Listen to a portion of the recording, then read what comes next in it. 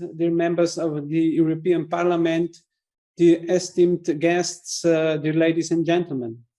I'm delighted to welcome you all to this important meeting focusing on newborn screening and familial hypercholesterolaemia, later named FH pediatric screening. And I'm very pleased that it is an accompanying event of the current Slovenian European Council presidency. A disease is considered rare when it affects less than 1 person in 2,000. Also, individual rare diseases are rare, their cumulative burden is substantial. In 2018, Slovenia expanded its newborn screening program. Further development is now planned, and in the near future, Slovenian newborns will be screened for over 40 congenital diseases. Despite rapid technology developments, newborn screening programs significantly differ between European countries. FH, on the contrary, is the most common genetic condition in the world. It has, however, a very rare and severe form.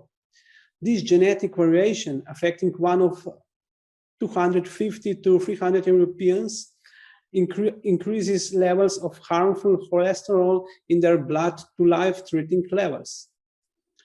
When undiagnosed and untreated, it leads to cardiovascular diseases at any early age, with premature heart attacks and death being a frequent outcome. Less than 10% of Europeans and 5% of children in Europe have been diagnosed. Hence, among many, it is mistakenly considered as a rare. This means also that available treatments do not reach the vast majority of people affected. Pediatric FH screening, or simply put routine cholesterol testing in children, is therefore crucial to help affected people living with this genetic condition, which is inherited by children from their parents. As a health professional by background, I'm very proud that the FH screening program in Slovenia is seen as a model throughout Europe, a best practice that may be replicated in other countries. This is why we are here to explore today with foremost experts, policymakers, and crucially, representatives of patients and citizens.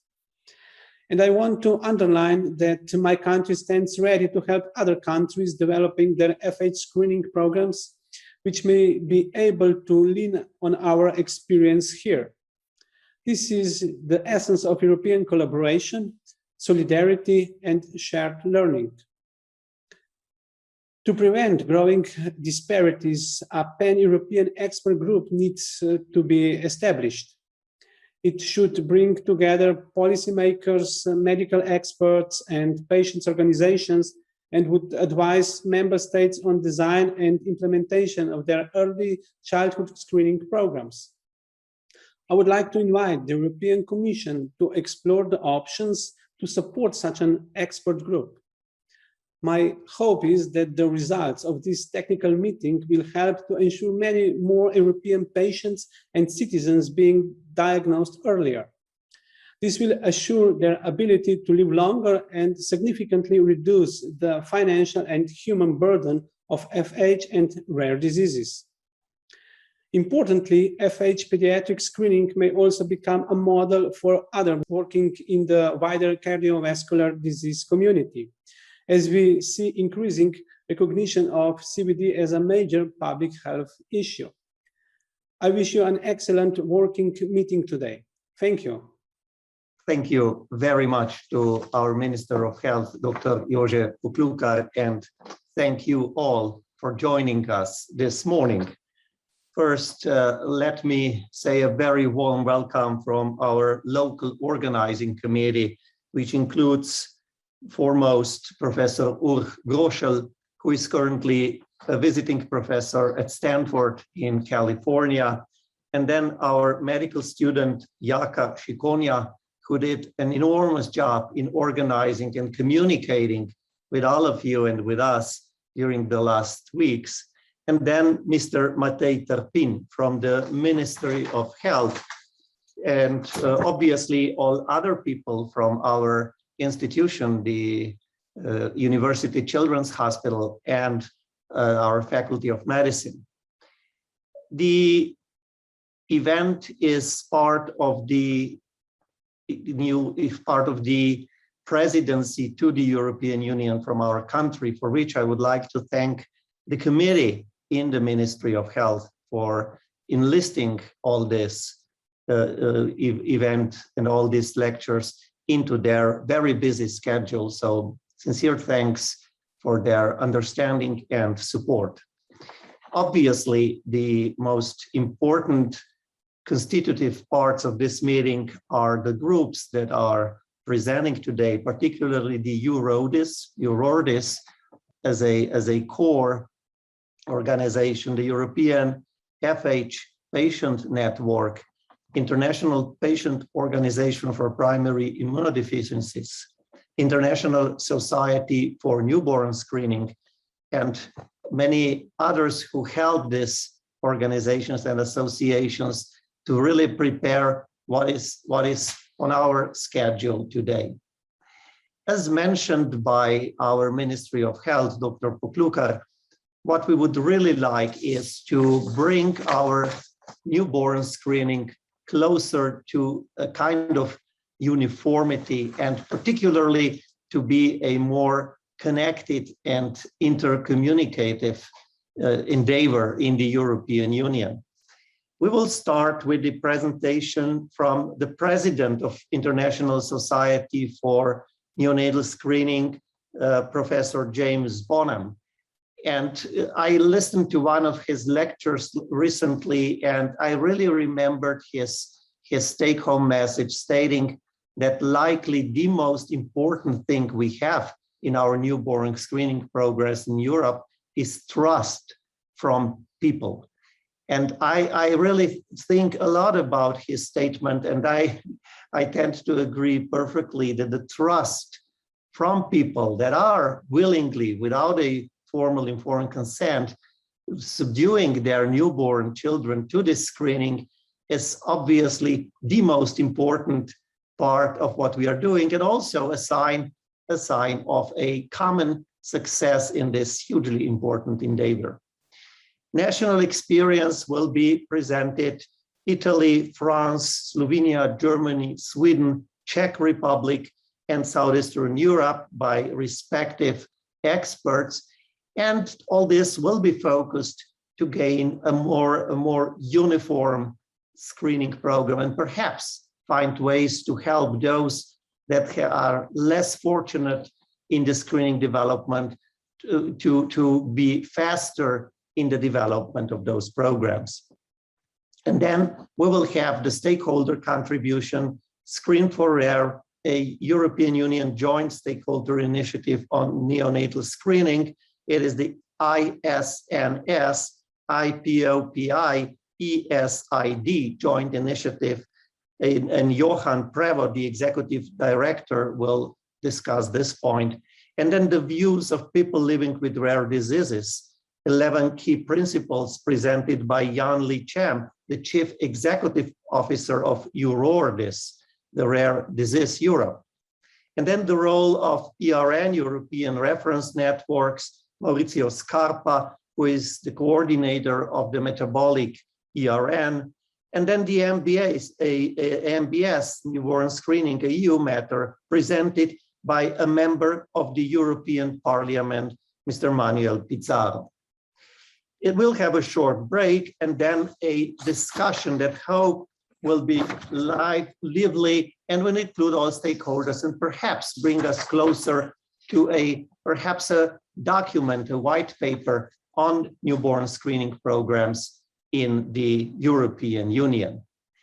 After a little bit longer break, the second part of the event will be on another topic. It's also a screening, but it's a screening for a single inborn disease that perhaps is not even that rare when you screen for it, and this is familial hypercholesterolaemia. We will hear the best experts. We will start with two patient stories with Véronique Schall and Charlotte Lametier. And then welcome from the FH Europe, by Magdalena Dacour, the chief executive of FH Europe. And then there will be a time for digital transformation and implications for familial hypercholesteremia screening by Mark Boris Adrianic, Minister for Digital Transformation from Slovenia. It is an important endeavor. There is no good screening platform without the IT support that is preferably linked directly to the National Registry for Rare Diseases. And then the wider context, cardiovascular disease landscape in the European Union, and the need for innovation. And then finally, FH pediatric screening, a global perspective, where Professor Samuel Gidding will be the speaker and will inform us on the latest actions. Also here, we will have an overview of the best practices. We will have a global registry discussion by Kamika Dayamayat, and finally, we will have the discussion after the action plan presented by Professor Albert Wigman, the scientific advisor, FH Europe. So here again, the discussion perhaps will bring us closer to a white paper, to a pan-European and perhaps even a wider consensus on how to screen. So once again, thanks to everybody. It was a big endeavor, and I am really grateful. It was a pleasure observing all this vivid communication in the last weeks. Thanks to the local organizing committee chaired by Professor Ulrich Groschel and all his help. And I am looking forward to every lecture and every word that will be spoken today, and sincerely hope that we will be closer to a consensus, to a uniform view on the neonatal screening program in our first part of the program, and then on the familial hypercholesterolemia screening program in the second part of the program, both of them for the benefit of people that are born with a rare disorder or disease. Thank you very much for your attention, and please, let's the meeting start. First of all, let me offer a big thank you to the Minister of Health for this tremendous opportunity to talk about newborn screening in the EU, and of course, particularly in Slovenia. And thanks also go to Dr. Tadej Batalino for his encouragement and hospitality, and for helping to host this exciting event. We're going to hear particularly from Italy. We'll also hear from France, from Slovenia, from Germany, from Sweden, from the Czech Republic, and from Southeastern Europe. It promises to be an exciting morning, and perhaps most importantly, a morning from which we can learn from one another. But before we do that, I'm going to give a brief overview of the current state and future of newborn screening in the EU on behalf of the ISNS. The ISNS is the International Society for Neonatal Screening, and I have the great privilege to be president of that organization, with members in over 80 countries right around the world, including, of course, Europe. So we've got much to share together and much to celebrate. It's now around 50 years since Robert Guthrie first described a test to detect phenylketonuria, a condition which, if not recognized early, leads to severe developmental delay and very often long-term institutional care for those who are affected. If, on the other hand, it is detected early and asymptomatically by newborn screening, these children can have a normal outcome. And that was absolutely revolutionary. And we've got to thank Robert Guthrie for that, particularly for the test, which could identify phenylketonuria, who was a microbiologist and described a microbiological assay that we no longer use. But he also described a means of collecting the sample onto a dried blood spot card, so that could be sent easily to a testing laboratory. And that we do still use. And that was a singular achievement upon his part. Since then, worldwide, we've probably detected around 100,000 children with PKU who have benefited enormously from that life-changing intervention.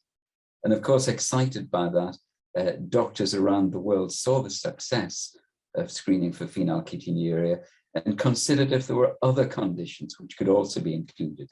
And next on the list was a much more common condition, 6 times as common as phenylketonuria, the condition congenital hypothyroidism.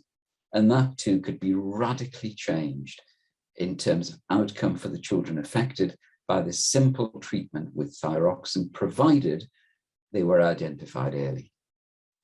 And these introductions led many around the world to describe the process of newborn screening as one of the major public health advances of the 20th century.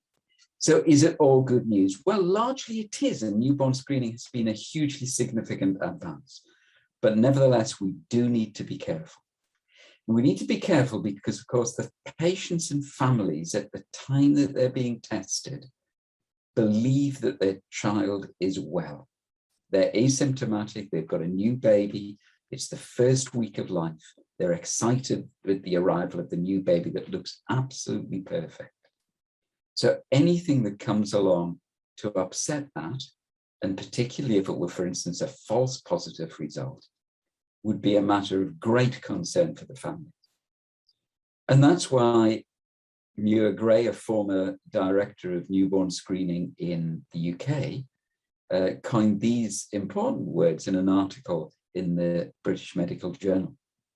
He said that all screening programs do harm, some do good as well, and of these, some do more good than harm. And if I were to complete that, it would be at reasonable cost. And what that tells us is, as with most of medicine, is that screening is a balance. It's a balance between doing the good that we seek to achieve, but nevertheless minimizing any side effects that occur as a result. What it does tell us is that more screening for more conditions, does not automatically mean better screening. It can be a gateway into life-changing benefits, but if it's not done properly, it can also lead to problems for families. So what we keep saying within ISNS, the organization that I represent, is that screening, which is well organized and delivered as a carefully monitored program linked to structured treatment, is what we should aspire to. So with that kind of caveat right at the outset, because that frames really the agenda for today, to try and develop that well-organized screening to deliver it for as many conditions as are appropriate, then we can kind of launch off and make that discussion together. It was against that background of having to consider carefully the use of screening that in the 1990s, David Millington and Don Chase in the US developed a technique called tandem mass spectrometry, and that really was a game changer. This MSMS, as it's described, allowed the recognition simultaneously of up to 40 conditions from a single test. Prior to that, every time a new test was introduced for newborn screening, a new condition was introduced for newborn screening, it required a new test. But now suddenly we were able to detect 40 conditions from a single test. And perhaps unsurprisingly, the member states and the EU have reacted quite differently to that. Some of that have exploited that to a great extent and identified for many conditions. Others have been rather more conservative and still only screened for relatively few. And that variation in practice is not just about the conditions chosen to screen, but also the way in which the screening process, the screening program is led, delivered, and conducted. So what do we find when we look at that, when we look at newborn screening today in Europe? On the back of EU Council recommendations in 2009 on rare diseases, the ISNS and others responded to a tender invitation to do a survey. And that survey was conducted in 2010 and showed a great degree of variation, both in practice and in the number of conditions screened. There were some recommendations made back to the European Commission on the basis of that survey. And then the survey has recently been repeated some 11 years later. Gerard Leber, whose name appears on the slide there, was instrumental in arranging that first survey and has diligently kept that up to date. And that was published in the International Journal of Neonatal Screening earlier this year. And what it shows is, while there has certainly been progress across the EU, and that's a great thing to celebrate, there is still considerable variation in practice. So for instance, in our member states, the number of conditions screened varies from 2 in some member states to 35 conditions. And that really is quite a marked difference. But it's not just about the number of conditions that are screened, it's the way that we do that screening. So the date of sampling, the date when the sample is taken, which is pretty crucial in the newborn screening process, varies from 24 hours to 120 hours. The time that it takes for a sample to be transported and analyzed varies from a couple of days up to a month. Whether or not screening is optional or compulsory for our population varies, and you can see the figures there. And a pretty basic thing, such as whether or not our families are informed of the outcome of screening, varies. And they are in only 25% of countries, but are not in 75% of our countries. And that, again, would be a cause for concern. And then particularly topically today, of course, when people are rightly concerned about privacy and data security, the consent to the storage of the residual sample is asked for, again, probably in only around about 25% of our countries. So quite a degree of variation in practice. Of course, the degree of variation in practice brings with it not just a negative, but also the opportunity to learn from what is best. And that's part of the agenda for today, to explore what's going on across Europe. So how do we seek to resolve this variation in practice across Europe, both in terms of the number of conditions and in the way that things are done?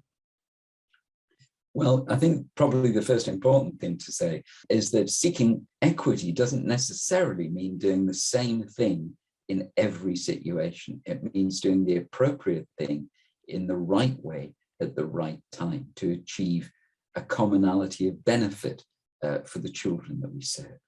And crucially, of course, when we're thinking about the practice of screening, to ensure that good practice becomes common practice in all of our countries. Why do we need to do that? Well, to some extent, achieving the best possible outcome for our children is self-evident. But particularly at the minute, we stand at the verge of a genetic revolution. Genomics is rapidly providing new opportunities to treat rare disorders, but those treatments are very expensive, and so we need to be careful in the way that they're applied.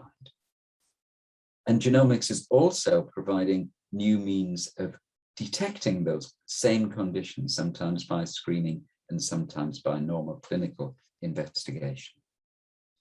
And what we can easily see, that unless we take stock now and make good practice common practice and work out ways of achieving equity, then we'll see increased divergence as these genetic treatments and diagnostic techniques become applied differently in different member states. Now really is the time to act. So if we're going to act, what strengths do we have? Well, we do have some considerable strengths. I think all of our health systems already recognize that newborn screening is a significant benefit. All are engaged in newborn screening. And that newborn screening already enjoys considerable political support. It also enjoys widespread public support. Decline rates for newborn screening, where it's voluntary, are less than 1 in 1,000. And that's a marked contrast, perhaps, to the wariness about vaccines that we see in some of our member states. To help guide decision-making, all policymakers recognize these Wilson and Yugner criteria are important when making decisions about which disorders to choose. Wilson and Yugner first coined these straightforward and simple to understand criteria back in 1968, right at the time the screening was beginning to emerge in terms of newborn screening. And they're really self-evident. Things like the condition should be important, there should be an accepted treatment, there should be a test which is acceptable to the population, and that we understand the natural history of the condition. And of course, crucially, there's an agreement upon who to treat and how to treat and when to treat. So many of these criteria are widely shared.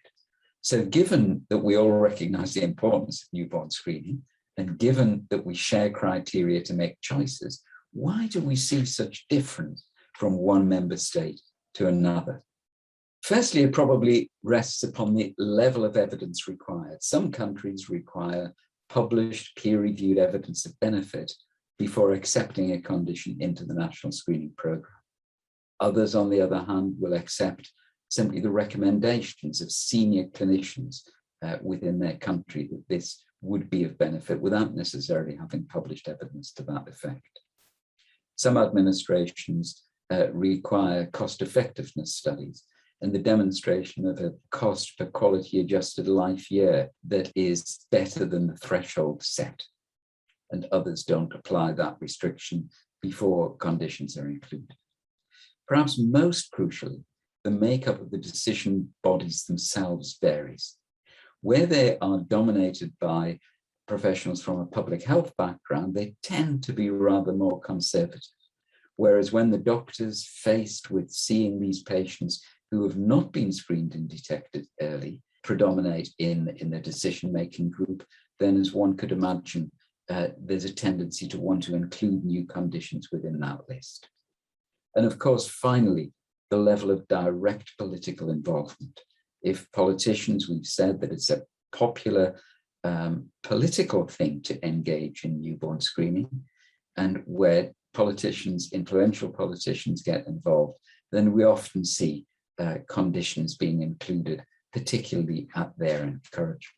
So how can we, against that background, how can we progress? Well, I think firstly, we've got to recognize that we really do owe this to the next generation, not only to do screening when it's appropriate, but to do it well. We can raise awareness, and this year, 2021, marks the first of International Neonatal Screening Day, which is on June the 28th and be celebrated again next year. And that day was chosen to celebrate the birthday of Robert Guthrie that we mentioned earlier.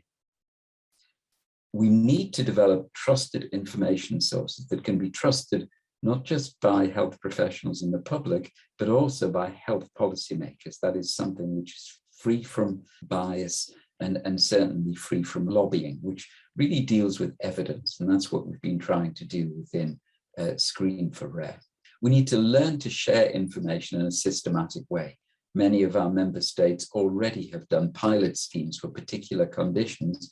For instance, severe combined immune deficiency has had a pilot scheme in France, it's had a pilot scheme in Germany, it's had a pilot scheme in the Netherlands, and we're now starting a pilot scheme in the UK. But very often, the outcomes from those are not shared in a systematic way. So then we must repeat that time after time. And of course, it would be good to think that we could design, if you like, a template for pilot schemes, which would allow information to be shared. Crucially, we need to have shared case definitions for the conditions that we identify, seemingly obvious, but not always in place. And we need to look at long-term outcome studies so that we can really measure and analyze the benefits of screening and learn from that experience to improve it. And we need to work with and alongside health policymakers to inform without challenging important national autonomy, which must be preserved. We must encourage by the provision of information. And to help that, it would be enormously useful to develop a newborn screening expert group, which is recognized by the European Commission as a source for unbiased, evidence-based advice. And that is one of the deliverables that we really long to see coming out of this meeting today. So where are we now, and what next steps might we take? We've already formed, with EC support, an EU health policy platform to house some of that reliable information which we've discussed. We formed a European reference network screening group. Of course, the European reference network's key to the rare diseases policy within the EU, and they have a great interest in newborn screening because, of course, if patients are identified early and asymptomatically, the outcomes are usually much better. This is the second in a series of high-level meetings that we hope to use to raise awareness of some of these important issues, The first was a meeting of the European Reference Network Screening Group just over a month ago, back in September. And of course, there is this important meeting now hosted by the Slovenian presidency. And then we have a special event at the ISNS European Symposium just 1 month from now, moving towards newborn screening as a system is the title for that. And we hope these will be milestones in trying to build awareness and build a strategy. We've got some international exposure for the exciting work that we're doing in Europe, and the American Public Health Laboratory meeting on the 6th of October is receiving a presentation about just this, about the work that we're engaged in today. We need to chart a way forward, and we need to chart that way forward together by learning from one another, and that's one of the goals of this meeting. Thank you very much for listening. And now, as I promised, against that general background, we're going to hear some of the good things that are going on in our member states. And I'm delighted to be able to introduce Giancarlo Lamarca from Italy to tell us the good things that have been going on in Italy and what we might learn together from that. Thank you. Good morning, Professor Bonham, and thank you very much for your presentation. My name is Giancarlo Lamarca. I'm the president of the Italian Society for the Study of Metabolic Diseases and Newborn Screening. Let me give you some information about the Italian program for newborn screening and some information about our newborns. As you know, our Italian population in 2020 was a little bit higher than 60 million, with a little bit more than 400,000 newborn. We had a reduction of 13% in the last 4 years and higher than 30% in the last 12 years. As you know very well, the history of newborn screening dates back at the beginning of the 1960s, when Robert Guthrie developed a very easy and cheap test for the detection of the most frequent aminoacidopathia, the phenylketonuria. Early in the 70s, also in our country, newborn screening for PKU started. In Italy, neonatal screening is mandatory by national law since 1992, and this law entered into the force and remained active up to 2016. At that time, in 1992, newborn screening was mandatory for the entire neonatal population only for 3 disorders: phenylketonuria, congenital hyperthyroidism, and cystic fibrosis. And at that time, in 2016, we had 32 newborn screening centers in the entire country, covering and serving for less than 15 newborns per year per lab. In 2016, what is normally considered and called expanded newborn screening, especially by means of mass spectrometry, through some pilot project, was covering only 50% of our neonatal population. In the same months, the law number 167. Today, newborn screening program is considered in our country an essential public health service, covering up to 40 disorders, including aminoacidopathias, organic acidurias, urea cycle defects, beta oxidation of fatty acids, galactosemia, and biotinidase. Moreover, the entire cost of the program is covered by central government, up to 26 million euros per year. The new law 167 entered into force on March 2017, strongly recommending interregional agreements. And I'm proud to say you that today we are able to reduce the number of newborn screening centers from 32 up to 15, covering the double number of newborns per year per lab. The newborn screening is today considered not only as a test, but as a multidisciplinary and organized program, where quality is a key characteristic. Quality is not only a research option, but should insert and ruled by law. Quality means good and correct family education and information through national leaflet, if active, eventually also through regional material. Correct information means use of easy words, right information in different and most common languages. Moreover, formation, information, and empowerment are strongly recommended for families, for nurses, and also for technicians. We have a permanent school on newborn screening for technicians and chemists and biologists. We had an international school on mass spectrometry and clinical chemistry in 2018. And today, a new university master for medical doctors and laboratoricians is activated. The newborn screening program consists of 3 levels: newborn screening lab, confirmatory laboratories, and clinical centers. And all of them are ruled by national law. The newborn screening lab should have specific personnel, chemists, laboratoricians, medical doctors, and also specific instrumentation and machine. The first year test should be done 7 days per week, also working in emergency. First year test should be coupled to second year test when available, because all newborn screening programs could generate false positive results. And false positive means parental anxiety and associated cost increase. And the coupling of first year and second year test improve the specificity and the positive predictive value of the system. Confirmatory labs should work 24 hours, 7 days per week, and also they should operate in emergency regimen. Both labs, newborn screening and confirmatory labs, should work in quality by performing quality control and proficiency testing, national and international, and also clinical center for newborn screening should be ruled by law.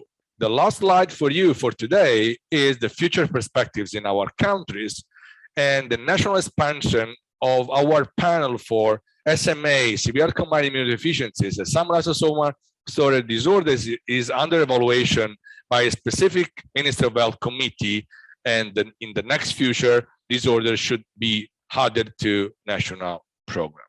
Thank you very much, and I leave the floor to next speaker, Dr. David Schillan.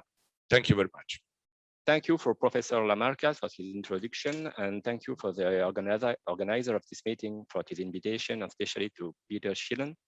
And I would like to present you the global overview of newborn screening in France. So newborn screening started in France in 1968, and our population is approximately 67 million inhabitants. And we have a number of newborn per year, approximately 760,000. We have 12 regions and a few overseas territories. And in France, newborn screening is mandatory. Actually, we screen for 7 disorders, 6 disorders on the Guilty cards, and 1 clinical screening for hearing disability. The global exhaustivity of this program is over 99.5%. Regarding the organization of newborn screening, we have at the regional level 17 regional centers with 16 newborn screening laboratories, which screen approximately from 25,000 to 180 newborn per year.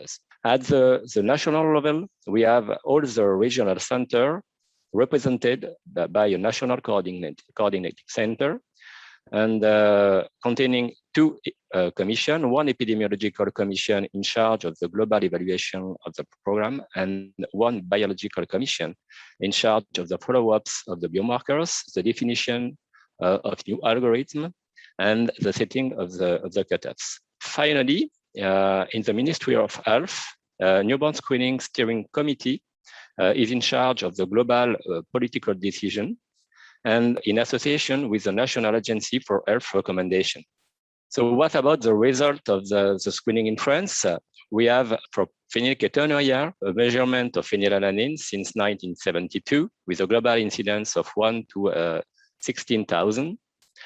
For congenital hypothyroidism, we screen with a measurement of TSH since 1978 and with a global incidence of 1 to 3,000. For congenital adrenal hyperplasia, we measure 17-hydroxyprogesterone since 1995 with a global incidence of approximately 1 to 20,000. We screen also for sickle cell disease, but only on a selected population, which represents 30% of the global population of France, with a measurement of hemoglobin S since 1989, with a global incidence of 1 to 1,000. Cystic fibrosis, we measure IRT, DNA IRT since 2002, with a global incidence of 1 to 5,000. And finally, we screen for MCAD deficiency since only 2020, with a measurement of C8 and C10, with the first result global incidence of 1 to 20,000. And for hearing screening, where we measure auditory evoked potential at the clinical level, and since 2013, with a global incidence of approximately 1 to 1,000. What is the future of newborn screening in France? We plan to extend our program to 7 other inborn errors of metabolism with different amino acidopathies, different organic aciduria, and some beta oxidation defects.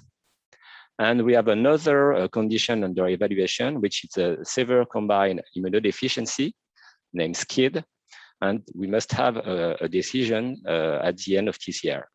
So thank you very much for your attention. I invite my colleague, Dr. Groscher, for the presentation for Slovenia. Thank you very much for a kind introduction. Now I will present briefly a newborn screening program in Slovenia, its past developments, its present status, and our future plans. Also a pathway in the last decade from a relatively modest program to one of the, I would say, most modern programs existing.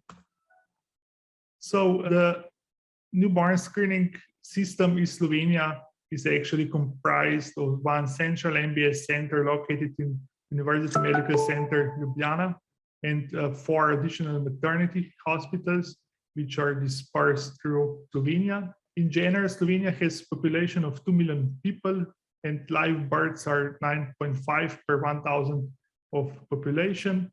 In 2020, we had 18,363 births. Newborn screening in Slovenia actually started in the year 1979 with the introduction of screening for phenylketonuria, and 2 years later, congenital hypothyroidism screening followed. In the next year, also some other screening, non-biochemical screening programs were introduced, like screening for hearing impairment, ultrasound of hips, and some years later, also screening for optic media translucency and saturation in limbs. But the first biochemical expansion of newborn screening happened only in 2018 with the introduction of 17 other inborn errors of metabolism. The second expansion is planned in the year 2022 with introduction of cystic fibrosis screening, congenital adrenal hyperplasia screening, inborn errors of immunity screening, and spinal muscular atrophy screening. And we also plan regular next expansions every 3 to 5 years. When we planned the first expansion in 2018, we first prepared a pilot study, which was also focusing on next generation sequencing as a follow-up test in an expanded newborn screening program. And after the expansion of newborn screening, we also prepared a quality control study, including the first 15,000 screened newborns, which showed that 2% of them had either borderline or positive screening test results. All the facilities, including maternity hospitals and the central screening facilities, are connected into common IT network, which enables ordering tests, which also enable results authorizations and results distributions to all the maternity hospital who order actually the test. We also introduced barcodes on the DBS cards to enable a good traceability of DBS cards, and also enable retrieval of information of individual patients, which is especially important when we urgently need this basic information about the patient. So the flow chart is as follows. If the result is borderline, we repeat the analysis from new DBS. If it's positive, the child is directly referred for further clinical and laboratory checkup at the University Children's Hospital, Ljubljana.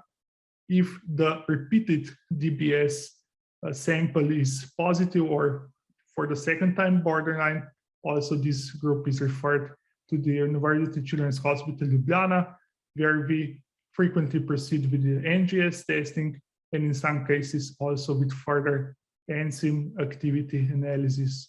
The samples are in these cases sent abroad. We have an in-house gene NGS panel of 72 genes for confirmatory testing for newborn screening. It is performed in all screening positive cases and frequently also if the results are unclear. Pending is the development of DNA isolation method from DBS card, and we plan also to introduce real-time PCR for spinal muscular atrophy and immunodeficiencies screening next year. So this is our in-house gene panel comprised of 72 different genes. And as mentioned, next expansion will happen next year as planned. We will introduce spinal muscular atrophy, newborn screening, and selected inborn errors of immunity newborn screening. Those will base on real-time PCR. We will also introduce cystic fibrosis, newborn screening, and congenital adrenal hyperplasia newborn screening based on immunochemistry methods. If we put newborn screening into a broader perspective, out of over 7,000 different rare diseases, only around 50 are being currently screened by best newborn screening programs. So there is actually a huge room for further expansions in the future. To conclude, in Slovenia until 2018, we screened only for 2 diseases biochemically. From 2018, we screened for 90 diseases. And from 2022, we plan to be screening for over 40 diseases. What is important is to engage all the stakeholders into the NBS ecosystem at both the national or regional level, to include the common IT platform, and also that they are connected at the laboratory and clinical levels. With currently screening for less than 1% of rare diseases, each newborn screening center should be or should expect the further expansions of newborn screening. And of course, in future, there will be an increasing role of genetic testing, which is now mostly confirmatory. Thank you for attention. And as a next speaker, I would like to introduce Professor Stefan Quilker from the Heidelberg University. So thank you, Professor Groschel, for this presentation, and thank you for the organizers to inviting me and to give the opportunity to present the situation we have in Germany and focus on how outcome studies improve newborn screening programs. So in Germany, like in many other European countries, newborn screening has been started with the seminal work of Robert Guthrie and Horst Bickel, which allowed to early diagnose and treat individuals with phenylketonuria. After 15 years now, the newborn screening program has been extended, including now 19 different diseases. As said, I would like to focus on the importance of observational studies in order to address the most important question of newborn screening program, and that is whether they really have an impact on the health of affected and early screened individuals in the long run. In order to address this, we have started long-term observational studies in Southwest Germany more than 20 years ago. And in this area, we cover about 20% of screened newborns. And in recent years, we have extended this to establish national cohorts for single inherited metabolic diseases. And by doing so, we now include more than 90% of screened individuals. Looking from the EAGLE perspective, we can say that newborn screening really resulted in an excellent neurocognitive development and outcome of these children, as you can see from the tests that we have done in a structured way. And it also allowed these children, the majority of them, to attend regular kindergarten and regular primary school. However, if you dig deeper, you can see that what I've said is not true in the same way for every disease and every individual, because for inherited metabolic diseases, some of these diseases are so severe that they already present with symptoms before newborn screening results are available. And so therefore, newborn screening programs cannot prevent acute and mostly neonatal disease manifestation in all of these diseases, as you can see here.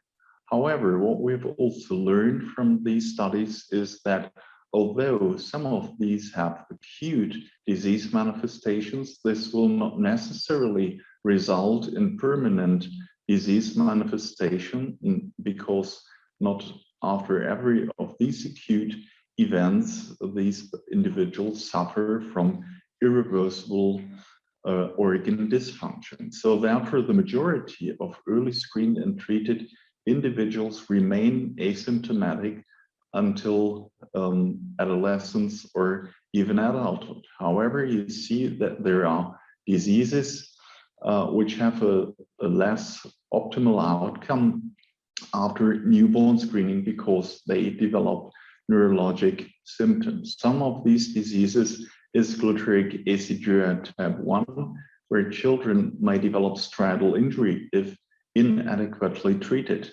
We could show that with the prescription of an adherence to recommended therapy, the majority of these individuals still have an optimal outcome and remain asymptomatic. That means we've highlighted here that therapeutic quality becomes the major predictor of outcome in a screening cohort.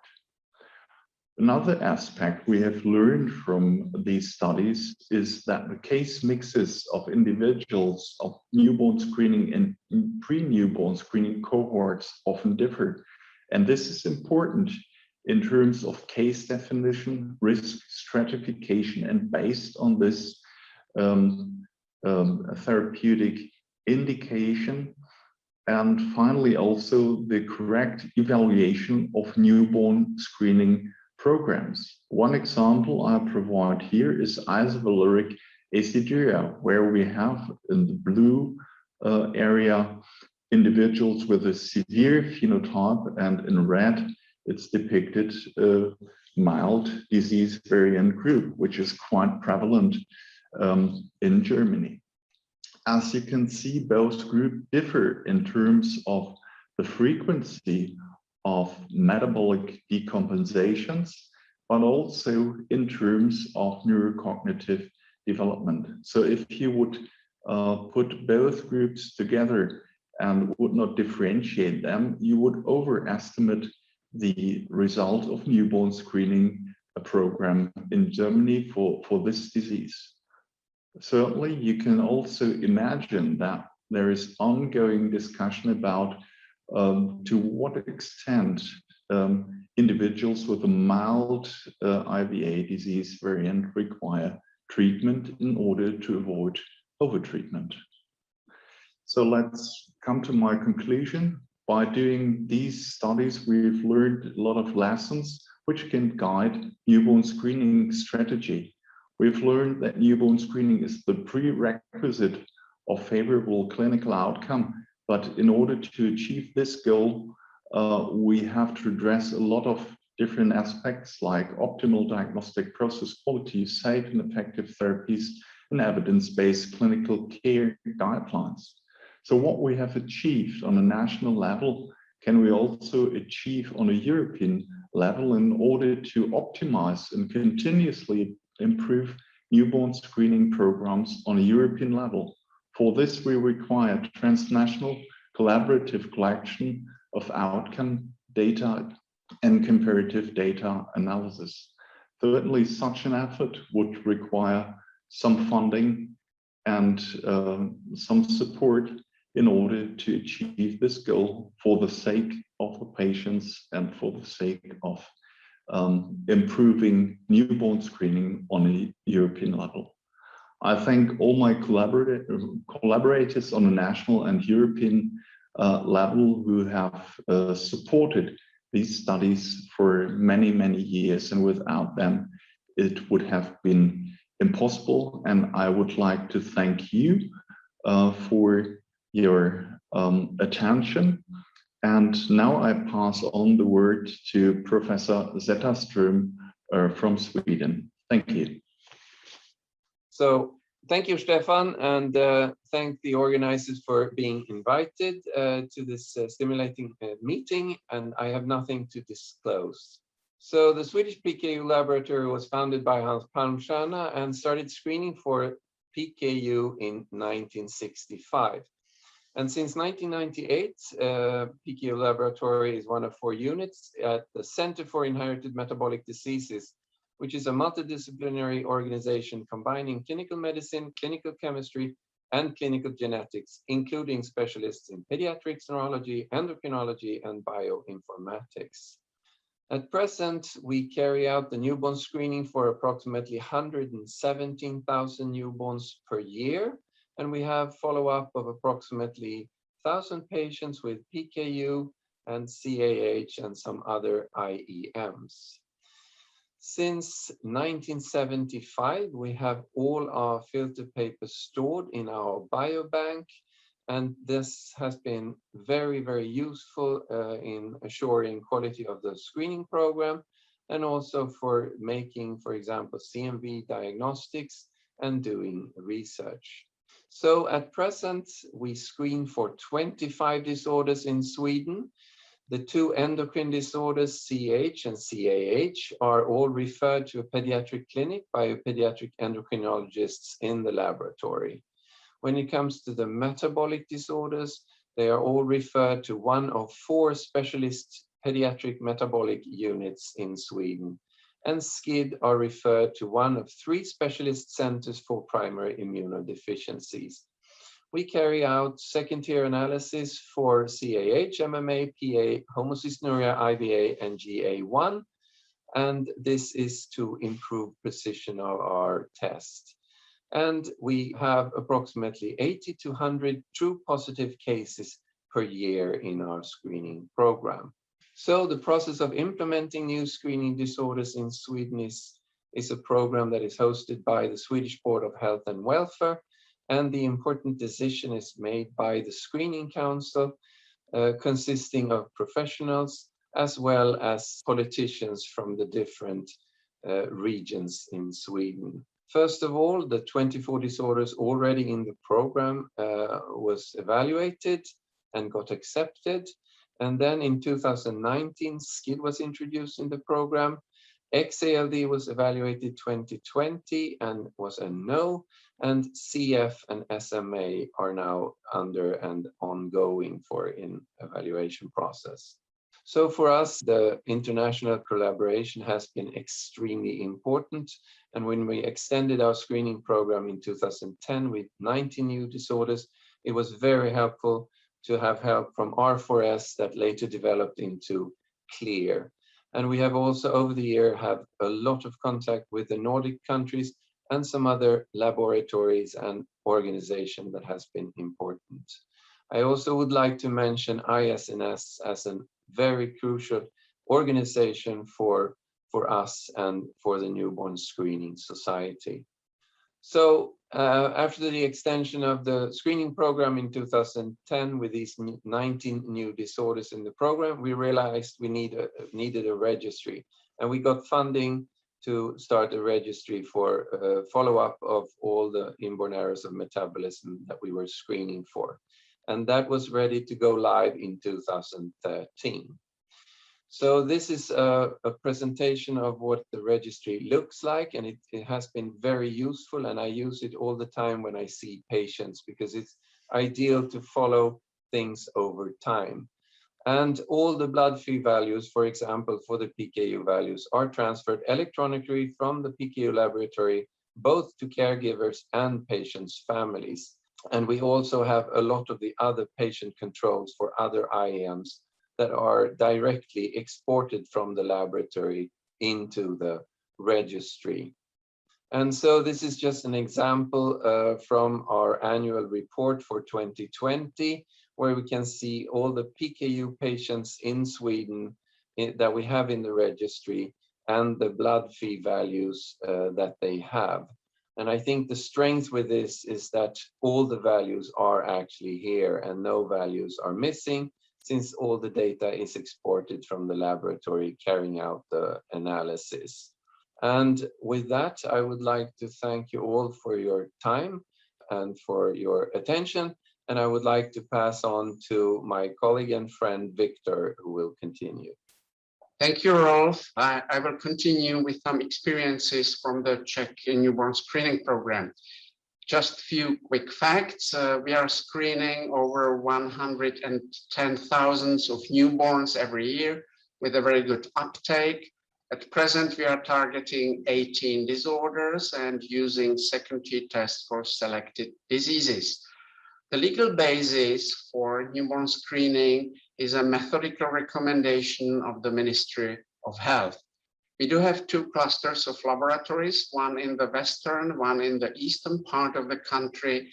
Each cluster contains one laboratory for tandem mass spectrometry, one lab for immunoanalytical methods, and one genetic testing lab for second tier for cystic fibrosis. In the past 11 years, we screened for about 1.2 million newborns. Now we are approaching detection rate 1 in 1,000, and the false positive rate after excluding congenital adrenal hyperplasia is quite reasonable. I will focus my talk on experience with pilot studies and on expansion of newborn screening programs. As in other countries and in other programs, we gradually increased the number of diseases, starting with PKU in 1985, having 18 disorders as of 2016, and there is a pilot planned for SMA and SCID in 2022. As you may see, expansion was always preceded by pilots, and I will focus now on the two approaches.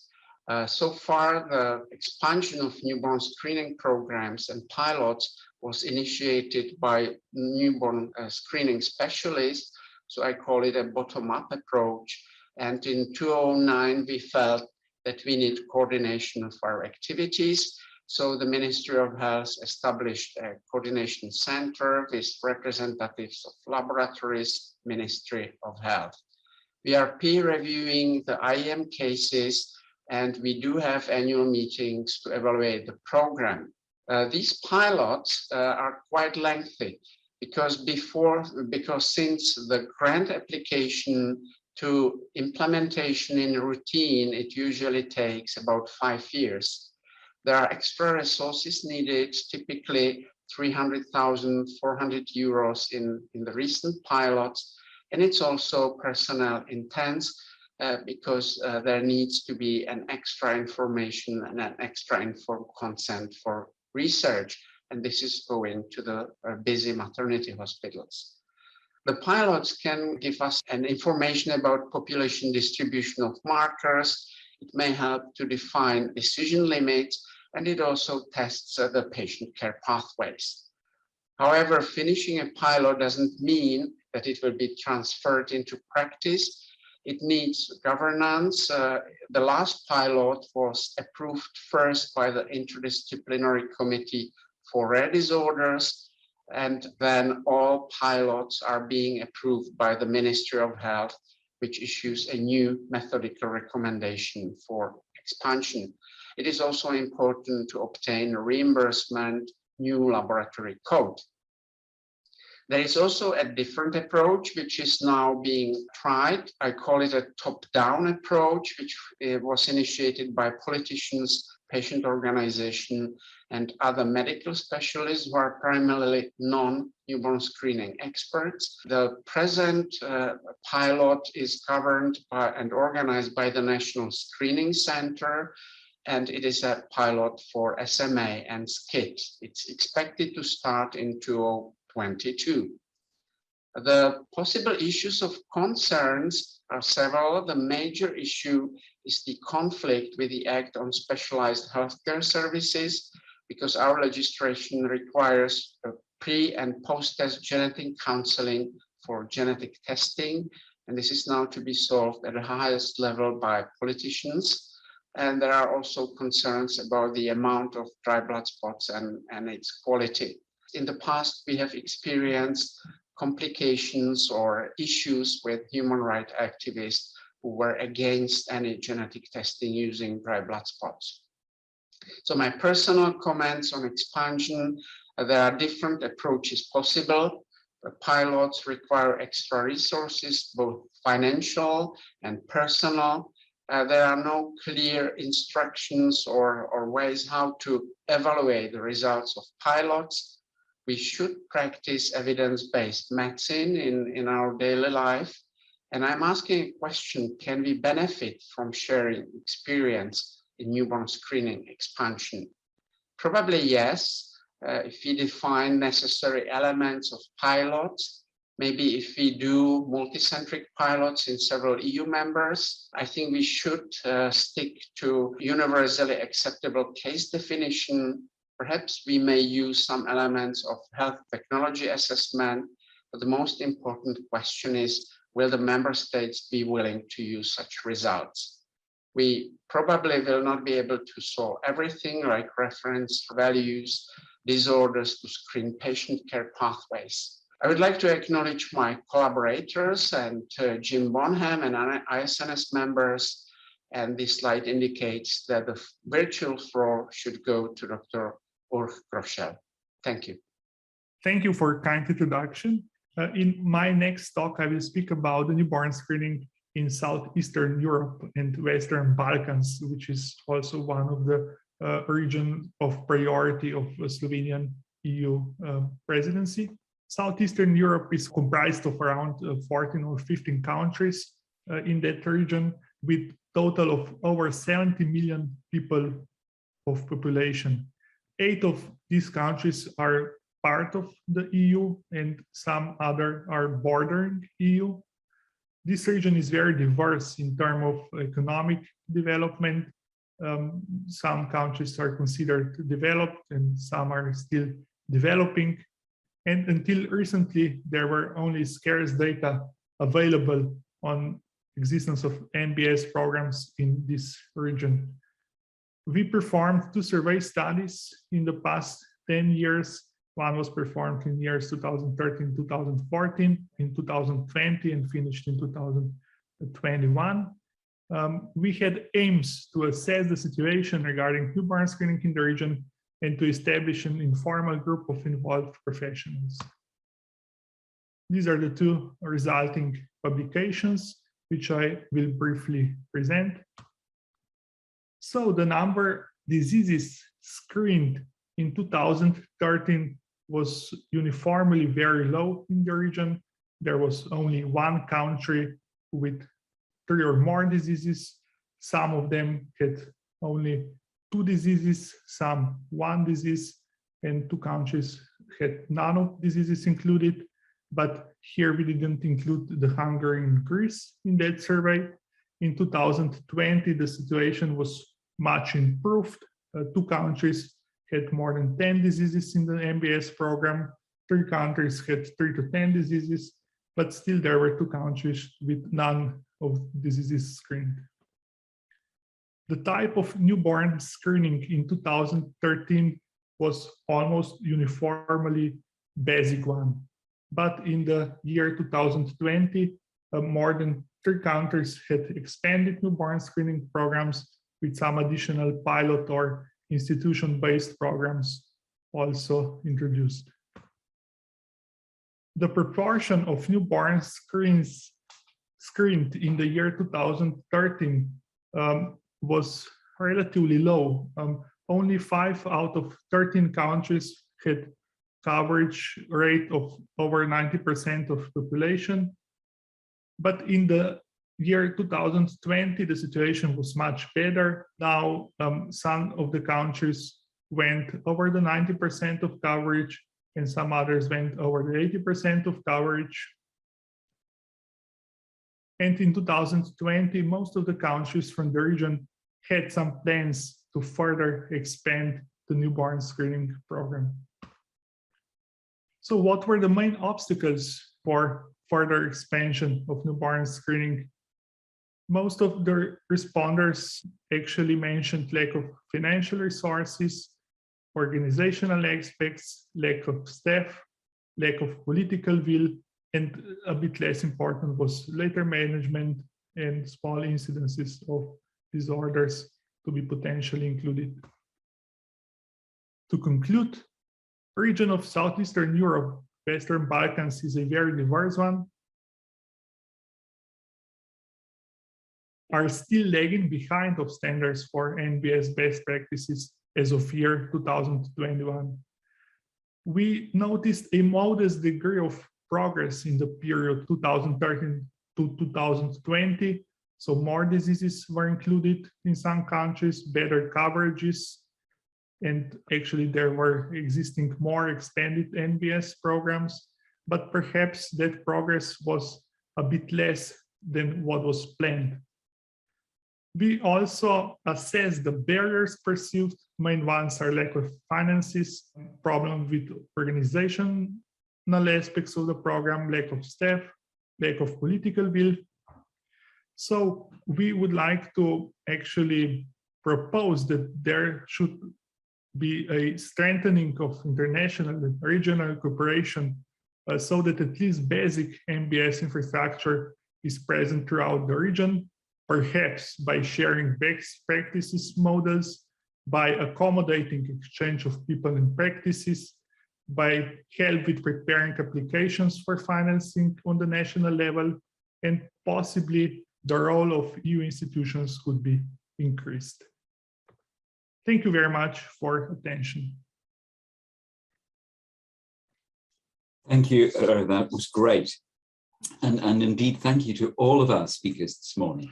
That's been tremendously informative and very interesting.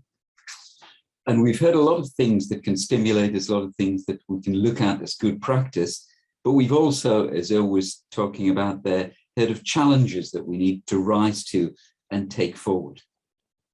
We've heard from the countries, and now we're going to hear from other support organizations. Screen for Rare that was mentioned at the start, Eurodis, and of course, the hugely important European reference networks. So I'm going to pass over now to Johan Prevo to start this interesting session. Thank you. Thank you, and thank you very much to the organizers for inviting me to this important event. And I'm delighted to address you all today on Screen for Rare, an EU joint stakeholder initiative on newborn screening. And so my name is Johan Prevo. I'm the executive director of the International Patient Organization for Primary Immunodeficiency. So a few words about Screen for Rare. Screen for Rare is a multi-stakeholder initiative which was launched by IPOPI, my organization, together with the International Society for Neonatal Screening, or ISNS, and the European Society for Immunodeficiencies, ECIT. We have been working together, and we've been building on a long-standing collaboration between our organizations, first working also at the national level and then at the European level. Our ultimate objective is to ensure that all babies born in the EU can benefit from equitable access to newborn screening, which can be a life-saving tool for conditions and sometimes even curative in the case, for example, of skip newborn screening.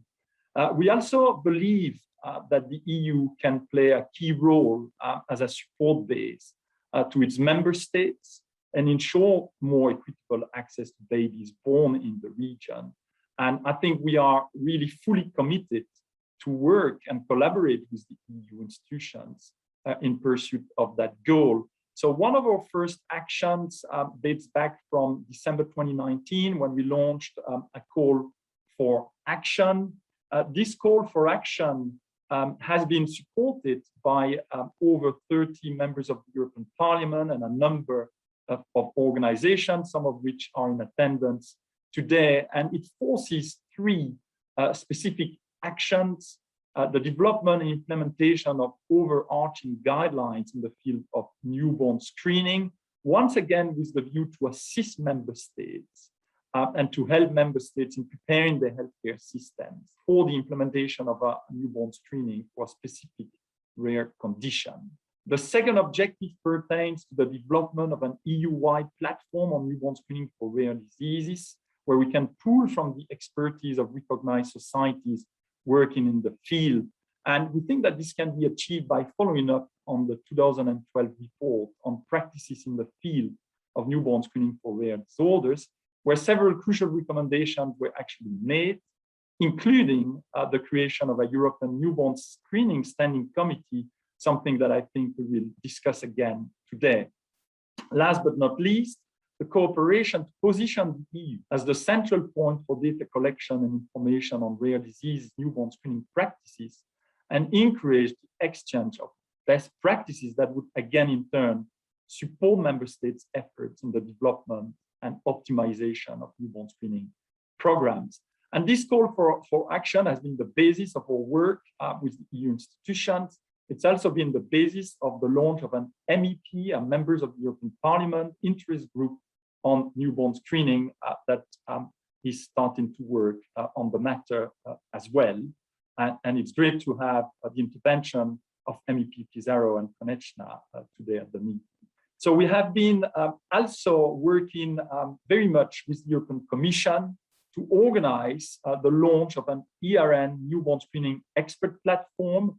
A first meeting was organized in February of this year, where 19 out of 24 ERNs were in attendance and agreed that it would be an excellent initiative for the European reference networks, which they believe are centrally placed to contribute to optimizing access to equitable newborn screening across the EU.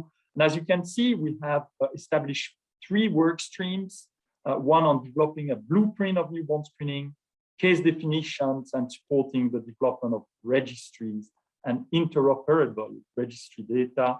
And Metaburn and Lita in particular have been pivotal in organizing this meeting. And you can see that there were a number, or that there are rather a number of ERNs engaging as well. On the fact that we also launched the first International Neonatal Screening Day on June 28th this year. It marks the birth of Robert Guthrie, inventor of the Guthrie card. And I think in future, this will be an excellent opportunity to raise further awareness, because this is something we really need to do. It's raising awareness about the value of newborn screening for rare diseases, patient populations. So this is my last slide. I think that today is a key step for discussing a supportive EU approach to newborn screening for rare diseases, to achieve more equitable access to newborn screening across the EU, and to ensure we prepare for the future and a fast evolving newborn screening landscape. We've seen a lot of progress in the last decade, and I think we can expect very exciting developments in the decade to come. And that means that the EU has to see newborn screening as a priority in its rare diseases environment.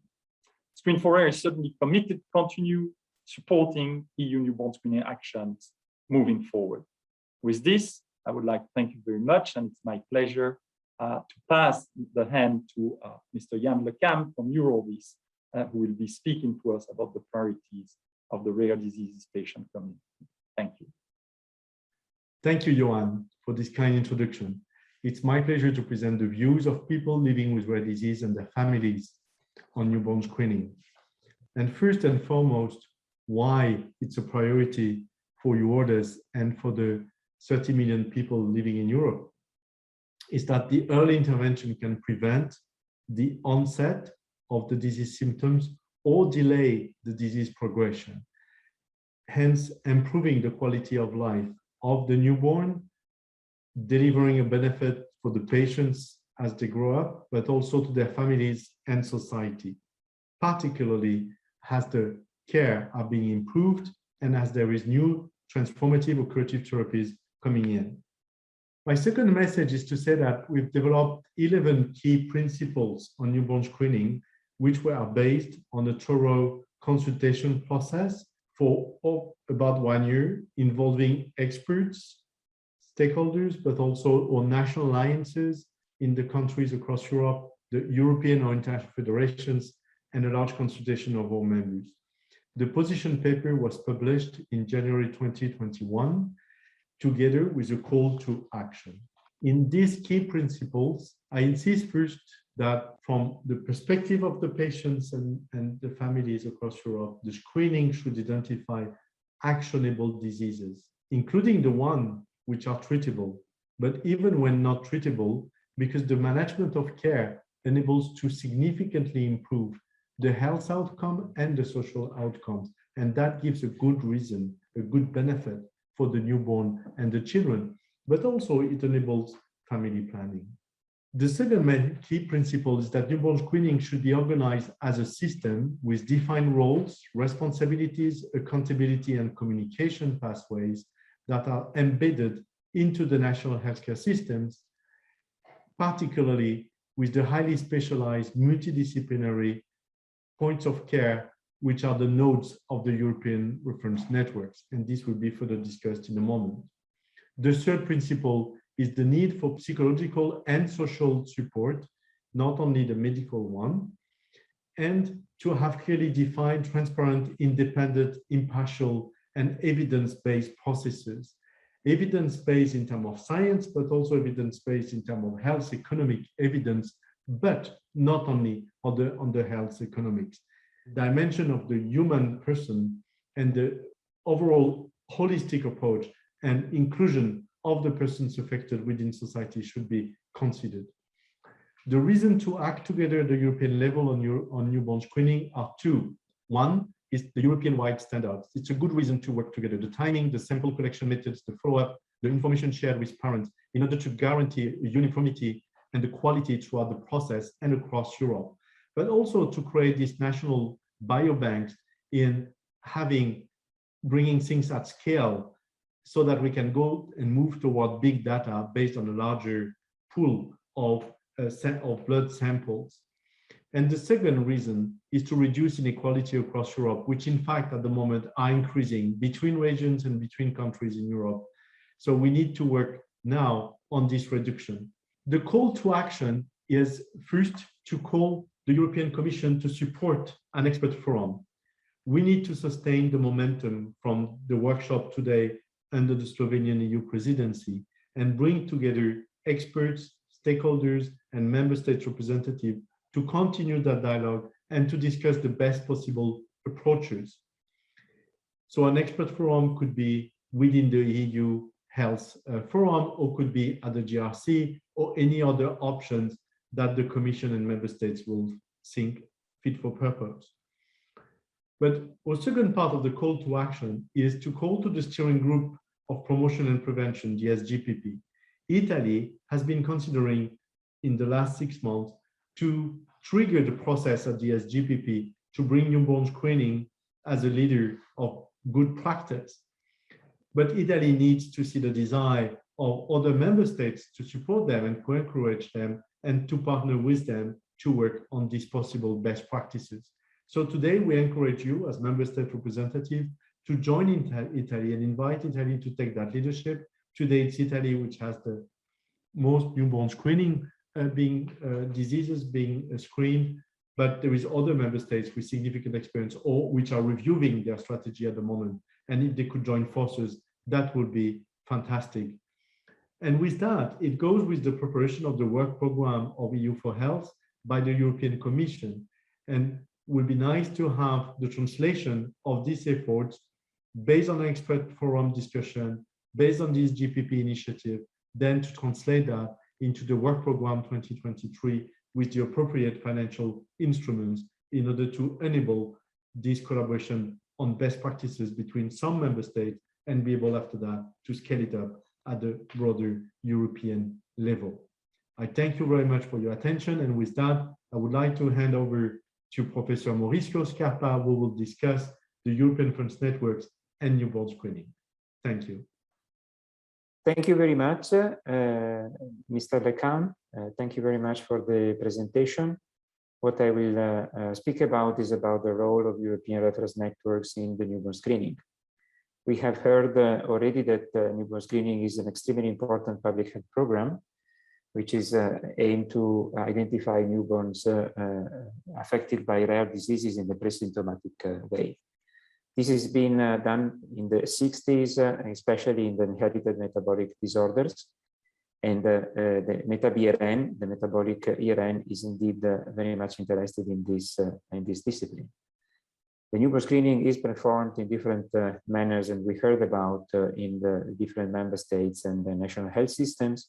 And the newborn screening is supposed to be a system and not just a test. So it is a very complex medical act that requires quite a lot of awareness and quite a lot of expertise. The ERNs are for sure one of the major programs of the European Commission. It was starting in 2002 when patients affected by rare diseases went to the Commission to be interested in their diseases. And with time, we had the application of the cross-border directive in 2011, where at Article 12, there is the idea to form the European Reference Network. And in 2014, there was the Commission on the ERN. And then in 2016, the launching of the proposal to create the European Reference Network. The European Reference Network are 24. They are divided in organ and apparatuses. So we have one European Reference Network for lung rather than skeleton, rather than metabolic, neurology, and other apparatuses. The European Reference Network involves at the moment 26 countries, 300 different hospitals in Europe, and more than 900 healthcare units. These are all centers of expertise, excellent centers of expertise approved by the Ministry of Health in different member states and enroll in the European Reference Network under a coordinator and satisfying quite a lot of enrollment criteria to demonstrate to be really at the top level of their disciplines. The structure of the European Reference Network is quite complex, and it is extremely innovative. There are no other programs in the world like this one. It is a patient-centered, and the European Reference Network has the core in the patients together with the clinician, and they are interacting with all the different stakeholders important in the health management, quality of life, and public health policy for the patients affected by their diseases. They are funded by different hospitals, and they are connected with the health authorities, with laboratories, with payers, and with scientific institutes. Let's say that the contribution of the ERN to newborn screening, due to the fact that the European Reference Network are multidisciplinary, can be listed in these 8 points. First of all, experience. The European Reference Network are healthcare providers. They interact with medical laboratories and basic science institutes, and so they can add all the expertise needed to make the diagnosis and to have an application to the diagnosis to the patient. They can promote the equity and access to screening because the healthcare providers are throughout Europe. And for this, the European Reference Network can create a sort of picture of what is the access of the screening in the different countries and collaborate with different stakeholders to facilitate the application of the screening in different member states. Communication with institutional stakeholders is one of the most important activities the ERNs are doing, because, I mean, as I said, the ERNs are a sort of bottleneck of all the different stakeholders, from hospital to payers to companies to any kind of activities that can facilitate the development of newborn screening. Education, testing, clinical service, and project management, the ERN have programs dealing with this. And of course, the newborn screening is something that it is extremely important in the activities of the ERN and the metabolic one in particular. The interaction with the patients and empowerment of the patient is one of the key objectives of the ERNs. We are patient-centered, and the integration with the family organization is giving also the possibility to answer the unmet needs that we have heard from you already, and that still remains in especially newborn screening. Technologically speaking, we have also data collection, biobanking methods for data analysis. The progress of science is asking more and more to use and reuse analysis, the data for a proper analysis. In the ERNs, we are developing all the different tools to facilitate this kind of need. To guide the decision pathways, we have all the expertise in the ERN to advise and to create opinion papers and guidelines to understand exactly what the newborn screening need and how the children need to be taken care and how to collaborate with the family for the best care of the child. Availability of therapy, there is no newborn screening without the therapy, and one of the major activity of the European Reference Network is to develop projects for the therapy, for the innovative therapy for rare diseases. Of course, the newborn screening is not a test. It is something that is going around the newborn and the family, and it is a collaboration between the healthcare providers and everybody that is involved in the communication of the disease and the management of the disease itself. So the ERNs are made of hospital where whenever they do newborn screening, this kind of system is working, and it is easy, to collaborate and to have the treatment of the family done in a proper way. Of course, the position of the ERNs, in particular the metabolic one of the newborn screening, is that the newborn screening should be regarded as an integrated system. It's not only a test, it is obviously something that requires quite technical skills, but we need also to be very careful about the ethical, the logistical, the educational, and the quality of this test. And the newborn screening is something that needs to be discussed about before birth, in order that the couple is aware of what they are doing, and then after birth, whenever there is a diagnosis, to be taken care in order that they can understand exactly what they did in testing, which kind of problems they may have, and then what kind of follow-up and treatment and family assistance they need in order to take care as much as possible.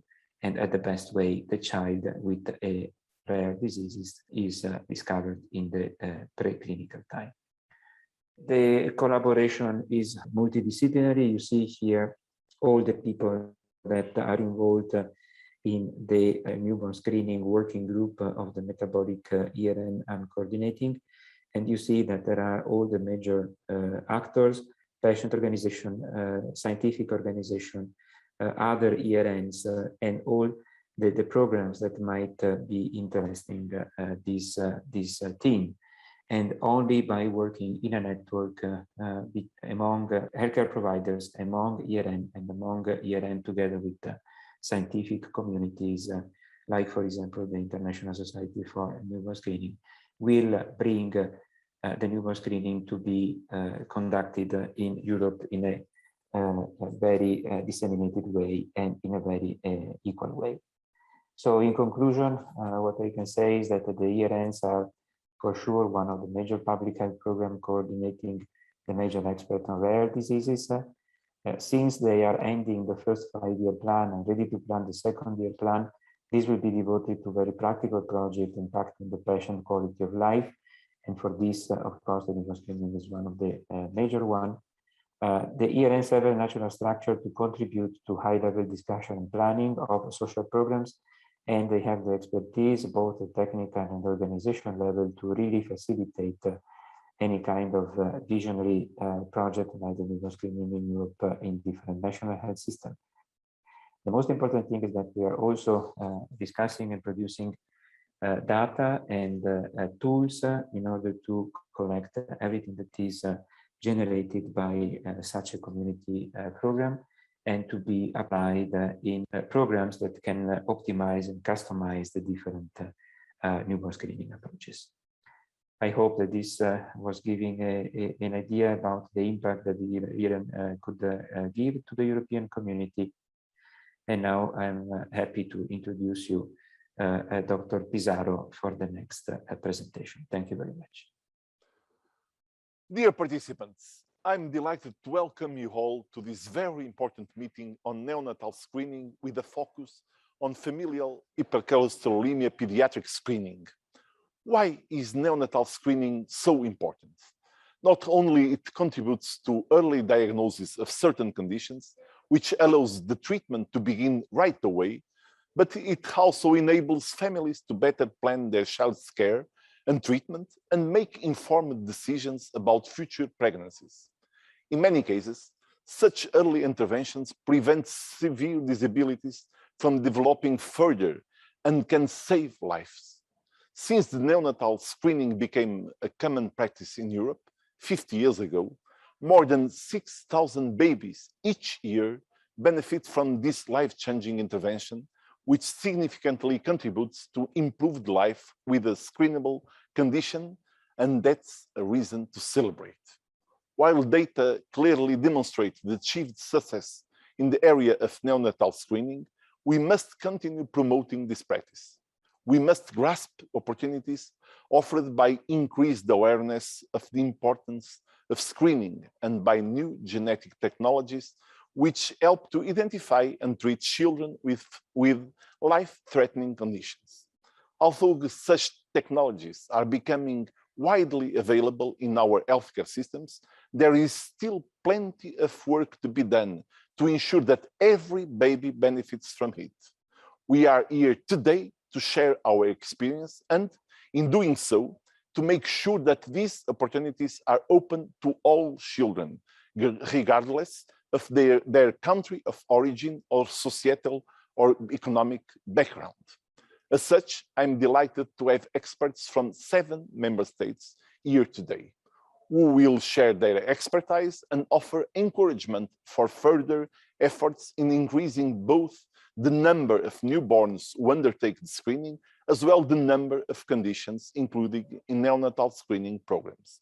Neonatal screening is especially important in the case of rare diseases, which are conditions affecting a small number of people compared to the general population, while often having insignificant impact on patients' lives. The European Union's added value in this field is well known, from the European reference networks to the EU research funding programs. Positive strides have been taken on health-related matters. Extrapolating best practices from member states has also played a crucial role, and it is undoubtedly clear that this extrapolation has improved the lives of rare disease patients. As a former member of the Portuguese government in the capacity of Secretary of State for Health, I'm proud of Portugal's achievement with 25 diseases included in neonatal screening, and I clearly believe that this is an example, a good example to be followed by the rest of the European countries, in line with the need to harmonize European health policies and avoid inequalities between European citizens. This is also the reason why we recognize the very positive work on neonatal screening programs developed in Slovenia, currently presiding the Council of the EU, and we applaud its ambition to lead the European Union towards increasing the uptake of neonatal screening and to enhance its harmonization across the EU. We place great value in the input from other societies, actively advocating for the need to increase neonatal screening. I have the opportunity to speak to you on this occasion, thanks to an excellent collaboration between IPOPI, a primary immunodeficiencies patient organization, and the International Society for Neonatal Screening, who tirelessly strives to enhance the quality of neonatal screening. As most of you know, the established multi-stakeholder Screen for Rare initiative aims at exchanging knowledge and best practices on neonatal screening for rare diseases to ensure that all babies born in the EU can have equal access to screening, which can be a life-saving tool. One of the current actions under the Screen for Rare initiative is establishing an European reference network expert platform for newborn screening, which aligns with the objectives of this event. We also appreciate the contribution of other patients' organizations, such as Eurodis. Together, these groups and individuals are seeking support from experts and policymakers to take forward key work streams leading to even greater success in the coming years, and to help ensure that all children of the EU have equitable access to these important and often life-saving services. We owe to future generations this support, and I'm looking forward to today's interactions prompted by all participants. Good work.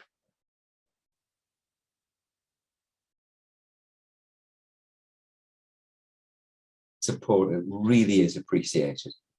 And indeed, a big thank you to all of the organizations that we've heard of there, who are really working very hard to develop and support good quality and appropriate screening within the EU.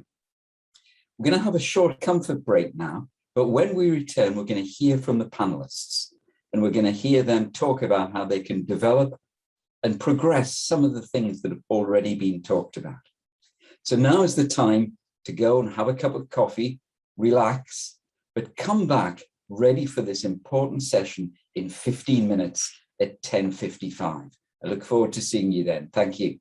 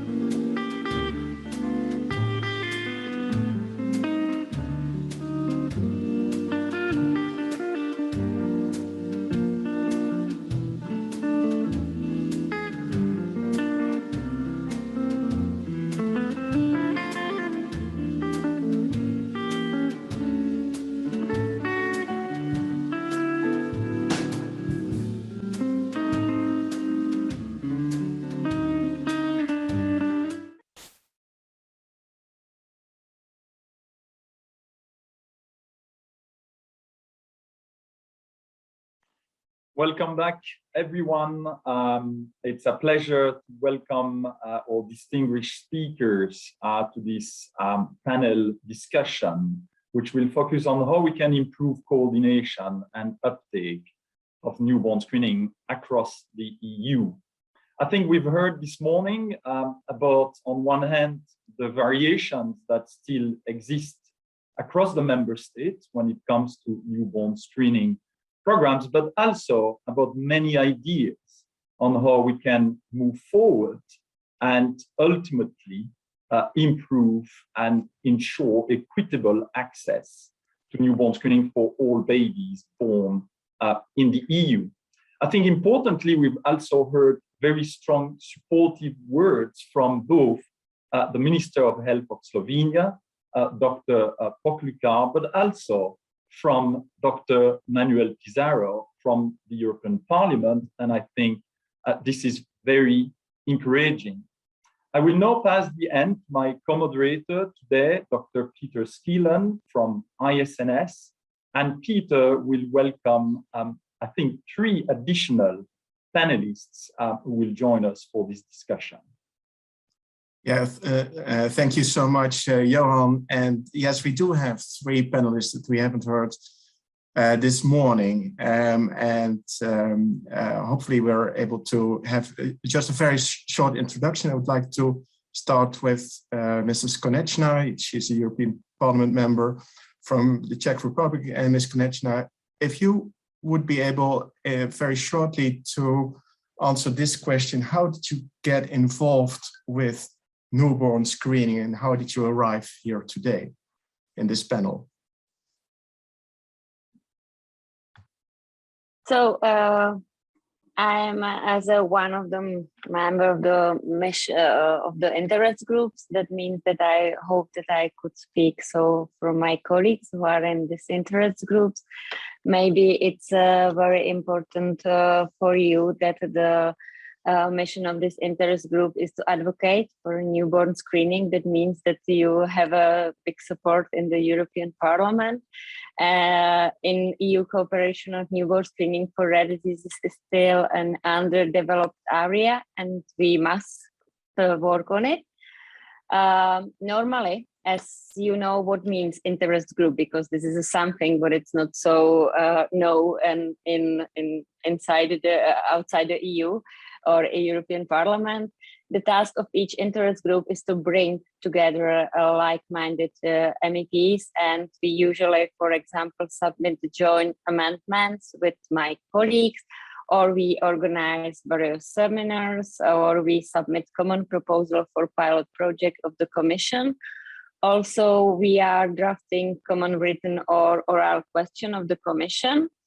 However, I have to admit that the functioning of this group highly depends on the mutual personal contact between MEPs. Yeah, it's true, which is currently in this time highly problematic. But we hope that everything going back, and most of the activities of these groups, not only our groups, but these groups have rather stagnated over the last year. But nevertheless, as the pandemic situation improves, their activities can be expected to resume. Yeah, that means that what I can promise you, that we going back to Brussels and Strasbourg. I hope that from November everything will be stabilized, and we start work, and we start doing some things what we need to do, because yes, the truth was that the last 1.5 years was a difficult communication, and we, as in another topics, yes, you're doing only what you needed. Yeah, thank you. Well, certainly you have done already a lot for the Screen for Rare initiative, and we're very thankful for that, and thank you for that kind introduction. We're moving over to Mirjam van den Burg, who is a Dutch colleague of mine. And I do think I can say, Mirjam, that you're relatively new in the field of neonatal screening. So my question to you, apart from giving a very short introduction of yourself, is how did you end up in neonatal screening in this field? You're very important for one of the work streams on case definitions. And how do you like the field? So very short answer to a very short question. Yes, okay. Thank you, Peter. Now, my name is Mirjam van den Burg. I'm an immunologist working in the Leiden University Medical Center. I have done a lot of research on severe combined immunodeficiency, and I did a lot on the diagnostic work. So I entered really the field in newborn screening as from the diagnostic and the research point of view. And the question, how I perceive the field, I think it's very fascinating. And it was already the last years when I led the implementation pilot study in the Netherlands. It was really fascinating how the two worlds of diagnostics and screening came together. And I think that's fascinating for both fields. And I think there's also a lot to gain to further improve the newborn screening. So from the screening point of view, but also, let's say, we as immunologists and more research-oriented people, I think it's really important to join forces, especially also in the context of the ERN, to bring the field forward. Good. Well, thank you very much for that, and thank you already for all the effort you've put into the field. And let's see where this discussion of today is going to bring us. And meanwhile, our esteemed colleague from the Netherlands, Eugenie Dekkers, has managed to find her camera. Eugenie, you missed the introduction. No, I think you heard the introduction. So just a few lines on who you are, what your function is, and then your short answer on a short question would be, how does Europe affect the Netherlands, the Dutch neonatal screening program, and how do you expect it to affect in the future? Yes, thank you, Peter. I am Eugenie Dekkers. I'm the program manager of the newborn screening program in the Netherlands at the RIVM Center for Population Screening. And we are running quite a broad NBS program of 25 conditions in it, mostly metabolic diseases, but also sickle cell, thalassemia, SCID, endocrine diseases. And now we are working on starting a program for spinal muscular atrophy, and we try to start that at 2022. And we're also looking into using NGS techniques in our NBS program. So I think we are in a condition of huge challenges and many innovations in our NBS programs. I think that is the main perspective why it is so important to have this international cooperation with each other and to have this European perspective for all of us included, and to see what our colleagues and our experts in other countries are doing, are learning, and that we can learn from each other, and even making our programs stronger and better and making it a real NBS system, because I think that is what is needed, and that is why it's so important also about this European meeting. So thank you very much for this. Thank you very much for those encouraging words. And before Eugenie, and then before I give the floor to Johan, this is really for our audience. I heard that meanwhile we may have had 130 registrants, which is really quite so we're quite happy with that. If you have a question to the audience, to the panel, to one of our panelists, please type in the question into the chat box, and we'll try to answer those questions in our last part of this meeting, where James Bonham is moderating a session with the audience. So Johan, back to you. Thank you very much, Peter. So I will kickstart this panel discussion with one question. I think it was clear from all the presentations. We talked about some of the differences in terms of newborn screening programs around the member state, but also some of the solutions. But a couple of speakers also touched upon the fact that we are really awaiting almost a revolution of the newborn screening field with genomics potentially changing how newborn screening may be carried out in the future. So a first very general question would be, is this a special momentum? You know, are we at an important turning point in the newborn screening journey? And would that be an additional reason for the EU not only to take a role to try to help with better coordination, but also to take a role for making sure we are prepared as a European Union for the future? And I'd like to turn this question to the whole panel. So feel free to raise your hand if you want to start. And if not, I think maybe I will ask a couple of people myself. Anyone would like to volunteer for this first question?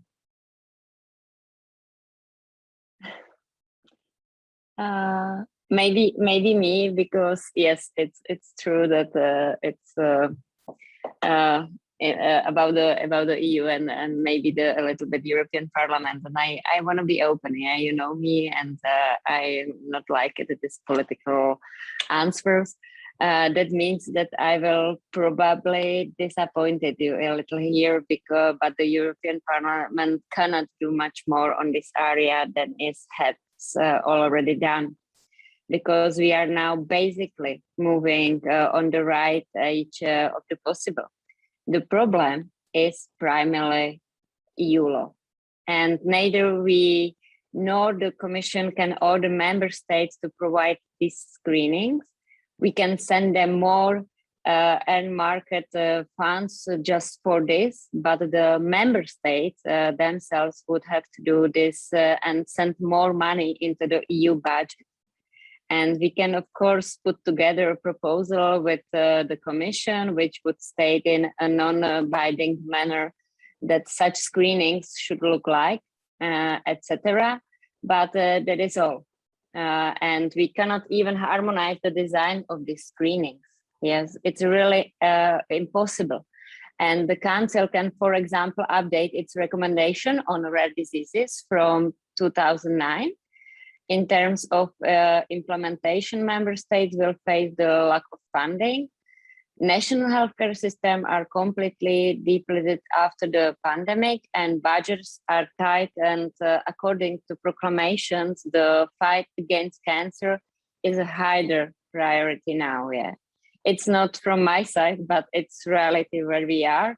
And the budgets are tight, and according to proclamation, the fight against cancer is really something what it's the top. Yeah, I understand you and your position, and really please believe me that it's not from my side a good decision, because I think I understand why cancer is so important, but in the other side, I know how many another diseases we have it in a EU, and all these diseases, nothing is preferable or not. Yeah, we need to help anybody.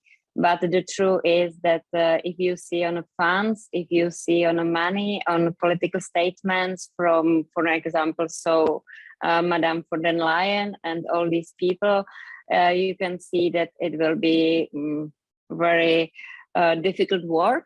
But in the other side, from my side, I promise you that we're doing anything what it's possible. Yeah? But I don't want to give you some best answer and say, okay, everything will be next year the best, because we have a two big issue there. One is a primary law and the position from member states, and the second needs to be more in a council of EU, not in a European Parliament, because I think that from European Parliament you have a support, and we support you.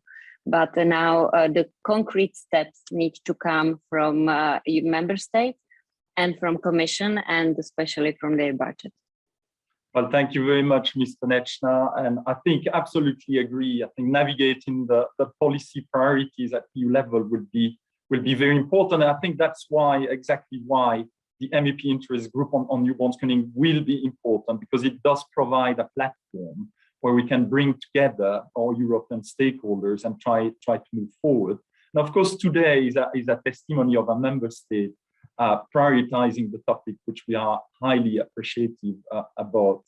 Perhaps I'd like to pass on the hand on the same question to either Professor Bonham or maybe Professor Scarpa, if they have additional observation with regard to this momentum and why we think the EU should get involved, and also how should the EU get involved. Yeah, I can start. I think your question, Johan, was particularly, does the genomics revolution bring something different? And I think the answer is that it does. And that's why it's important that we organize ourselves and ensure that we don't take missteps, ensure that we take advantage without going down a wrong route. And it's different because, of course, it's slightly further away from the patient. So when we begin with a clinical presentation, we have, if you like, a clinical prior before we do any laboratory investigations. Screening doesn't do that. It starts with an asymptomatic child. But of course, there are biochemical disturbances which are nearer the phenotype of the patient. And even with that, sometimes it can be a little confusing in the way that Stefan was talking about earlier with isovaleric acidemia as an example, where the biochemical finding doesn't necessarily equate to real disease. And as we step even further away into the world of genomics, then of course that can bring new challenges and new uncertainties. And so I think we've got to be very careful of that. And of course that sits alongside huge commercial interest, because of course the means of detection that genomics offers is also accompanied by a means of treatment that genomics offers. And these are very expensive treatments. And what that means is profound commercial interest.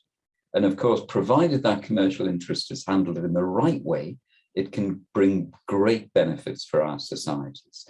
But if it's handled in the wrong way, it can be not just an economic burden, but also sometimes a burden of uncertainty for the families that have been touched by this. So I think it really is absolutely crucial that we act, and not just act as individual nations, but act corporately together as a European community, and to develop clear guidelines, to have a clear and unbiased place where we can discuss and take advantage of the good things that genomics has to offer, but perhaps express some degree of caution when that may be going in the wrong direction. So there's never been a more important time to work together because of genomics, to exploit the benefits, but to avoid the pitfalls. Thanks so much, Jim. And I see we have a couple of people who've raised their hands. I'll go not in order of preference at all, but in order of the pictures on my screen. So starting with Maurizio Scarpa, please. Thank you very much. Yeah, congratulations also for how the meeting is conducted. And it was very clear, very precise, and very important messages have been delivered. Regarding the question you had, Johan, regarding the gold momentum, we are indeed in a gold momentum because we are here today with all these stakeholders and so many MEPs, and the moment of collaboration and to create really a unified effort on this important health action. We are in a gold moment, but I think that we need to be very careful because, I mean, as Mrs. Connectioner was saying, probably we are not ready now to have a European newborn screening program. We need still to work. And this meeting today is stating that we have the basis, that we have the platform to do. We need to be very careful in which kind of technology we want to use. We need to also be very careful in how many diseases we want to use according to the therapy availability. So there are quite a lot of issues that we have indeed still to discuss. And we have the time now to prepare this discussion in order that also the European Commission and the European Union is ready for that. So I think that we should not cut angles, but we should actually now from today, having formed this task force, start a discussion, which is a continuous discussion involving all the stakeholders and having the patients with us in order to prioritize, to identify first the needs that are still open, to prioritize actions and to create really a very reasonable way to go. Because it is true that there are countries which are really example and piloting the newborn screening, like Italy, for example. There are others that are willing to do, but probably do not have the tool yet. And we have the ERNs. As I said, the ERNs are really a sort of collaborative network that can really be used also to cover and to speed moments. Especially now that we are going in the second 5-year program, we can really ask to the ERNs together with the member states and the patient organization to identify a program inside each ERN in order that each ERN has a specific task for newborn screening, because it is not only biochemical, it is a lot of genetics. And all the rare diseases are taken care by the ERN, so to design a program that will expand for the next 5 years in a very coordinated way. And this is a message that I will bring to the ERN coordinators group, because we have one group which is working very intensively all together in order that this action is forwarded, and it is actually expanded together with the marvelous platform we have by constructing today, with societies, the SNS, with NORDIS, with the ERNs, with the state, with the members of the parliament, with the expert that can help in designing the way. Thank you, Maurizio. I absolutely agree with you on the role of ERNs, and I think we'll have the opportunity, hopefully, to discuss more specifically some of their actions. Jan Lecam had raised his hand as well. So Jan, please, the floor is yours. Thank you, Johan. To follow up, in fact, on what Maurizio was saying also, and on your question, the momentum is clearly in the screening technology with the genomic revolution, as Professor Bonham elegantly explained. Also, the fact there is new treatment technology coming in, and often with potentially a curative effect, and where the optimal outcome of the treatment is when it is associated with a newborn screening, because it's before the appearance of the first symptoms. So that's a game changer, and that's a new conversation around newborn screening. Also, the growing differences, which we heard very well this morning across EU, but also more broadly across Europe, which from a society standpoint, from a patient family standpoint, is just not understandable. Hearing that we still have an ongoing process of pilots for cystic fibrosis in Sweden, when cystic fibrosis is being tested, screened in other countries already since 30 years in pilots at that time, it's just difficult to understand. Now, there is other elements of momentum. The European reference networks are changing the game, because we have network of experts to discuss the good clinical practice and the benefits and risk of newborn screening. So we have a pooling of expertise. But there is also a new important element, the new European HTA legislation. And we have not mentioned that until now. In the scope of the collaboration on HTA at European level, all the technologies linked to newborn screening is completely eligible. So instead of having conversation in our respective national HTA agencies, 60 across Europe, we will have it in the future within this European collaborative framework. And that's a major difference. I'd like to insist on that, because it means that it provides us the framework to discuss the level of evidence which is needed to inform the decision at national level, which gives us the opportunity to coordinate the efforts of the pilots, rather than repeating the pilots as we're doing from one member state to another over a period of 10 to 20 years. I'm pretty sure that there is a better way to use our time, our money, and our capacities of human resource capacities into the health systems. And the reason to collaborate at European level is obviously the standards. So here we're talking about harmonization, but it's very much bottom up. It's from the professionals who elaborate these standards, either from the societies on newborn screening or from the ERNs, and also to exchange or practice around the process. Each of you insisted about the importance of the process, the organizational aspects, and we know how much important they are. And here there is a lot of peer-to-peer learning across member states, and that really technical level and bottom up. But the biobanks are very important, and this is the critical mass of Europe. It's an opportunity we shouldn't miss. And here in these two areas, maybe there is a role for GRC to play. GRC is responsible for quality and quality assessment and helping member states with that. So it's not a top-down approach. It's usually very much a bottom-up approach, as we have seen in cancer, for instance, for screening of breast cancer, just to take one example, or early diagnostic of breast cancer, I should say. Having a platform or a steering committee of experts with stakeholders involved. By stakeholders, I mean ERNs, patient representatives, maybe other we have to see, is absolutely essential to maintain the momentum of today from this workshop.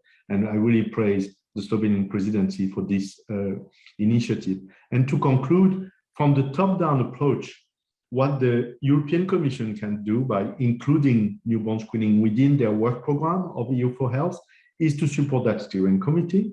is to support this exchange of best practice across member states. And here the SGPP can play an essential role, starting from few member states which are ready to collaborate more together before scaling up across Europe. Also, they can fund research activities or activities between professionals on the methodological aspect and the funding of the evidence on the pilots. So funding the pilot to generate the level of evidence to inform decision-making across Europe.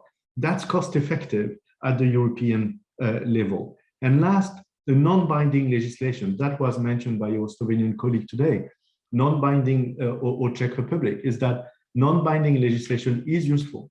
So EU can also develop a non-binding legislation down the road to make recommendations in order to really encourage it to be more thorough across. Thank you.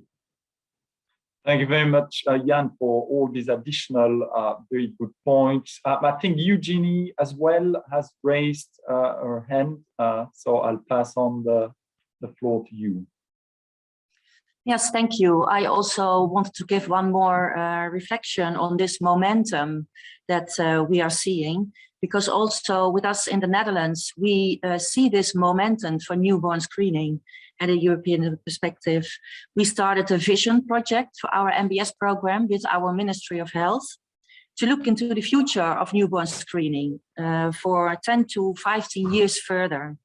Because we see all these developments with new techniques, NGS, new innovations being possible for our NBS programs. So this is what we start to look into creating a more strong and viable NBS program in the Netherlands. And our Ministry of Health also asked us to look into European experiences. So experiences, developments, models in other European countries who also have these NBS programs, to see what we can learn from this and to have this also available for this vision project into a more viable NBS program in the Netherlands. Thank you. Thank you very much. And I think, I mean, obviously a great discussion ongoing. Maybe to come back, we've mentioned, and Maurizio and Jan as well have touched upon the role of the ERNs. Now, we know that the ERNs recently launched an expert newborn screening platform with several ERNs really fully engaging in the initiative.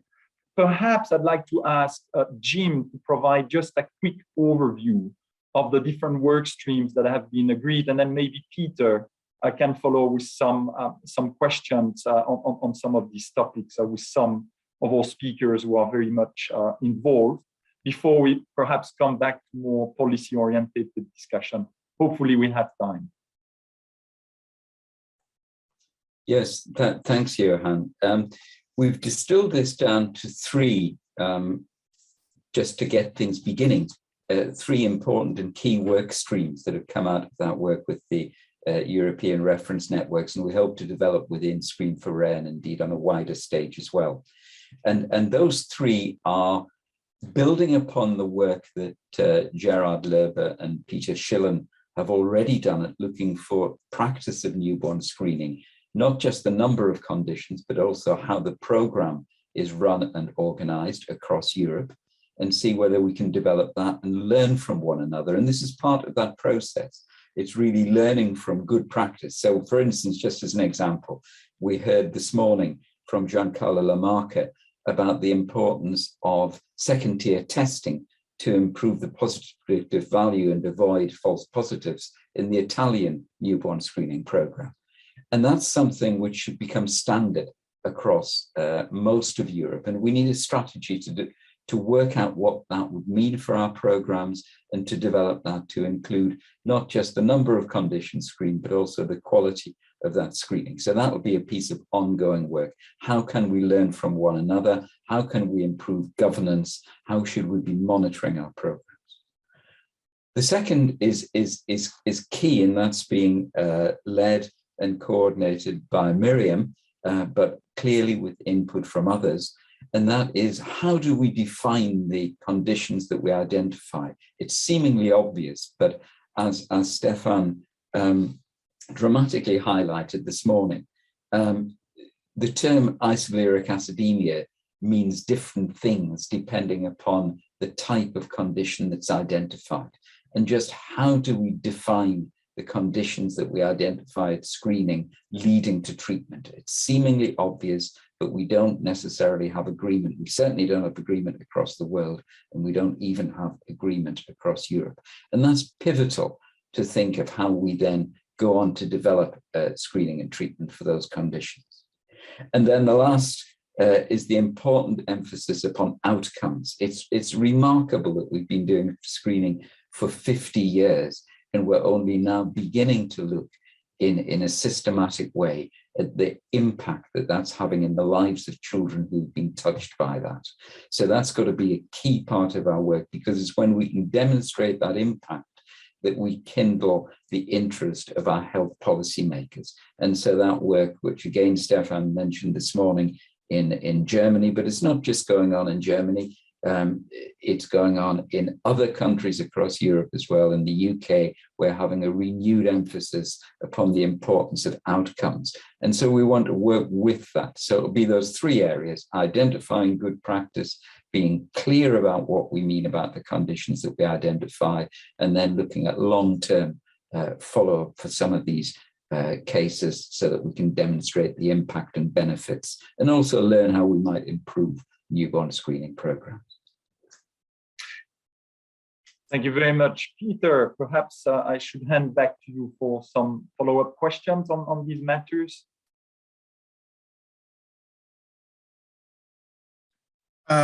Yes, Johan. Well, first of all, there is room for the panelists to comment on these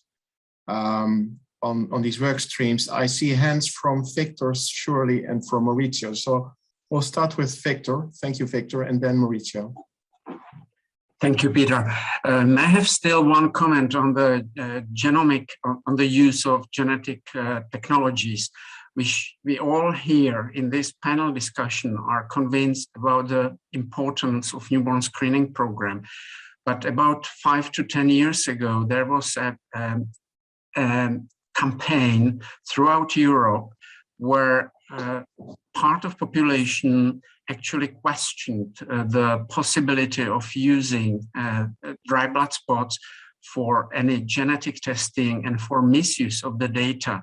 So I'm just making a note that if we are talking about the stakeholders, we should probably involve a larger population, not only those who are involved in screening and patient organizations who benefit from screening, but we should also listen to the other part of the population, as we do see it now, for example, in COVID vaccination. The second point I wanted to comment was that of Jim Bonham. I'm just wondering whether we can define cases without knowing the outcome and the clinical benefit we are doing. So I'm just asking whether this is not actually intertwined. By having the data from long-term outcome, we can retrospectively define what is the case. Thank you. Yeah, well, absolutely agreed, Victor. And while designing these work streams, we on many occasions came to the conclusions that even the work streams are intertwined. And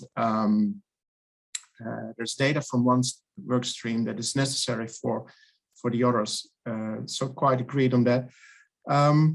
Also, you mentioned genetics, and I see in the chat box that we receive a number of questions now on genetics and newborn screening, genetics in particular. And it seems to me that especially is a subject that you want to address on a European level, as you yourself mentioned in your presentation, that you're now trying to change the law to make it possible for genetic screening to be introduced. There's also regulations in France. David could maybe allude to that. I think you need to ask specific consent for genetic screening, don't you, David? Wasn't it the case with cystic fibrosis screening? This is a question to David Schlemm. Your mic is off now, David. David, your mic is off. Sorry, thank you, Peter. Yes, but the discussion in France about genetic screening for cystic fibrosis is quite different, because it was in the beginning of year 2000, and the place of genomic was quite different. And when we start, the discussion was we have a first year test with a biochemical test, and after that we plan to add the genetic part. So I think that actually the question is very, very different, and the acceptation, the acceptable of the genetic screening in the general population should be really different. And with the time, we have a number of parents refusing newborn screening, increasing in France. In the beginning, it was just maybe 10, 20 per year in France. And actually, it's maybe several hundred, in part, I think, due to the genetic screening. So if in the future, you had a global genetic screening as a first year, I think that a part of the population should refuse newborn screening for each disorder. So it should be a problem for the future. Yeah. Okay. We'll leave that. I'm pretty sure that we will not finish a discussion on genetics and newborn screening in this panel. But what I do think that there's so much room needed for this discussion that maybe at some other point we need to organize a special event on this.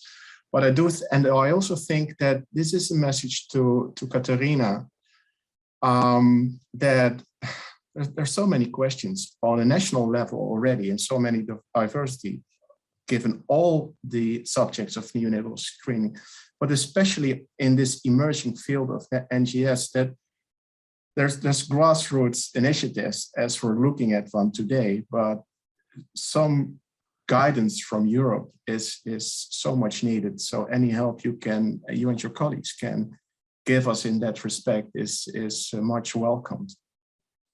Now, maybe one short comment from you, Katerina, and then I go on with Miriam, and then Jan, and then Mauricio.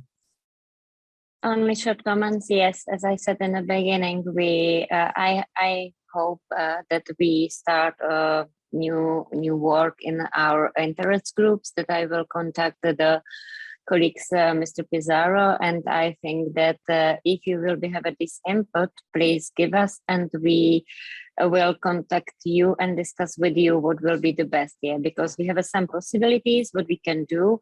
Something is better, something is not so, but we can give you some options. And I think that we will discussing this in the end of this year or in the beginning of next year. Yeah? But I hope that in the end of this year will be the time to discuss what our interest group preparing for next year. And this topic could be one of the main issue from our side. It means that I promise you that we did it. We do it. Oh, please make a note already, and we'll come back to you. Thanks for that, Katerina. And now Mauricio, Jan, Miriam, and then Giancarlo. And then maybe just a short break to see where we are and how we proceed. Mauricio.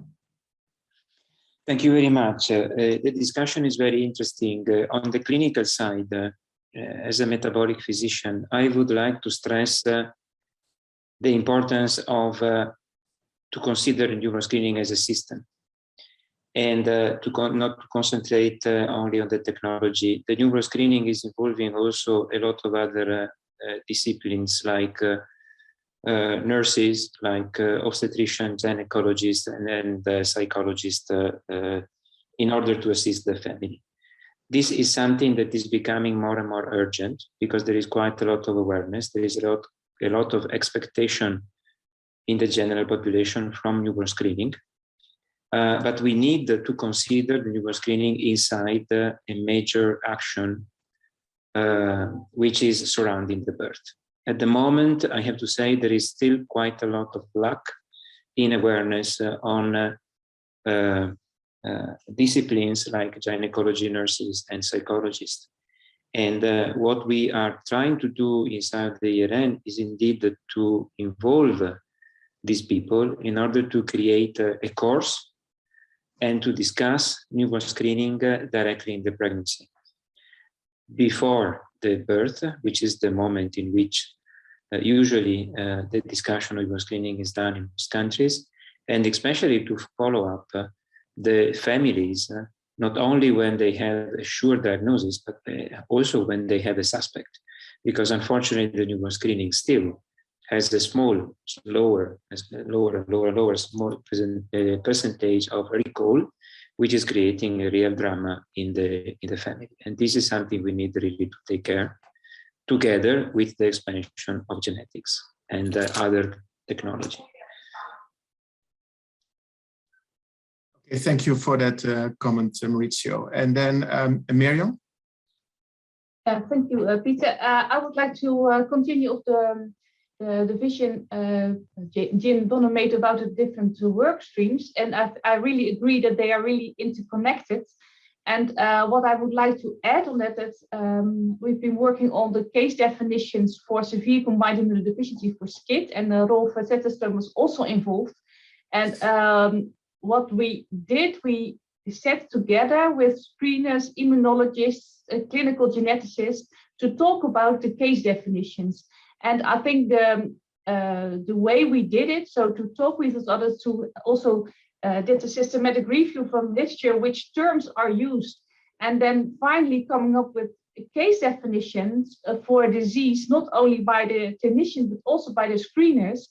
And I think this way of talking together is, I think, very important for the field of newborn screening, because if you have uniform definitions, only then you can make fair comparisons for the strategy, but also for the outcome and the registrations.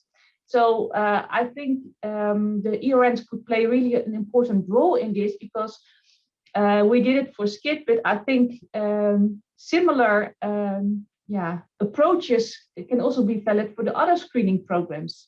So maybe also Rolf can comment on that, because you are more from the screening side. Maybe you can reflect on that, Rolf?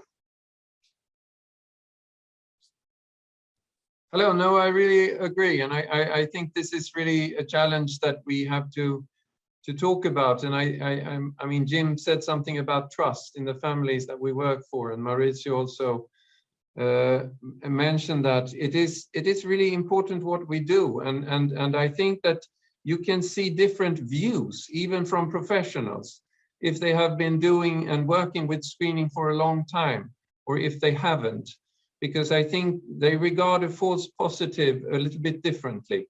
And this is something I have really understood while jumping into the field of primary immunodeficiencies, which is not my background. I have a similar background to Maurizio, and as a pediatric metabolic doctor and endocrinologist. Thank you. Sorry, Rolf, please finish. No, I think it's good. Yeah, then well, that certainly was the study of Familial was a very nice spin-off of a conference we had earlier this year on SCID screening, and it is an example how we can deal with case definitions. We're running out of time, so I would like to have very short comments of Jan, Giancarlo, and Katerina, and then I would like to hand back to Johan for maybe one last question. And then I think it's time to see whether there are questions in the audience that we could relate to the panel and to Jim. Is that okay, Jim? Johan, is that what we're going to do now? That sounds good. Okay, so very short answers from Giancarlo and Katerina then. Okay, thank you very much. I'm really learning a lot of things today, and just a small comment on genomics and the revolution of genomics. Genomics is a quite complicated word, I think, and we have to pay attention, but we are still using molecular biology in newborn screening field. It's not the future, it's the state of the art. We are using molecular biology for cystic fibrosis, for SMA, and also for SCID. Therefore, I believe that the information and the formation of parents is a critical point. And we have to give right information in the prenatal period to families and involve them. We are discussing about a multidisciplinary program or system, and that's the meaning. We are all together, families, professionals, and we are using molecular biology as confirmatory testing. Confirmatory testing is a part of newborn screening program, and that's a fact. It's not the future. It's the state of the art. Thank you, Giancarlo. Katerina. Thanks. Only shortly. But just so it doesn't look like anything's happening in a European Parliament, I think that we so need to say that the topic of rare diseases, the research and development of orphans and screening is slowly but being promoted in all legislative documents that we are discussing today as a part of so-called Health Union package, especially after the pandemic. There is a great will to adopt a new legislation in this area. If you look at the latest voting on a new EMA or ECDC mandate, or the compromise on the INI report on the pharmaceutical strategy for Europe, you will see that the topic the topic of rare diseases is significantly present in them. That means that yes, it's a win, but we want more. Everybody understands, but it's not so that the rare diseases is somewhere. I think that we with Eurod is doing a great job, and we will continue with it. Well, thank you. That's very encouraging, Katerina. Jan. Thank you. First, our discussion shows that we absolutely need this expert forum or steering committee with member states, experts or stakeholders. So it would be fantastic if the Slovenian presidency was elevating that to the EPSCO meeting in December, if you think that's what fit for purpose for member states. My second comment is on the point on how do we define conditions. I'd like us to be very careful not to be systematic in the equation, newborn screening, expensive treatment.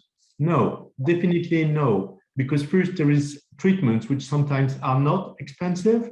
May I take familial Mediterranean fever, for instance, where we still don't have newborn screening. It's very cheap and it can really improve the life. So what we're saying is that we need to look at health outcome and social outcomes, and that in fact, if we were looking at these diseases where health outcomes, social outcomes can be improved thanks to newborn screening, we will then not have that equation with the expensive treatment. And my last short comment is to say that I fully support the comments of Professor Banham and Mr. Kosik about the trust, and it's a treasure to protect.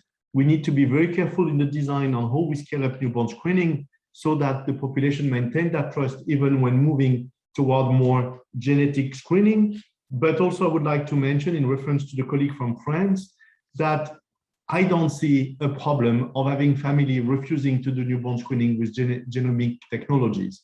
And maybe that's also something we need to think of, that maybe we need that kind of freedom, that people have the right to choose to be vaccinated or not vaccinated, have the right to choose to have newborn screening for their kid or not, that this is private choices, exactly like we accept that there is no blood transfusion for some families for religious reasons. We may not like it, but still, we're a society where everyone can have his own convictions, and I'd rather go in that direction than imposing things on the population, which will slow down the overall process. Thank you.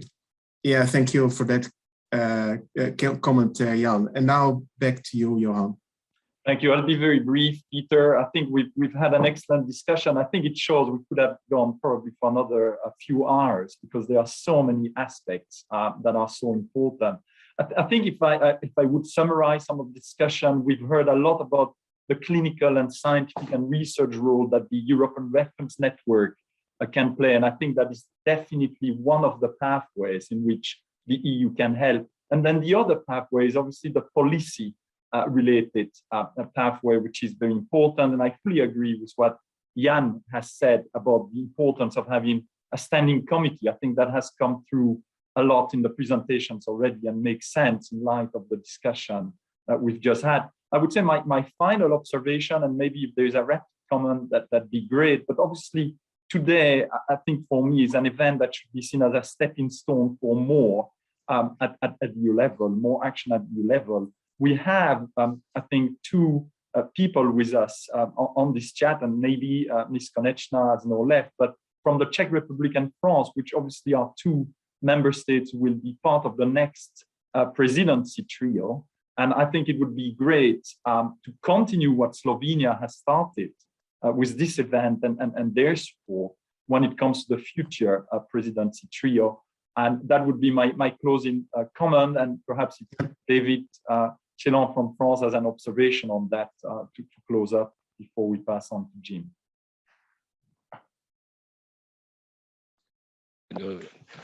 Thank you for that. There is a huge work for the future.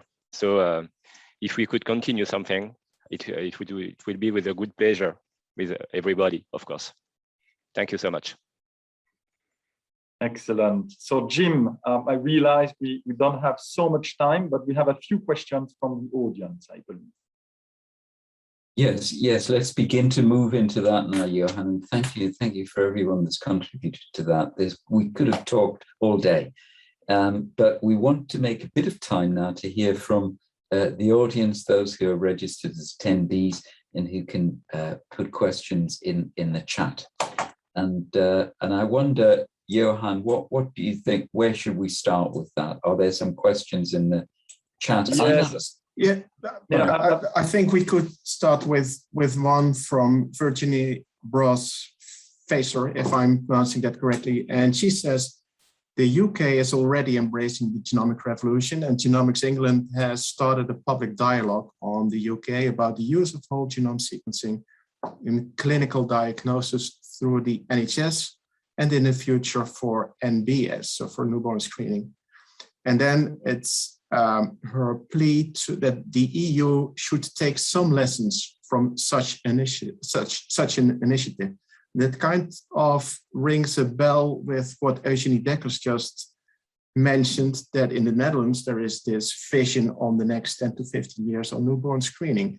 So how, I guess the question to you, Jim, and panelists is, how are we going to collect all that knowledge that is already there and not available for the European community as a whole, and we as professionals as a whole? Jim? Yeah, I mean, I think I would say, please don't take lessons in the EU from the UK. They're not always good lessons. That's probably the first thing to say. But on a more serious note, I think we do have to learn from one another, even the UK.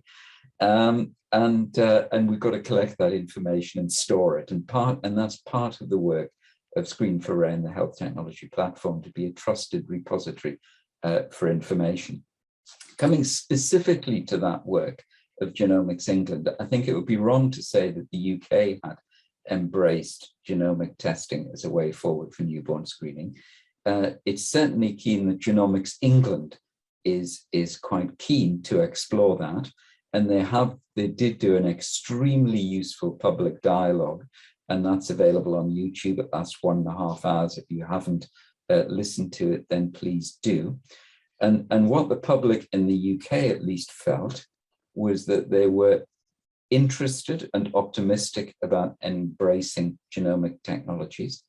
But if they did, they recognized that this could be a real shock for parents, and parents would need to be very carefully supported and prepared to engage in that form of testing. And we went on to use the same team, actually, interestingly, to explore the use of next generation sequencing in cystic fibrosis, which was much more defined, just to go from the IRT then onto DNA, but not the limited panel of mutations, using the full power of next generation sequencing before we came back to IRT. And that was really interesting, because what the that same public group that had offered input into the consultation organized by Genomics England, what that group said, of the public said, they started off thinking, well, this is great. And then as the series progressed, we did this iteratively with experts with the same public group. They moved from a position of unbridled optimism to much more caution. In fact, they finished with prizing certainty over sensitivity in screening. And these were not, as I say, these were just members of the public. And that taught us a lot, because what the question we were asking them is not whether we should do it, but how should this be used? Should it be used only to identify certain cases, or perhaps used a little bit more comprehensively if there was any form of risk? And progressively, the public moved away from any level of uncertainty to only uncertainty for clearly treatable conditions. And I think that was really important for us. And I suspect as we move on in the genomics revolution, what we've got to be really careful about is that when we're talking about newborn screening, we're talking about community-based activity in which we're reaching out to families with well children. Yes. And the crucial thing is to protect those families. If we can then go on to identify children with disease, then of course we must, but we must not lose this huge confidence and trust that the public have placed in us to protect the families with well children. That's got to be our first responsibility. Do no harm. If we can do good as well, then that's great. Jim, thank you, Jim. Johan, if I'm just, if you allow me just one more minute or maybe two to make a little bridge, Jim, we've in the discussion we have now discussed newborn screening and neonatal screening on so many levels, on the level of how to engage with the public, how to build trust in neonatal screening programs, genetic screening, biochemical screening, etc., etc. And we all try to move that into a more European realm and area, so to speak. And you, for one, have said that we actually need a standing expert committee for newborn screening in Europe. And it's been alluded to in several presentations. Could you just give us an idea of how you think that should work? And then maybe some of the panelists could comment on that as well. Let's take 2 or 3 minutes to do that. Yes, I'm going to hand that over to the panelists. I think that we need an expert committee that really doesn't just talk to ourselves. I'm very conscious that on this group, we've got a lot of people with an interest in newborn screening, a lot of support organizations with an interest in newborn screening. We've got some politicians, we've got relatively few members of the public, and I suspect no health policy decision makers. And so we can talk to ourselves endlessly about what we think are good ideas and the way that we should progress newborn screening. But unless the health policymakers in our European countries are asking the questions and listening to the answers, we will simply be talking to ourselves. So I think the first thing is to have an expert group, but it's an expert group that should be built around and formed around the needs of health policymakers. But I'll pass over to the panelists to what kind of group that would be.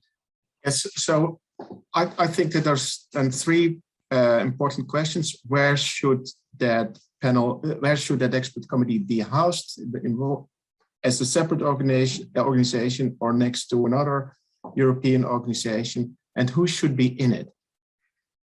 I think for the next few minutes, we can discuss that and maybe not more. So who can I give the floor?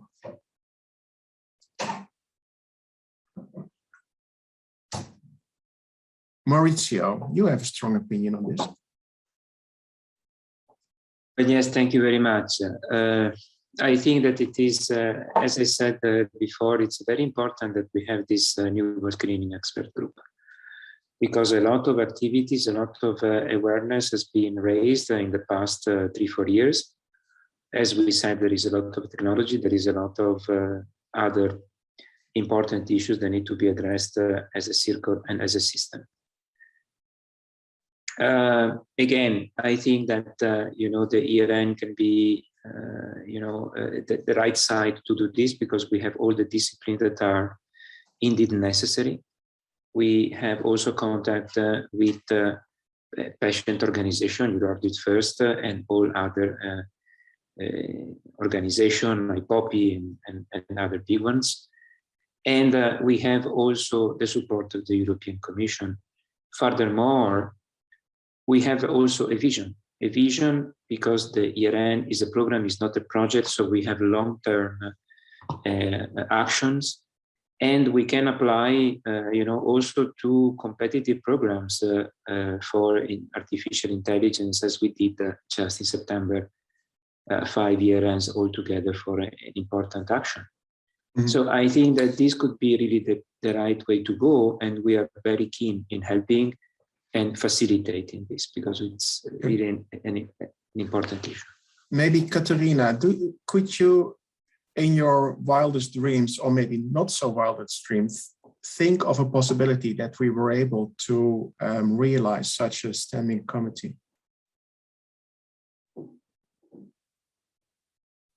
So it's a difficult question, yeah, because yes, in my dreams could be, and in my dreams is many things how I can help this topic and the people with rare diseases, because this is, I hope, something when I could be useful. But yes, we could try. But in another side, I don't want to give you only my dreams. Yeah, that means that, as I said before, it's step by step. You need to change. Now is the time to change many things, because many people in the European Parliament interest about the health issue topics. That is something what's we haven't from the beginning, yeah, because last mandate, for example, interest about this topic only 7 people maybe from whole parliament. Now is situation another. But the truth is that it's not will be easy, and it's not will be next month. But yes, we could cooperate on it, and I help you as is possible. Well, that's great to hear. And I learned from Mauricio's presentation that it took about 10 years before legislation to realize the ERNs got from the first grassroots initiatives to legislation. So we may lend ourselves some time. Back to Johan. Thank you, Peter. And I'm not sure whether I should go back to Jim, because I know we are running a little bit over time and reaching, I think. Yeah, maybe we should work to a closing. Could also be appropriate. I think we have 5 minutes left, have we?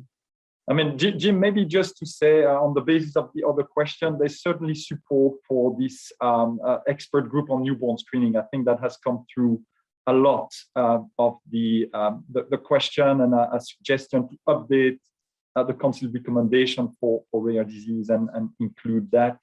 There was also a couple of questions about impact of family, but I think from the genetic screening, I think you covered that already, partly at least, in your previous response. And then probably another one was the importance of awareness and how we can raise awareness together, because we are all stakeholders from different sides of the topic of newborn screening, but all really wanting to push the topic forward. And that might, that creates an opportunity to do things together. I mean, certainly part of my answer would be to look at the International Neonatal Screening Day, which has been held for the first time on the 28th of June of this year, and obviously will be held again in the years to come, and that might create a momentum in our calendar for 2022.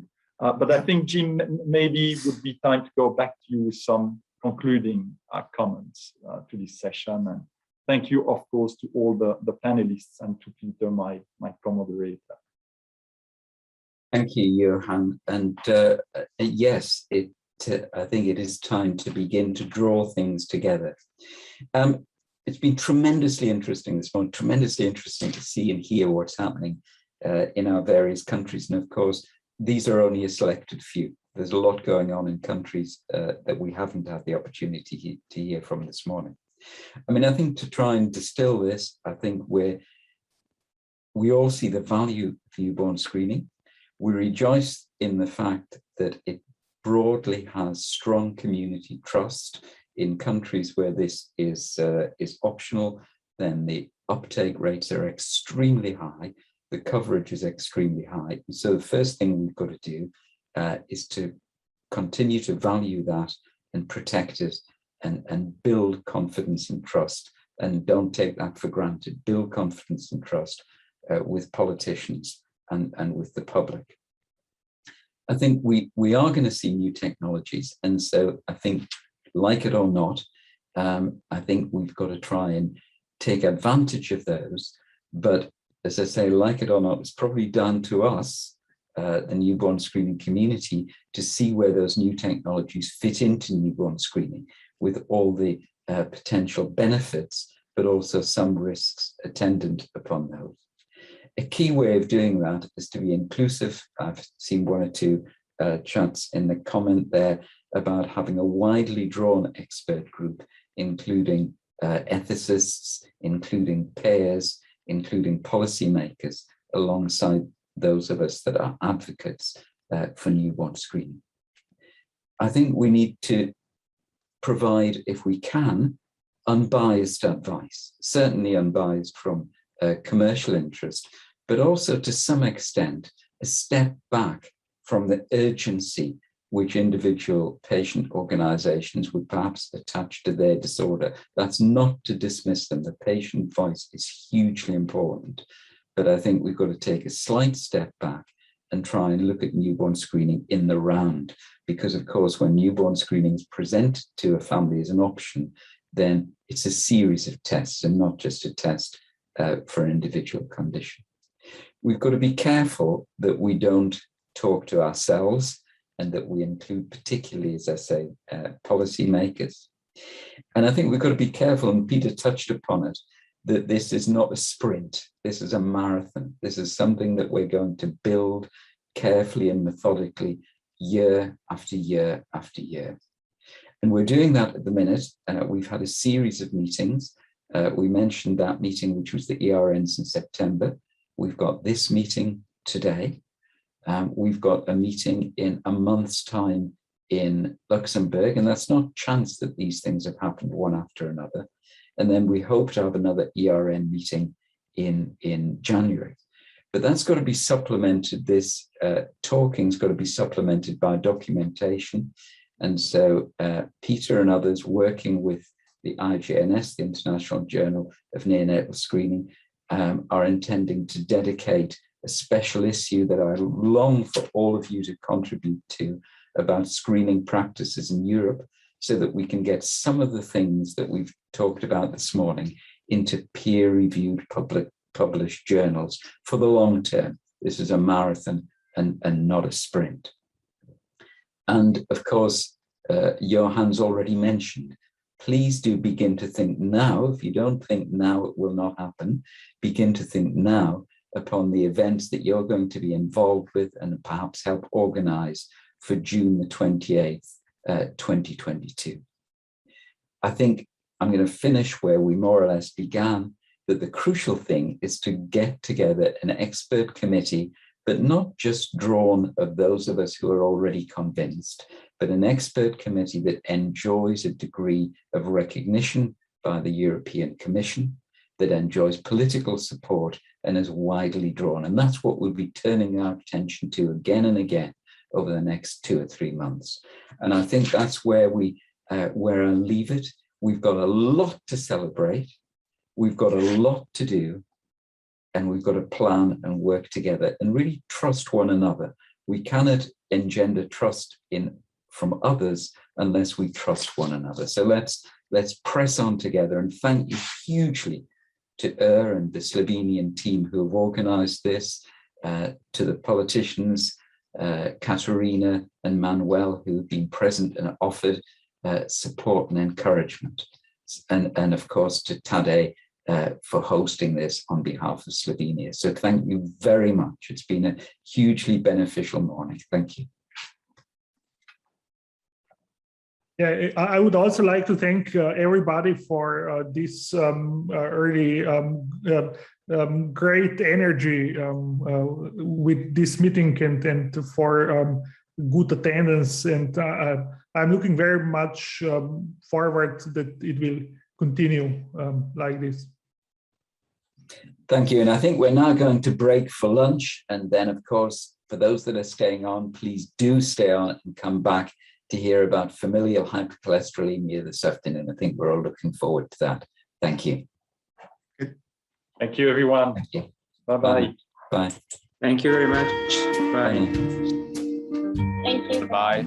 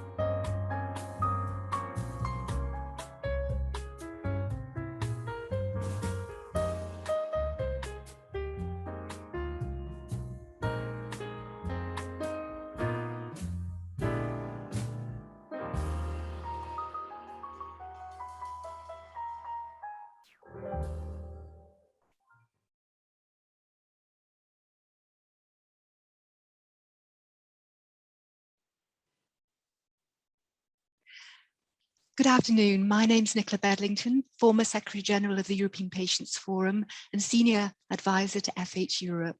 I'm really honoured to moderate this afternoon's technical meeting dedicated to FH paediatric screening, exploring current gaps in provision and how we can address these effectively in Europe. I'm pleased to welcome political leaders from Slovenia, currently hosting the EU Council presidency, leading representatives from the patients, scientific and healthcare professional, cardiovascular disease and FH communities, and European and national level policymakers. Over the next 3 hours together, we'll share a whole range of perspectives on how to move forward together to achieve consensus on what needs to happen now to ensure that patients and citizens have equitable access to screening in all countries in our region. Before we kick off, a couple of housekeeping matters. All participants are muted. There are no videos apart from the speakers, and you're invited and welcome to use the chat function to contribute questions and comments. These won't be addressed directly in today's meeting because of time constraints, but we'll make sure to capture them in the report that will circulate afterwards. The event will be recorded and disseminated to all of those who are unable to attend today's meeting. So to kick off this afternoon, it gives me great pleasure to introduce two mothers from France, Véronique Charles and Charlotte Lemaitre, to share their own personal stories on the impact of FH on their lives and why they feel paediatric screening really matters. We're thrilled to have you with us to really set the scene from a patient's perspective. Please feel warmly welcomed. Veronique, we will start with your story. The floor is yours. Thank you, Nicola, for your kind introduction. And good afternoon to all participants in today's technical meeting. My name is Veronique. I am 42 years old and live in the east of France. I'm active in the metal industry. I have two children, Victor 14 and Lorraine 11. I will tell you my story through 30 years of FH disease. When I was a child, my mother had a heart attack. She was only 14. The doctors found that hypercholesterolaemia was the only risk factor. A few months later, my sister Claire, 13, I, 12, and my brother Yves, 9, had a blood test. We all three had high rates of cholesterol. We were identified as FH. We changed our eating habits, but it was not enough. At the age of 15, my sister and I started statins with good results. Cholesterol rate dropped, and we had almost no side effects. As my brother was too young, he tried Castron but could not tolerate it. No one was much worried. Time passed. Suddenly, as he was 14, my brother died while he was running alone in the garden. This event was a cataclysm in our family life. No investigations were carried out to find the cause of his death. I suppose my parents felt terribly guilty. The subject became taboo. I became a student, a young active adult, and for different reasons, I did not take the statins regularly. I felt quite in good health until I was 30. At that time, I was pregnant with my second child, and I had the first sensations of heaviness in my chest. I felt dizzy, but I didn't tell my doctor about it. I was afraid of not being believed or that my pregnancy would end badly. I managed these anxiety symptoms on my own with breathing and relaxation exercises. After I gave birth, I still felt tired all the time. It was as if I couldn't recover after an effort. I put it down to being a working mother of two young children. I lived like that without consulting a doctor, without complaining. When I was 34, my mom had her third heart attack. That made me think about the fact that I was not taking good care of myself. I decided to consult a doctor. She prescribed a blood test. Of course, cholesterol was high. When I consulted again, she wrote a letter for a visit to a cardiologist. I hadn't seen one for 17 years. At the cardiologist, I described my symptom, feeling exhausted, tightness in my chest. I told him that I had a genetic background. He gave me an electrocardiogram, which was apparently okay. He told me, "You have a great heart. Maybe you're depressed." I took my statins for 4 or 5 months in early 2014. Then I said to myself, what's the point since I have a great heart? Obviously, my symptoms did not disappear. They even increased until they became unbearable. I had feelings of near death, especially at night. One morning, I decided to change my route from home to work to drive past the cardiologist and tried to make an appointment. I was lucky enough to see a secretary who listened to me. She immediately set me up for the electrocardiogram. The cardiologist gave me a spray of nitric acid and told me I was having a heart attack right there, right then. He called an ambulance right away. My heart was saved. I was 35 years old with 2 little children and 3 stents. Coming back home 3 days later, I asked myself, what happened to me the same as my mother? And what happened to my brother so long ago? I consulted subjects on hypercholesterolaemia on the internet and found ANET, the French FH Patient Association. I got in touch with them and found great moral support. Also, the association advised me to test my children as soon as possible, which I did. Their cholesterol rate is quite low, even if they both have the same defect gene as me. As a mom, these investigations clearly reduced my worry about my children's health. Also, I invited my sister to do the test for her 2 children, and her boy was diagnosed with FH. My feeling today is that early testing is crucial. FH awareness and understanding is crucial. And addressing mental health impact of fear, isolation, and taboo is crucial. If we can protect our children and future generations from this through screening, the impact will be enormous. Thank you for listening and hopefully for acting. I would now like to give the floor to Charlotte to share her different yet painfully similar story. Thank you, Veronique, for giving me the floor. I'm pleased to have the opportunity to address this technical meeting. My name is Charlotte. I'm 35 and I live in Paris. I was born into a family of 3 siblings. I had 1 brother and 1 sister. I am also a mother of 2 marvelous children, Marilou, my daughter, who is 5, and Basil, my son, who is 2. Cholesterol has always been part of my life. We knew there were some cholesterol problems in the family. Indeed, my mom had us tested when we were young. My brother and I were diagnosed with a high cholesterol rate. I remember that my mom had us follow a specific cooking class to learn how to take care of our cholesterol in the way we cook and we eat. We saw several doctors, but it seems back then they were not really sure if we needed to be treated or not as children. We had to take a horrible treatment at one point that we quickly decided to give up as it was too disgusting.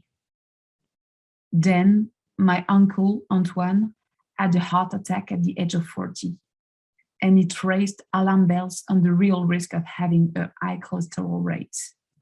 My mom took us to the endocrinologist again and decided that my brother must be treated. At that time, he was 17 and I was 19. The doctor explained that my brother must be treated, but I, because I'm a woman, I was apparently magically protected by my hormones. We grew up and we started our studies. My brother, that is, started to study medicine, the famous, stressful, and very difficult first year as a medical student.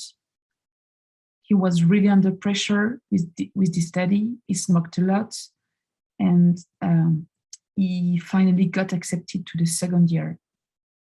During summer, he decided to go hiking in the mountains with some friends, and he found it very difficult. The day of his return to second year, he died alone at home from a massive heart attack. After this tragedy,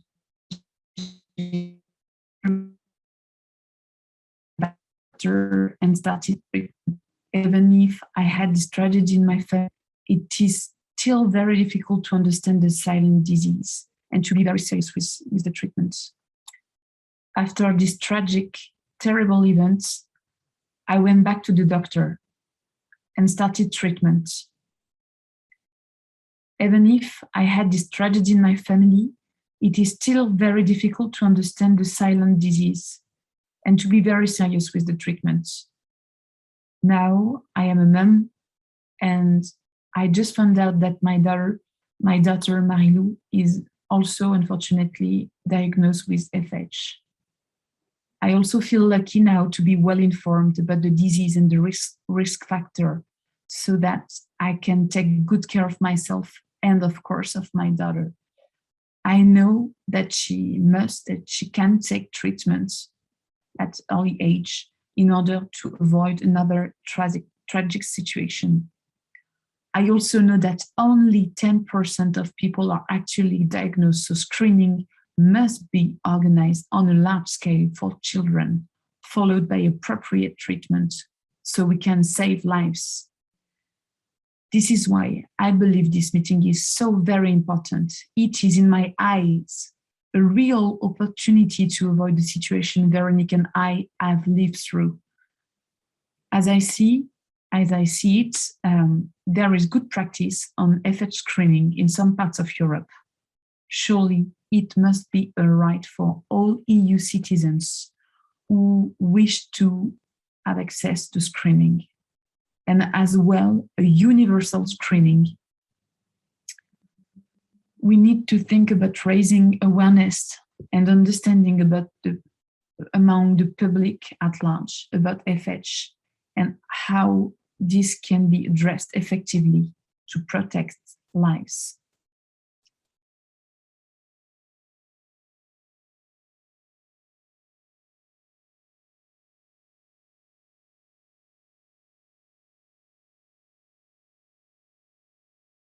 Poignant and capture precisely why we're here today.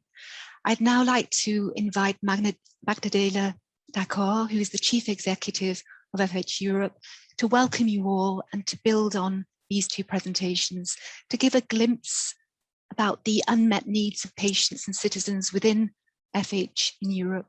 Magdalena, I know your passion and your commitment to your community. A very warm welcome to you. The floor is yours. Thank you, Nicola, and thank you, Veronique and Charlotte, for your courage to open this important technical meeting.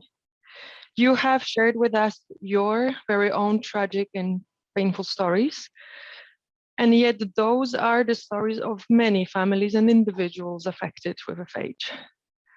There are estimated 2.5 million individuals born with FH in Europe and 1.5 million in the EU only. 300,000 of them are children. Most of the time when we talk about patient unmet needs, we refer to the lack of treatment. Yet when it comes to FH, the treatment exists. Yes, it might not be available everywhere and to everyone on the same terms and conditions, but it exists. The unmet needs in the context of FH are different. Familial hypercholesterolaemia means literally occurring in the family high cholesterol. To start, it is inherited. Behind every individual with FH, there is a family affected with it. The fundamental challenge with FH is the lack of appreciation that it is a genetic condition, a non-modifiable cardiovascular risk factor, which is triggered from birth, independently from the diet or the level of physical activity. Despite being the most common inherited condition in the world, FH is seriously undetected. 1 in every 300 persons has it. Yet it is estimated that less than 10% of patients with FH are currently identified. That means 9 in every 10 people living with dangerously high cholesterol are absolutely unaware of their genetic condition. They go on living as usual, exposed to high risk of premature cardiovascular disease and its irreversible consequences. On one hand, we have a small proportion of diagnosed patients with FH who face some very specific challenges. Despite the presence of guidelines, most of them do not meet the recommended targets. Women, in particular, are the more frequent victims of heart attacks and strokes in Europe. Many miss years of treatment due to family planning, pregnancy, and breastfeeding. Off-treatment periods can reach even 10 years. Children are mostly diagnosed as the index cases. That means something terribly wrong must have happened in their family, and they were tested as a result. Inherited high cholesterol is unknown, misunderstood, and as a result, downplayed, often mistaken for lifestyle consequences, where root causes are rarely investigated. Once identified as a genetic condition, it is being labeled as high risk and penalized. High health insurance premiums, no life insurance, no bank loan, some jobs being out of reach, personal life plans often impacted, family relations put at strain. Those are some frequent obstacles people with FH experience in daily life. Those are the reasons many choose not to openly share about it. Those are some of the reasons there are very few FH patient ambassadors. On the other hand, we have the 90% of people affected, yet not correctly diagnosed and not treated. They live with an invisible, silent killer condition. And because FH is unknown and misunderstood, it is not being proactively looked for. Because it is not being proactively looked for, it is found late. Family history of high cholesterol does not set off alarm bells at the GPs, nor at the pediatricians, and surely not at the gynecologist's office. Well, it does not make any of us rush to get proactively a cholesterol test either. The only time the presence of high cholesterol and its family history sets off the alarm bells is at the cardiologist's office. But that's often too late. Most people are diagnosed with FH at the time of their first heart attack. For the most, that is at the age of 40. 1 in 17 heart attacks occurs as a result of FH. Inherited high cholesterol, you cannot touch it, nor feel it, and most of the times you cannot see it. The invisible killer, the silent ticking bomb condition, was named a global public health burden by the World Health Organization in 1998. Since then, new calls to action have been published, new treatments have been developed, and guidelines have been updated. However, little progress has been made to resolve this cardiovascular health issue effectively. It required a global pandemic to realize how big the CVD burden has been and how neglected and urgent the issue continues to be. Today, I'm very humbled and delighted to be addressing you all at this very important meeting, surrounded by patients and patient advocates, international leading experts, and very supportive partners, and clearly committed policymakers present here, advocating together for FH childhood screening. FH Europe is 27 and soon to be 29 European patient organizations strong. It is the united and the leading voice on behalf of patients with FH and the citizens who have not been identified yet. We are a proud member of the World Heart Organization, the European Patients Forum, and EuroRDis. We keenly partner with the EAS FH Studies Collaboration, the Global FH Registry, and collaborate with the leading scientific societies. And very recently, together with 15 other international health organizations, we have formed the European Alliance for Cardiovascular Health to call on the EU for concrete actions and to prioritize cardiovascular health. The time is right. We have the best practices, we have the knowledge, we have the tools, we have the evidence, strong partnerships, the will, and the energy. We have this unique window of opportunity, in no small part thanks to the tremendous support of the Slovenian EU presidency. My huge thanks to everybody who has been part of this. Let's not get discouraged by the size of the burden, but be motivated and inspired by the potential to save lives and prevent CVD. Let's detect the detectable and treat the treatable. The time is now to make FH pediatric screening a common good practice across Europe. Thank you, Nicola. Thank you very much, Magdalena, for putting Veronique and Charlotte's story into a wider context and also conveying the strength and potential of a united FH patient and citizens movement through FH Europe as a vibrant network. I'd now like to turn to the Slovenian EU presidency to hear from Minister Mark Boris Adrianic, responsible for digital transformation. As we all know, digital transformation and the value of health data are the topics of the moment as we move towards a European Health Union. Minister Andrianic, we are extremely honoured that you've made time to join us today, to add your words of welcome and to share with us your thoughts on how the revolution in digital health can impact on FH paediatric screening. The floor is yours. Dear Minister, dear members of the European Parliament, dear esteemed guests, dear ladies and gentlemen, it is an honor and pleasure to join you today at this key meeting on familial hypercholesterolaemia pediatric screening. The importance of this topic was poignantly clear in the presentations from France. And I would like to personally thank both speakers for their very powerful and moving contributions. It is also clear from Mrs. Dacort's intervention that the unmet needs in relation to FH pediatric screening are profound and far-reaching. Like my esteemed colleague, Minister Poklukar, I'm very pleased that this technical meeting has been arranged under the Slovenian EU presidency. I would like to take this opportunity to thank the scientific and medical community in Slovenia for their outstanding work in establishing a universal screening program in Slovenia and for being the torchbearer for other countries. My message to you today is that digital health and responsible health data sharing are critical tools in facilitating a more comprehensive and systematic approach to FH screening in Europe. During the period of the Slovenian EU presidency, a major focus has been placed on the European health data space, creating a harmonized ecosystem in which data can flow freely and safely.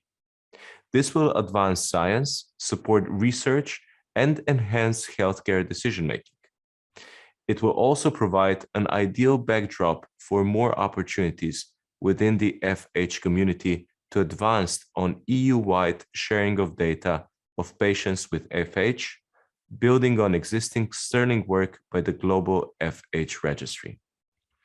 As we move forward on FH pediatric screening in Europe, new opportunities for interoperability and cross-country exchange will arise using state-of-the-art digital tools and infrastructure. We have seen how machine learning and advanced analytics support screening programs in other disease areas. I'm very curious as to how this might be applied effectively also in the FH world.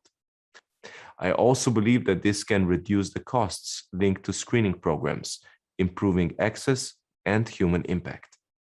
For all of this to happen, we need to work together collaboratively. We need to ensure trust and broad acceptance of the benefits of digitalization and health data sharing.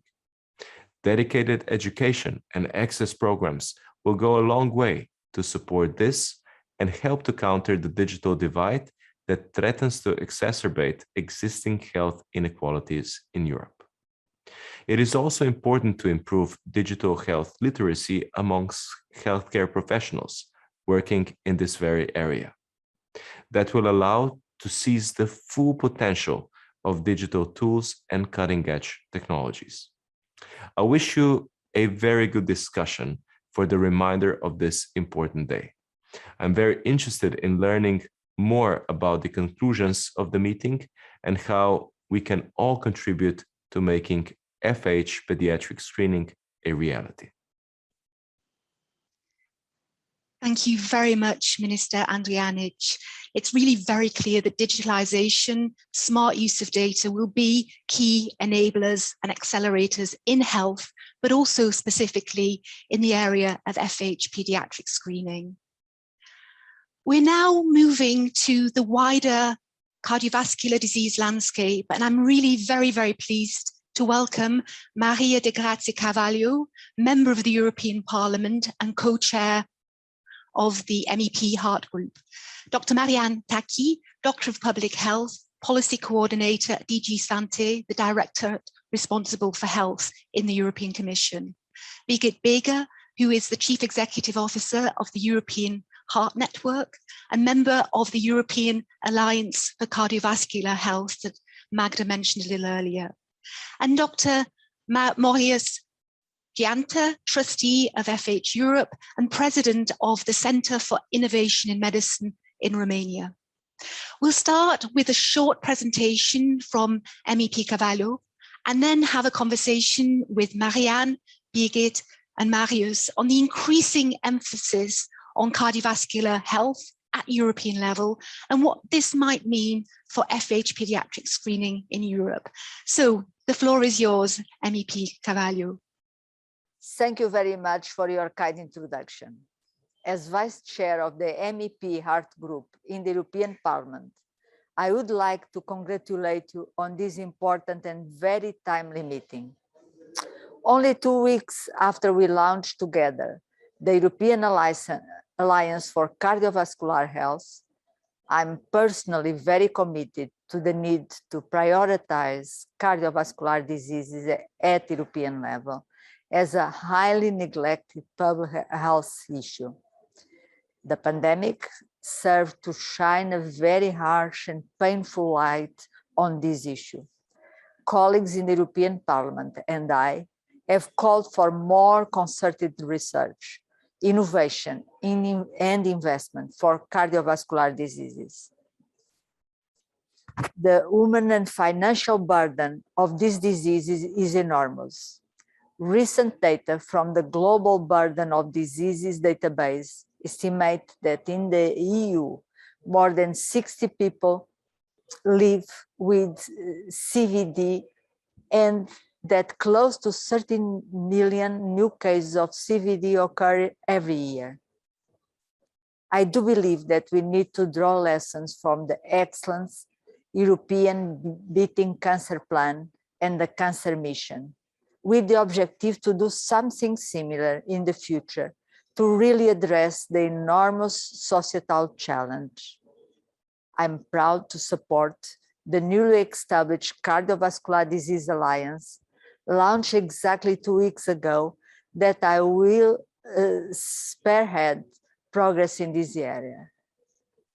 This provides a wonderful backdrop for today's initiative on familial hypercholesterolaemia pediatric screening. As you have heard from 2 mothers in France, this disease can have a catastrophic and fatal consequence if not detected early enough through pediatric screening and subsequent treatment. I congratulate Slovenia for providing a model and an inspiration to all of us, showing what is possible when the right conditions are in place. FH is a silence bomb for 90% of European citizens who go diagnosed, leading to premature heart attacks and deaths. And the silent bomb for many families that go on suffer psychological trauma and daily distress, when we heard from Veronica and Charlotte. This is simply unacceptable in the 3rd decade of the 21st century, when we know where and how progress can be made through comprehensive screening. I'm confident this meeting, gathering the foremost experts, scientists, policymakers, and patients, will contribute to find the right solutions to address this really important problem. The evidence cannot be more obvious. And if we get it right on FH pediatric screening, I am convinced that we can make similar inroads in other aspects of the CVD screening, drawing on lessons learned. I am keen to continue to support this cause beyond today's meeting. And I know my colleagues in the MEP Heart Group feel the same. And we commit to collaborating with all of you to make FH pediatric screening a reality for all we need across Europe. Thank you. Thank you very much, Maria. A really critical message here is that we need to prevent the preventable. Birgit, a warm welcome to you today. Birgit, Maria referred to the launch of the European Alliance for Cardiovascular Health, or EACH. What is the rationale behind this new alliance, which we know FH Europe is part of, and how can the alliance really support the call for FH pediatric screening in Europe? Yeah, thank you very much for inviting me to the meeting. Thank you to Slovenia for giving such a good example and setting up a technical meeting to put FH screening further onto the agenda. The alliance was founded because different organizations, including mine, the European Heart Network, were so aware and in pain, actually, because of the burden, the health burden and the economic burden that cardiovascular disease is bringing on to Europe and worldwide, actually. So there was the need to do more about it and for tackling CVD at a more collective level. And so as an alliance, a multi-sectoral group came together for the first time ever, and that's been 15 leading European and international organizations, and they actually represent the full range of health sectors. There's a wealth of knowledge in cardiovascular health among us, and the Alliance represents tens of millions of patients, more than 200,000 health professionals, over 400 health technology companies, health insurers covering the medical costs of more than 200 million people, and of course also millions of people living with genetic CVD risk factors, but who have not yet diagnosed yet. So we are actually committed to joining forces and sharing expertise to raise awareness of the burden of CVD on society, call for a European CVD plan to improve cardiovascular health, optimize quality of life in patients and undiagnosed citizens with CVD, and prevent first and subsequent heart events and strokes. Then we also seek to advise policymakers on action to improve cardiovascular health and to prevent CVD in Europe, thereby making the population more resilient to future pandemics and other health threats. We also want to mobilize investment for CVD research, because we are talking also innovation here, and promote public-private partnerships in CVD innovation. So overall, we would like to see also to ensure swift and equitable access to new medical technologies and medicines that add value to patients and society. So our main goal is really to have a European CVD plan for health, a plan that doesn't fail. And it's a plan which we are discussing today at this meeting for FF screening, presented by Slovenia, and we hope also then in future other healthcare systems like France and all over Europe will have a plan, and this plan will be integrated in this European CVD plan. And I have very good news that the alliance of which FH Europe is part, they immediately endorsed this event, and I think this is a very strong signal of how the alliance can work together and bring forward the cause of CVD patients. Thank you. Thank you very much, Birgit. A really ambitious, really exciting plan and a lot of solidarity there. Fantastic. So turning to you, Marianne, where do you see the role of the European Commission in driving better outcomes for patients and citizens in the CVD space? And for FH paediatric screening, from a public health perspective, where might the Commission be able to help? Yes, good afternoon, and thank you for inviting me to discuss these issues with you. And in fact, I would like to congratulate you and the Slovenian presidency in particular for organizing this event. I think Magdalena already mentioned that already before the pandemic, cardiovascular diseases have been the leading cause of death globally. But in terms of the European Commission's role in this area or any other disease area or screening in general, I think you may know that the member states of the European Union are, of course, in charge of organizing and funding the national health systems. So the role of the Commission is primarily to support the member states in their efforts to tackle NCDs, non-communicable diseases, such as cardiovascular diseases. And health in all policies, which is also embedded in the Treaty of the EU, is our guiding principle in joining efforts to tackle this burden. Our focus for the past few years has been on practical implementation. And it's not so much about preparing strategies and telling others what to do, but to really identifying solutions to the member states that could be then implemented. And we believe that the implementation or transfer of best practices is best done at the local or national level, grassroots level, rather than at the EU level. The Commission supports the transfer of best practices on health promotion and disease prevention. And for example, in the areas of physical activity, nutrition, and addressing other risk factors such as tobacco consumption, the work is also relevant for cardiovascular diseases. And a number of best practices addressing such risk factors have already been transferred in many EU member states.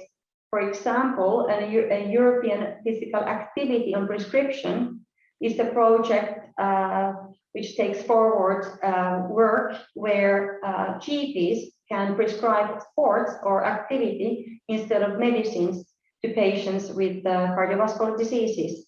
This project is being transferred to 10 member states from Sweden.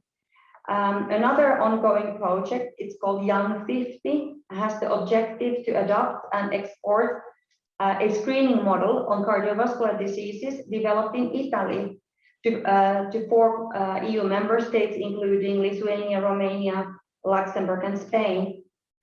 Of course, you are aware about the Europe Splitting Cancer Plan, and that addresses common risk factors for non-communicable diseases.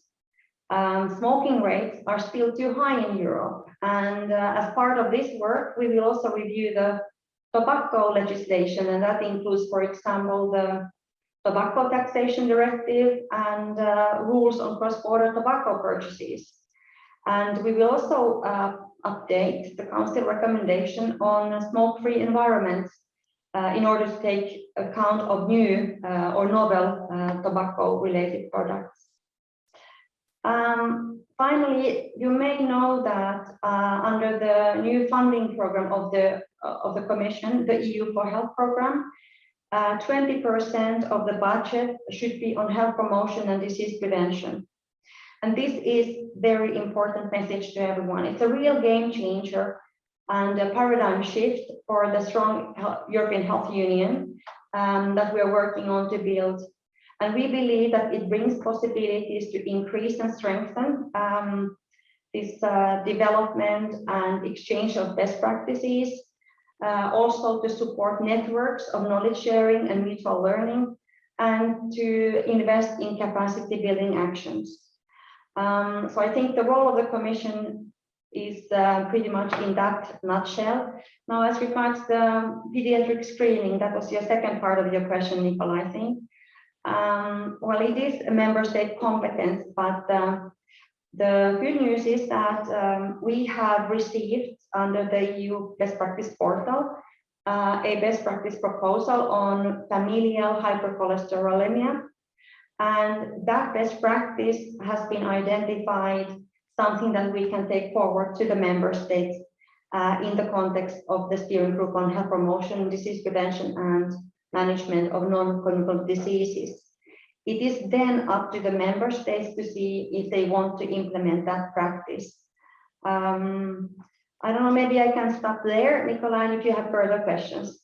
That's great, Marianne. I think very, very clear messages around transfer of learning, sharing good practice, and the supportive role that the Commission can play in encouraging member states and you've given some very, very good examples. Turning now to you, Marius, where do you see you're an ambassador, an important ambassador for prioritizing cardiovascular disease at European level, and also accelerating innovation in all its guises to support cardiovascular health for Europe's citizens. So tell us a little bit more about your journey, your thinking in terms of moving forward. Thank you so much, Nicola, and I'm very happy to be here, part of this very, very important meeting. Indeed, it's quite difficult to discuss now about innovation. It was easier 8 years ago when I founded the Center for Innovation in Medicine. In the meantime, innovation became actually a buzzword. And it's quite difficult to capture the public attention when talking about innovation. But for citizens and for patients with cardiovascular diseases, talking about innovation, it's a duty, I think. It's a mission, and I think it's the only acceptable way forward. Talking and then doing. In fact, what means by innovation in CVD? Let's consider the case of a person who goes to the hospital having a chest pain, and a person that is diagnosed then with a heart attack.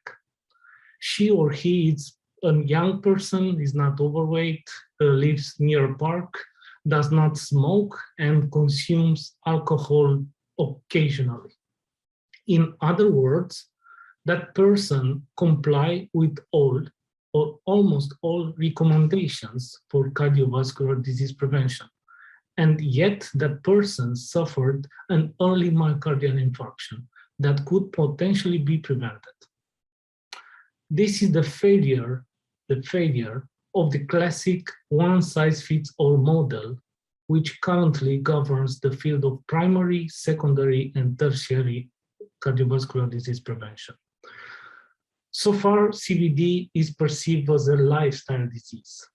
Lifestyle factors, of course, are important, but has to be clear that many cardiovascular conditions cannot be prevented because they are inherited, they are genetic diseases.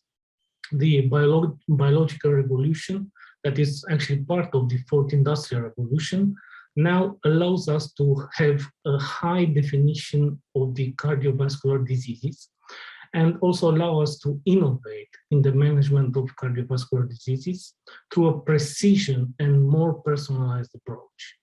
FH is a common life-threatening genetic condition, was already mentioned, that if untreated can lead to early heart attacks. But for many years, actually we have the tools to early detect, to diagnose, and to treat FH. But 9 out of 10 FH cases are undiagnosed and of course are untreated. So I think it's time to actually to rethink or to reimagine or to reinvent the cardiovascular disease prevention, to move from this population model to a citizen or a patient-centric model, taking into consideration the individual risk factors and all determinants of health. It's time for real innovation. It is not the time, is never the time for innovation for the sake of innovation, but innovation has to help us to prevent what can be prevented, as already mentioned, according to the scientific evidence that we have at the moment. Fantastic. And it's really interesting that you're looking at innovation, not only in the context of medicines innovation, but also systems and social innovation. Fantastic. Time is really rushing on, but I would like to go back to each of you. Marianne, very briefly, what would be one piece of advice you would wish to give the CVD community to ensure the burden of this disease or these diseases fully recognized and acted upon? Thank you, Nicola. Very interesting to hear also from Birgit and Marius on their thinking. Well, I think that your community, CVD community, is already very active, and you advocate very well for more actions, and in fact, better actions than what we have currently. From my side, I cannot, of course, tell you what to do and how to do it. But I think in terms of what the Commission can do, we have the funding possibilities for projects, and we've tried to do that over the years. In 2021, we will fund 2 joint actions between the member states. One will be on diabetes type 2, which is also relevant for cardiovascular diseases. And the other one is it's about disease prevention or health promotion activities for marginalized groups.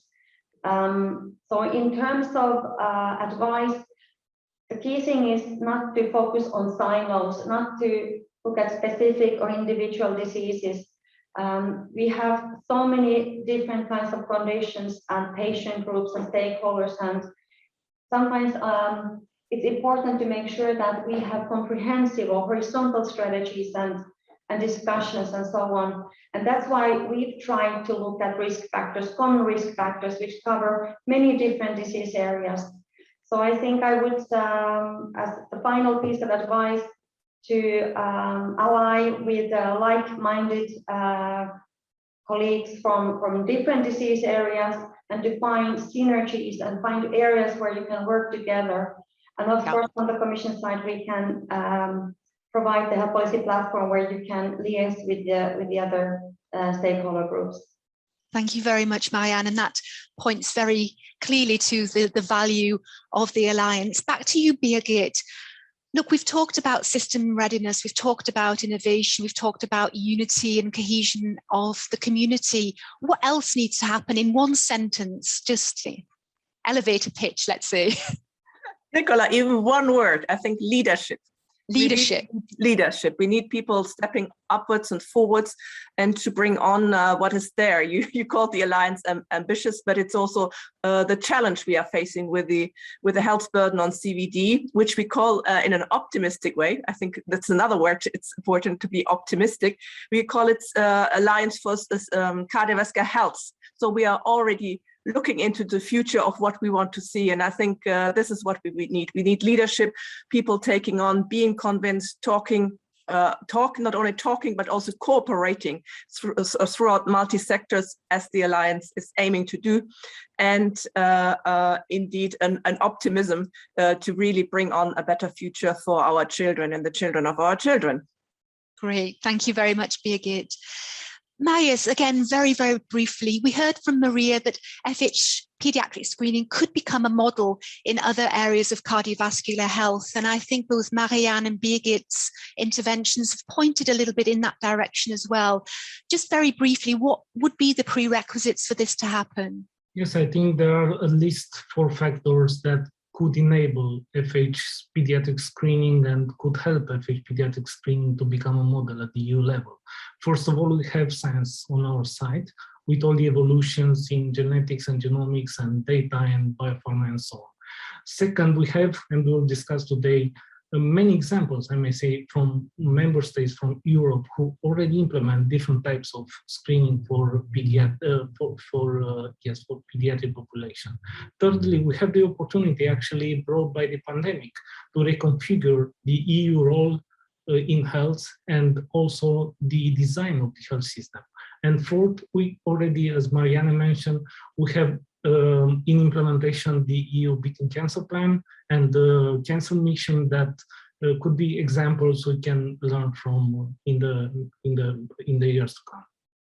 Thank you very much, Marius. A lot of very rich food for thought. Thank you all for your wonderful contributions. I think it's clear there is a new and vivid momentum at European level to really focus on cardiovascular health, and the FH community is very much part of this, and there are opportunities for collaboration with the European Commission as well. So thank you very much. And now we're going to actually move to the global level, to a global perspective, to get an understanding of the global call to action on FH and the specific recommendation linked to screening and how this has been a real springboard for our work in Europe. It's my great pleasure to welcome Professor Samuel Gidding, who is also an FH Europe trustee and was the senior author for this global call to action, and will give us a little bit of a flavour, a brief overview.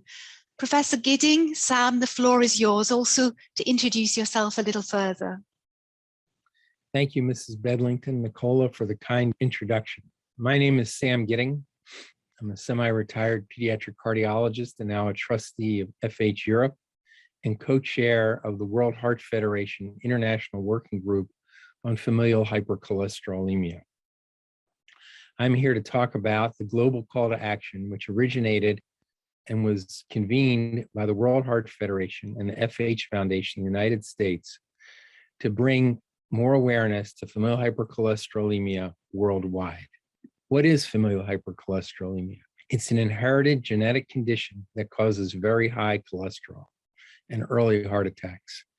If you have heterozygous familial hypercholesterolemia, you have one gene that raises your cholesterol dramatically, typically well above 5 millimoles per liter or 190 milligrams per deciliter. You have at least a 50% chance of having a heart attack by age 60 if you're not treated. You can be treated effectively with drug treatment, and as many as 1 in 250 people, 1 of every 250 people in the world has this gene. More rare is homozygous hypercholesterolemia, about 1 in 300,000. Here you have 2 of these high cholesterol genes. Your cholesterol is extremely high, typically well over 10 millimoles or 400 milligrams per deciliter. And heart disease can begin in childhood, and you do not generally have a good response to drug treatment. Familial hypercholesterolemia runs in families. For a heterozygote, who is shown by the half red identification in this picture, we have a grandparent who has FH, a child of this grandparent who has FH, and it's passed on to further generations.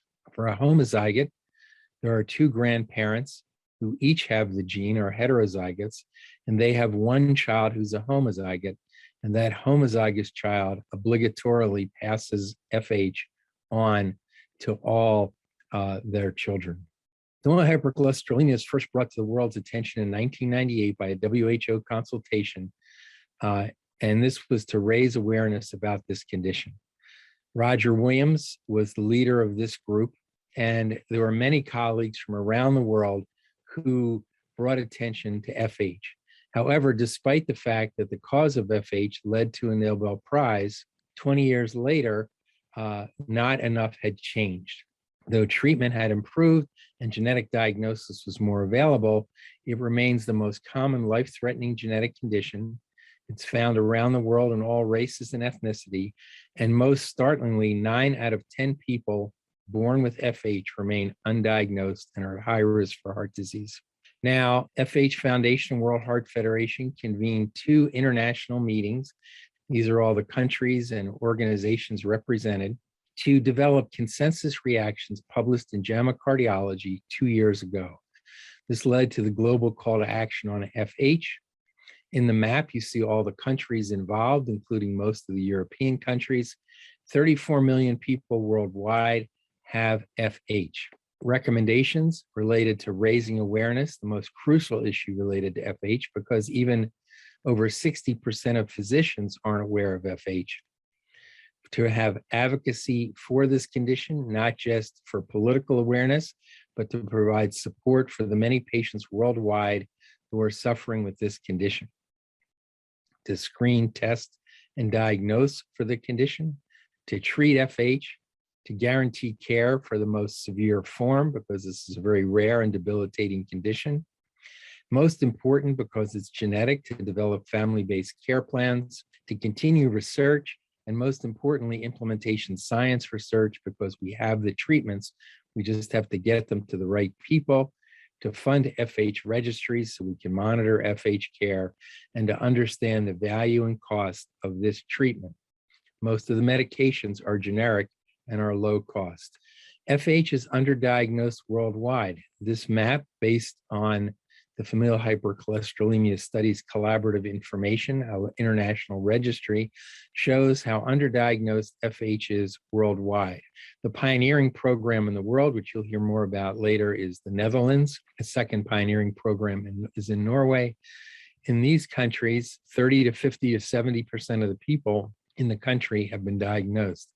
However, in the rest of Europe, that figure is considered to be less than 1%. Overall, worldwide, less than 10% of people are diagnosed. And for children, less than 5% are diagnosed, because most children are diagnosed only if their parents are diagnosed. So not only does a parent have to be diagnosed, but that parent has to bring their child to medical attention to get the diagnosis. Most of these people also are not getting sufficient cholesterol-lowering medication. FH care is complex. These are the elements of an FH care model. It includes diagnosis, assessment, screening of relatives, performing the genetic testing, the clinical management and care. In severe cases, using new treatments and what's called apheresis.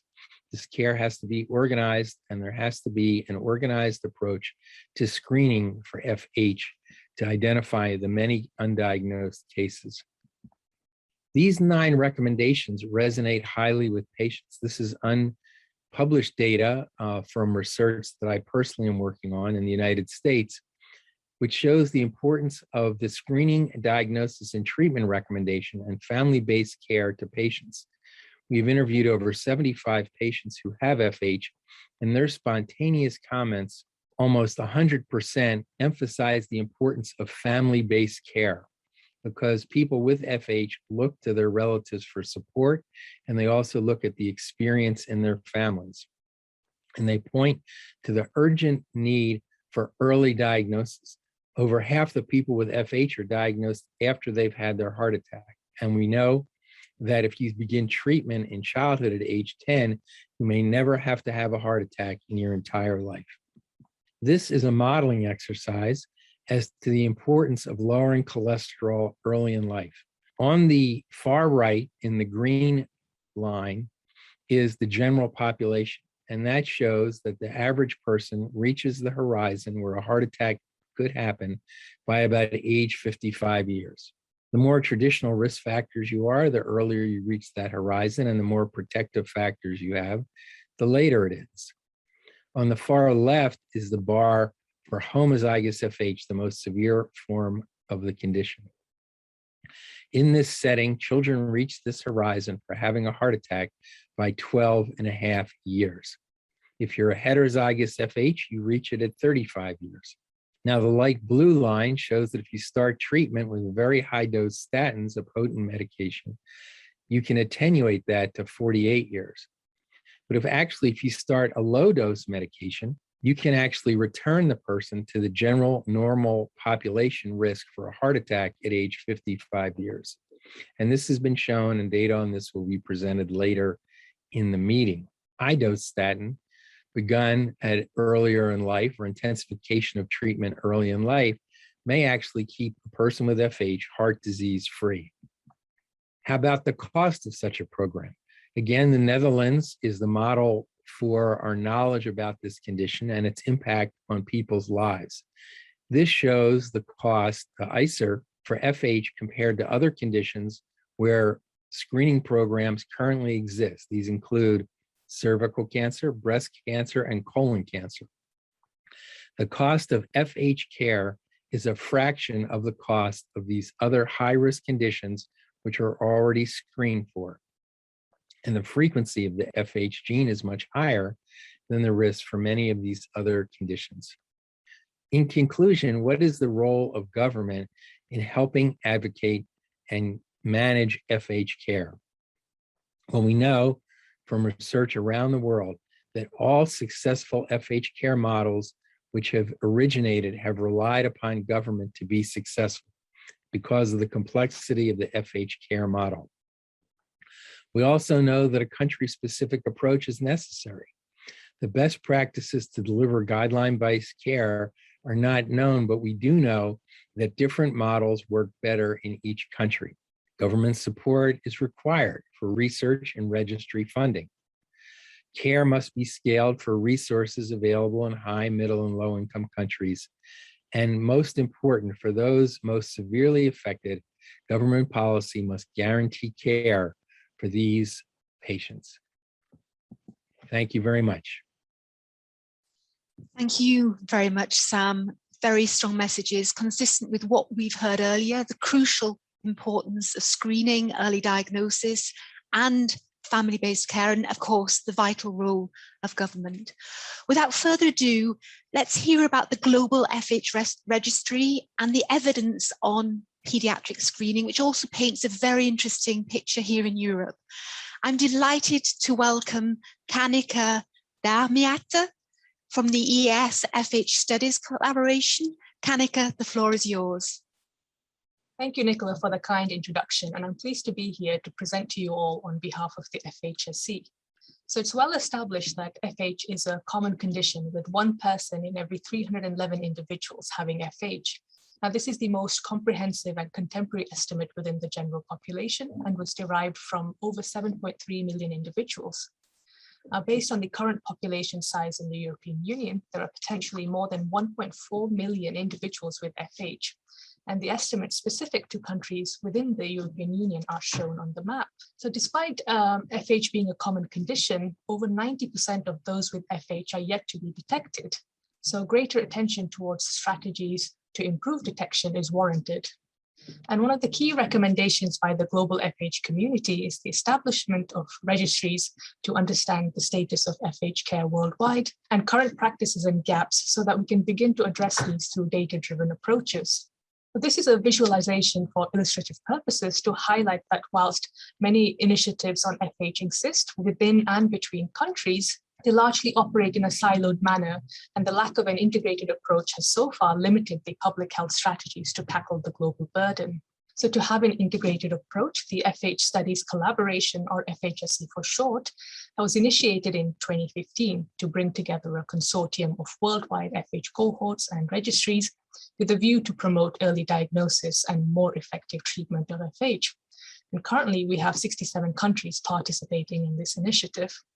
This is a busy slide, but what I want to bring to your attention is the process of how data from local sites within countries is collated by national investigators and is transferred to the FHSC data warehouse. In here, all received data undergoes multiple checks and validation processes in order to harmonize and standardize the data into a single format to be able to produce reliable quantitative metrics with greater precision. So this has led to our first publication from the FHSC cohort registry on the adult population. And from the available data, we can see that the median age of being diagnosed with FH is in the mid-40s. And from the bar graph of the proportion of participants in the registry, we can see that 40.2% are being diagnosed at ages less than 40 years, and only 2.1% are being diagnosed at ages less than 18 years. So detection in childhood is low, and diagnosis is occurring late in life. Now, these findings are important to illustrate that if FH is not identified at earliest time points, such as during childhood, then many years elapse before FH is detected, with missed opportunity of receiving appropriate treatment during these elapsed years. Now, this slide shows the prevalence of cardiovascular disease at entry into the registry. So when FH is detected, 1 in 6 adults have established cardiovascular disease, and in most cases, this is premature. Now, we know that non-index cases identified through cascade screening are younger and have less risk factors.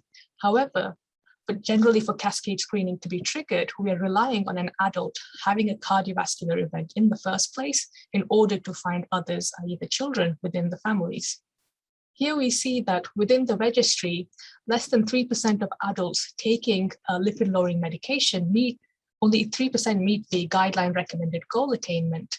So not only are individuals being identified late in life, but are also not reaching treatment goals. Also, as LDL-C is cumulative, this means that more aggressive treatment is required the later an individual is found due to the accumulation of atherosclerosis or hardening of blood vessels. But if we identify early through active screening, then we can have the benefit of prescribing less aggressive treatments at later time points in an individual's life. So from the current cohort within the registry of over 66,000 individuals, there are over 10,000 children that have been diagnosed with heterozygous FH. And I will now present some preliminary data of the children data set within the registry. As you can see from the bar graph, that over 75% of children have been diagnosed through a genetic test, which has been initiated as part of cascade screening. And to the right of your screen on the bar graph, we see that over 11% are index cases, which means that these 11% have been found systematically, for example, by their age group, and not through an event triggering the search. The majority, or 88%, are non-index cases and found via cascade screening as a result of the parent being diagnosed, most likely following a cardiovascular event. Now, in this slide, we see the LDL cholesterol at entry into the registry for children, and we can see that the overall LDL-C is 196 milligrams per deciliter. This is very high considering the normal healthy range is less than 110 in those without FH.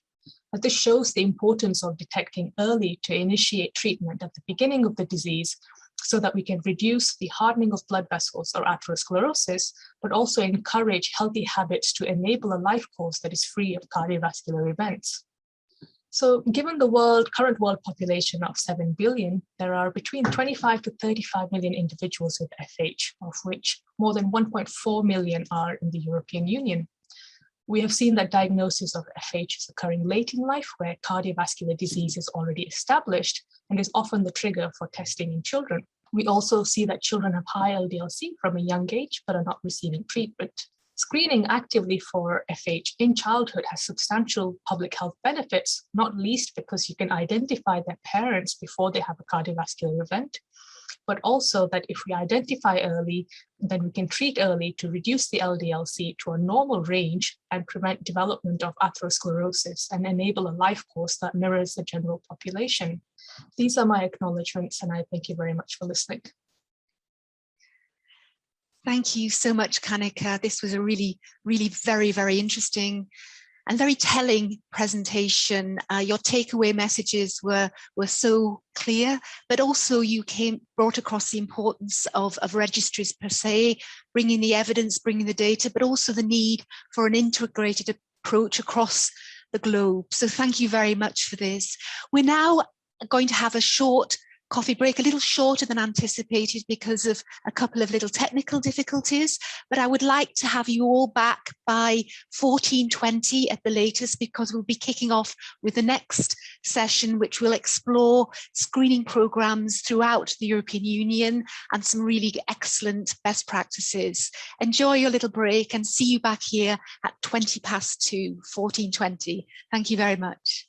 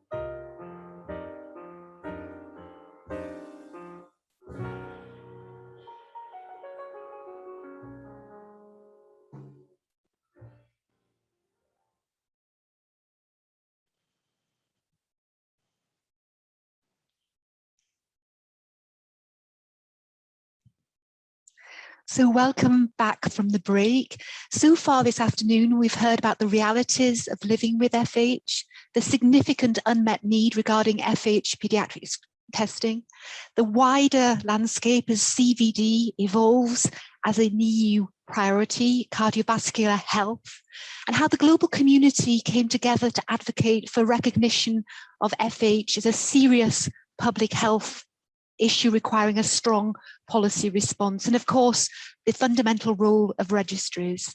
This session will home in on the European Union and will explore how different countries are approaching FH pediatric screening, where good practice exists, and why and how progress could actually be speeded up, be accelerated.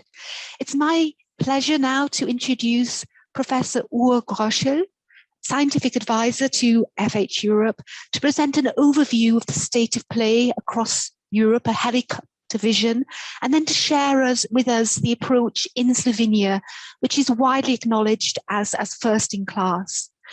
He'll then kindly introduce colleagues from other member states to share their experiences. Professor Groschel, the floor is yours. Thank you, Nicola, for introduction. And good afternoon and kind regards to all the participants of our meeting. Today, in my first talk, I will discuss the FH screening programs in the Europe.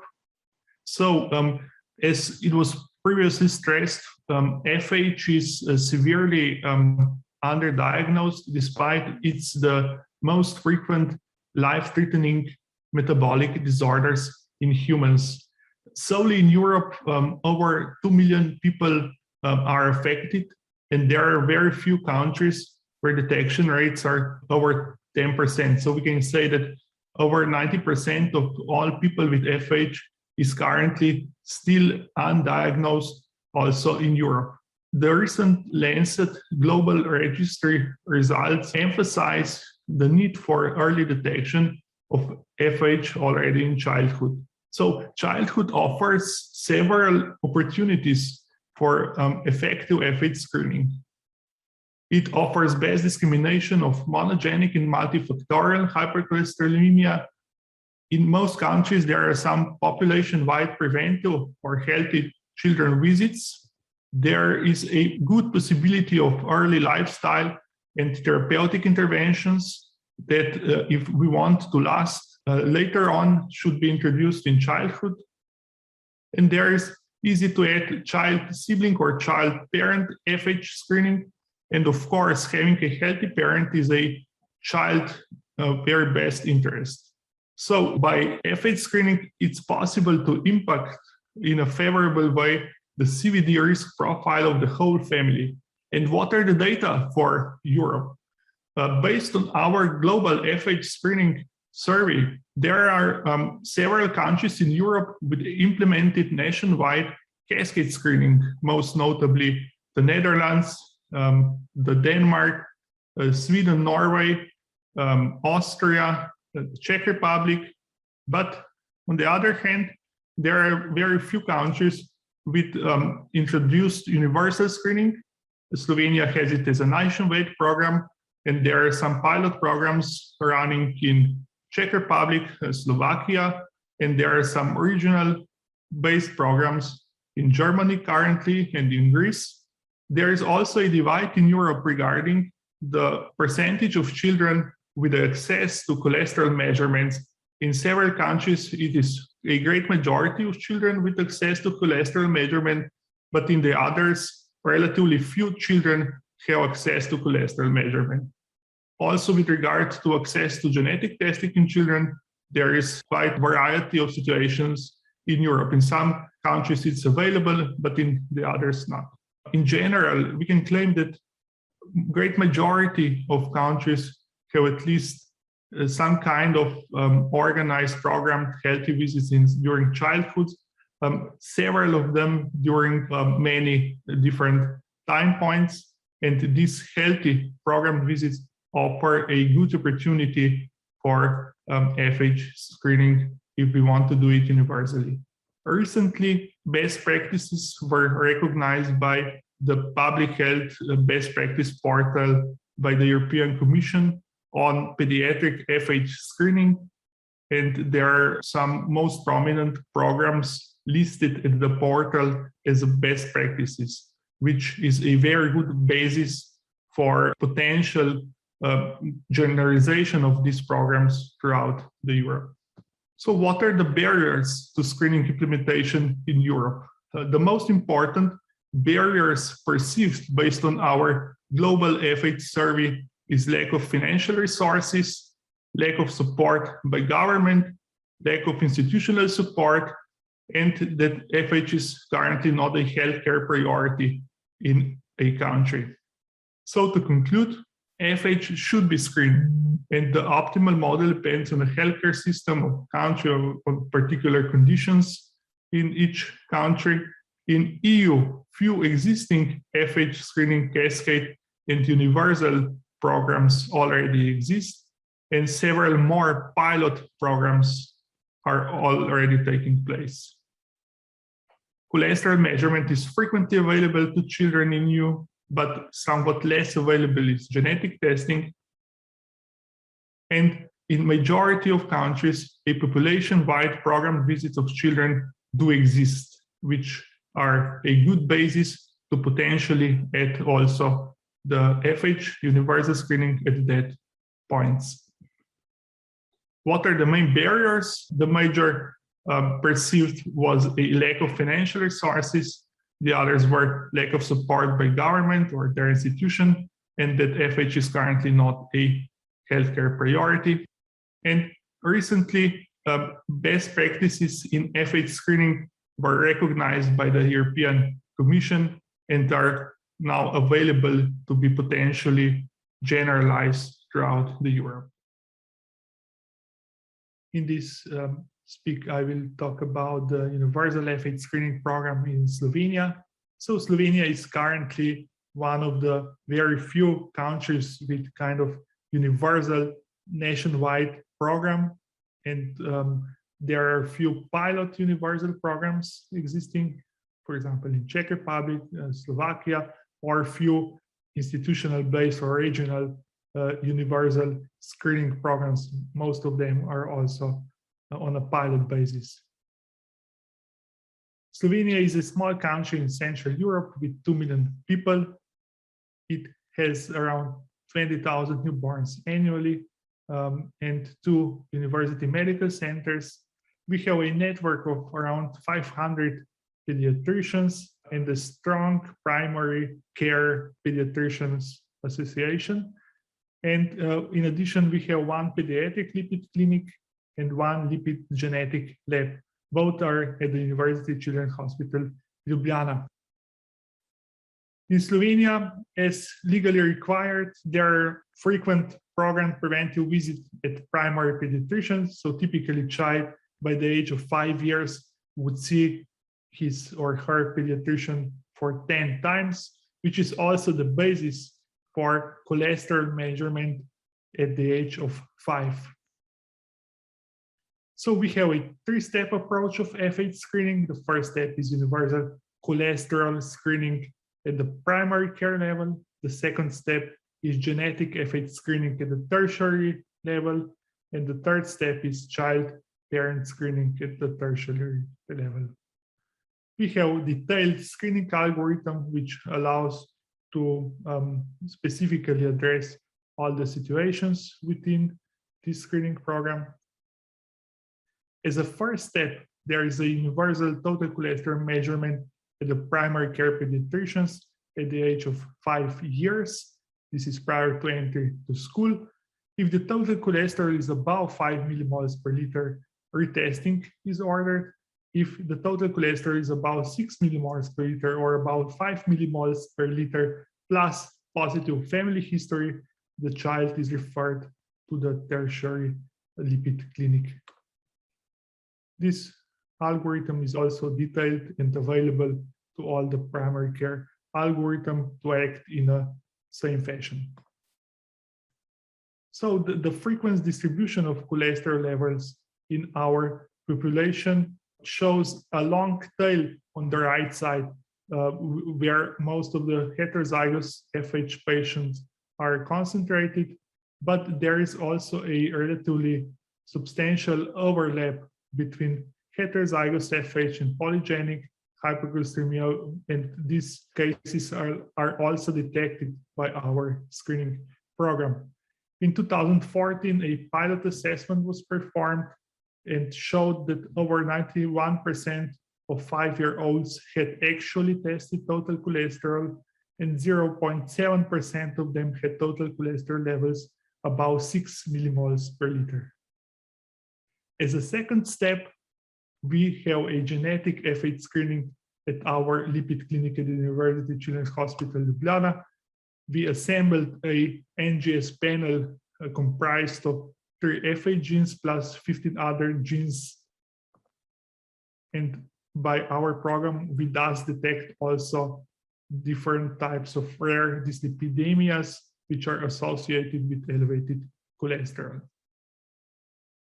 We published before some analysis from the program in recent years.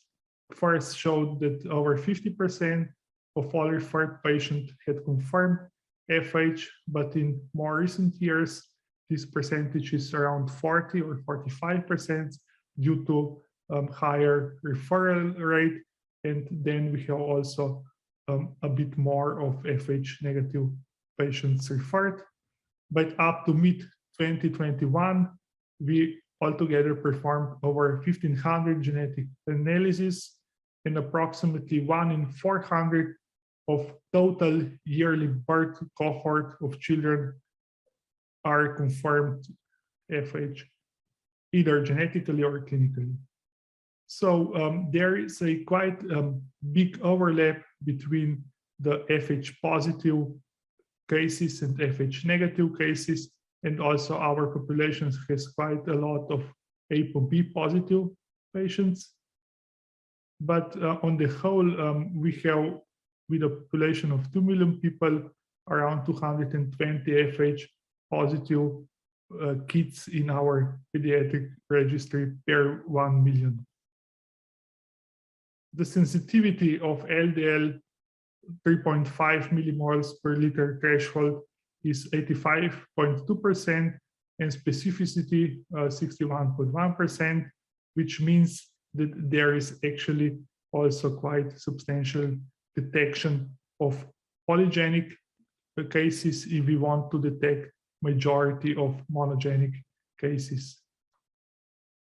As a third step, we have a child parent, which is also called reverse cascade screening. So each child has one parent with FH, which was confirmed in 94% of children in our cohort, and 3/4 of the parents were not on the therapy, and most of them didn't know that they have elevated cholesterol. Direct costs of the program were around 850 euros per one genetically confirmed FH patient detected. To conclude, Slovenian model of universal FH screening, which is 3-step approach, is feasible in practice. We confirmed FH in approximately 1 in every 400 children born in Slovenia in the recent years. To have a fully functional program, it's important to establish a national or regional reference pediatric lipid clinic and also referral genetics lab. Very important is a good collaboration with primary care level, especially with primary care pediatricians, but also in some systems, GPs. Important is to establish FH registry and to support patient initiatives. And also important is a good transitioning care, so good collaboration with adult physicians, not to lose the many benefits with early screening. By doing universal type of screening, you also detect many polygenic, hypercholesterolaemia patients, and some secondary disorders. And every screening program needs to be prepared to that. So thanks a lot for your attention. As the next speaker, I would like to introduce Professor Albert Wigman from Amsterdam. Albert doesn't need special introduction. He's one of the giants in the field. and actually directly responsible that many children are diagnosed and treated in time.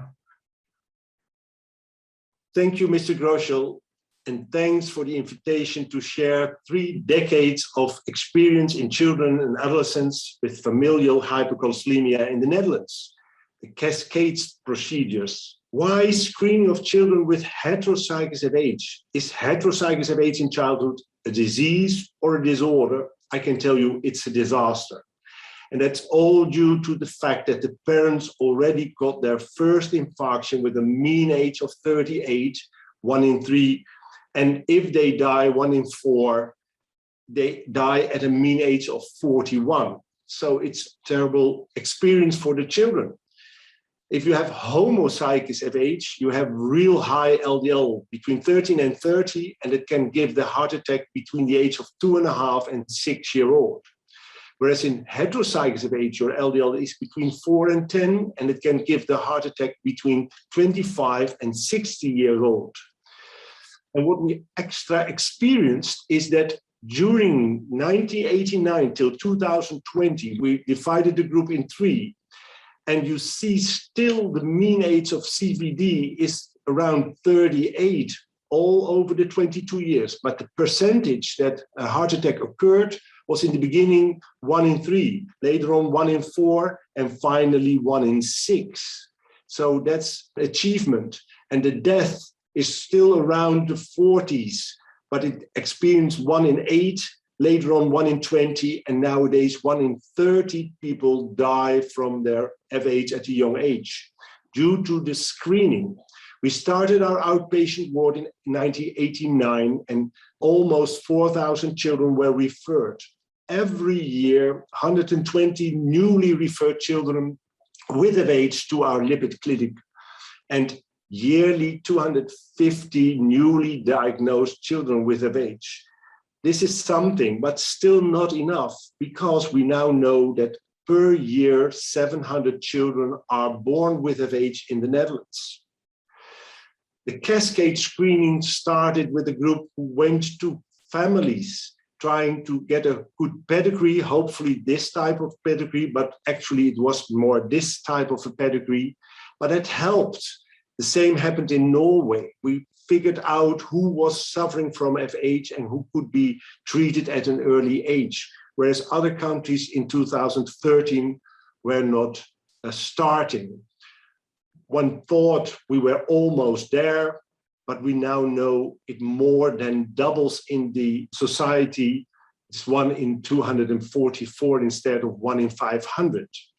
So the frequency is this high, and the loss of life expectancy is 21 years. The mean age in the Netherlands is 82. In this group with heterozygous FH, it's 61. And now we know it's 70,000 people. In the past, it was thought 35,000. And when we were at 30,000, the minister stopped the cascade screening, and 40,000 were not identified. The number dropped enormously to, let's say, 22% from the past, and 42% found and 58% lost.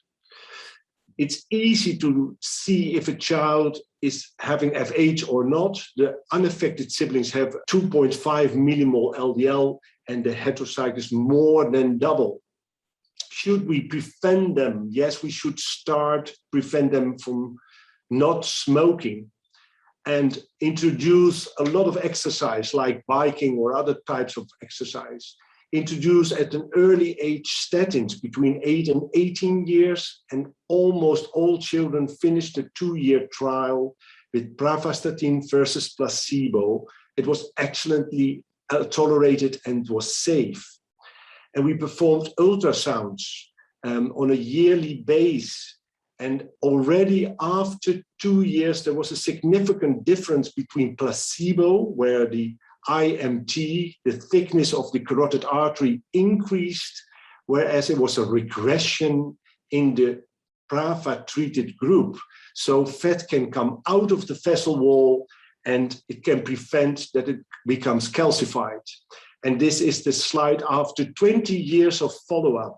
We published this where the parents started their drug at the age of 30, and almost 40% had their heart attack before the age of 40, and 11 already died of the 156 parents before the age of 40. None of the children died. One had a stent who stopped his drug at 18. Luckily, final slide, there is improvement of detection in the Netherlands again, but we are not on that level what we had before 2013. We now go in the direction of 800 people per year, partly 1 in 3 index and 2 in 3 screened. Thank you for your attention, and may I pass the word on to Mr. Freiberg. Thank you very much, Professor Wigman, but it's a pleasure to be here to provide some insights on the Czech Republic and developments here in the context of FH screening, and particularly FH pediatric screening. We have 3 screening strategies to diagnose FH. These are opportunistic and cascade testing, selective screening, and newly the pilot project of the universal screening in newborns. Opportunistic testing detects FH patients by routine healthcare procedures done from any reason. Patients with suspicion of FH are then referred to our specialized medbed centers, and those fulfilling FH diagnostic criteria are put into the database, and cascade testing in families follows. At this moment, I should mention what the medbed project is. It's an acronym for Make Early Diagnosis to Prevent Early Death in Medical Pedigrees. Our country joined the project in 1997, and it has been running under the umbrella of the Czech Atherosclerosis Society. The main goal is to identify FH patients as early as possible, to start treatment as early as possible, to prevent premature death and non-fatal heart attacks in these high-risk individuals. A key point for medbed success is a network of collaborating centers which are spread over the whole country. We have 68 sites, 2 national centers, a number of regional centers, and specialized clinics. Where possible, we have established a pediatric center paired with the adult one. We have 18 pediatric centers altogether.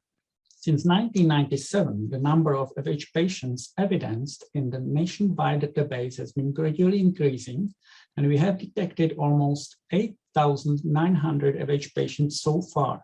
Considering the prevalence 1 to 250, the expected number of FH patients in the Czech Republic is almost 43,000. It means that we have identified 21% of all FH individuals expected to be in Czech Republic, including 647 children. Although the Czech Republic belongs to the most successful countries globally in terms of the relative number of diagnosed FH cases, still there are more than 30,000 FH individuals who have not been diagnosed and treated. Another screening strategy is a selective screening. There is a mandatory cholesterol testing in children aged 5 and 13 in case of premature cardiovascular event in their familial history. This is done by primary care pediatricians as a part of preventive examinations. I should say that the selective screening is a part of reimbursed care. However, the data on how this program is effective is lacking. Now I would like to introduce our pilot project of the universal screening from umbilical blood, which we call CHECK-IN, an acronym for Check Cholesterol in Newborns, which includes also a pun referring to the Czech environment. The project, with the support from the European Union, has already been initiated. We plan to measure bad LDL cholesterol in 10,000 neonates and perform molecular genetic testing in those with LDL cholesterol above the level of 85th percentile. We are aware of the fact that LDL cholesterol examination for diagnosing FH is the most sensitive and specific when done between 1 and 9 years of age. However, it showed a reasonable sensitivity and specificity also in umbilical blood. And what is a big advantage of this approach? umbilical blood is more easily available sample than any other blood sample later in life. Aims of the project are to determine umbilical blood LDL cholesterol sensitivity and specificity for diagnosing FH, to find the most effective combination of biochemical and molecular testing for diagnosing FH in neonates, to find out if neonatal testing is a feasible approach for universal screening at the population level. We expect to find 400 newborns with FH, and by reverse cascade testing in their families, we expect to find additional at least 400 FH individuals in this project. And the main goal, of course, is to make check-in of all newborns with FH already at birth, and thus to ensure all children with FH a cardiovascular event-free flight through their lives this way. Thank you very much for your attention. It gives me great pleasure to give the floor to Professor Noël Peretti from France to share with you some of the challenges and opportunities in FH pediatric screening in France. Professor Peretti, Noël, the floor is yours. Thank you, Professor Freiberger, for inviting me.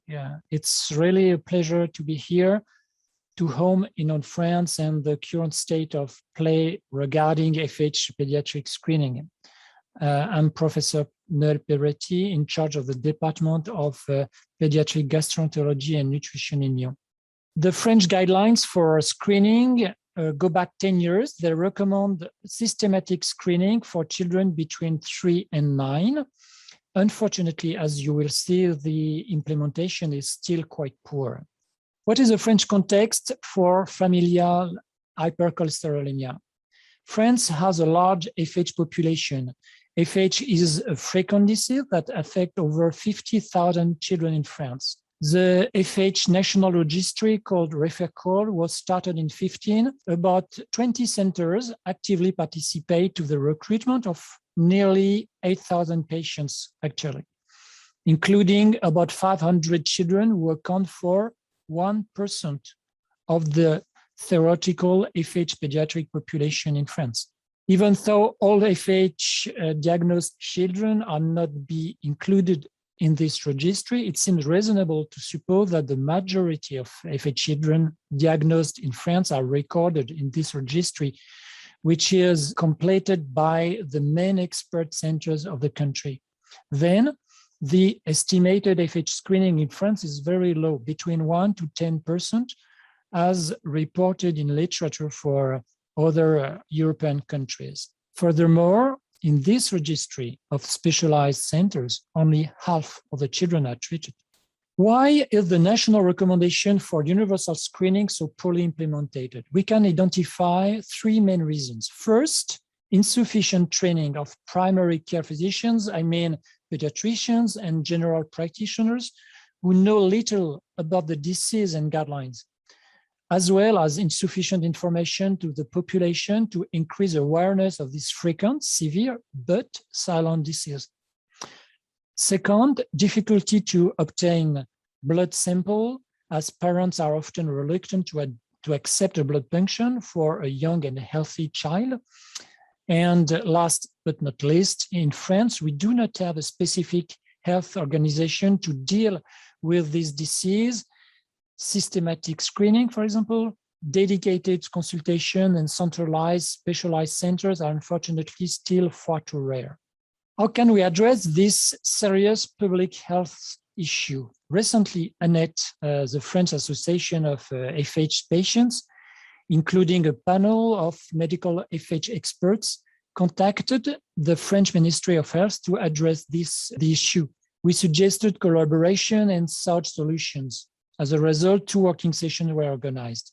The French project has 2 main objectives. First, to develop universal screening in young children during targeted medical visit at 2 years over mandatory examination or at 6 years during school medical checkup. As demonstrated by Professor Ward, these are ideal timings to detect both children and young parents who might also be prone to cardiovascular events later in life. This reverse screening seems a realistic and efficient strategy to detect both children and parents. To overcome parents' reluctance to draw blood, we plan to use dried blood tests, which are less invasive and easier to perform. Second, in order to run a successful screening program, it is absolutely necessary to implement also an educational strategy.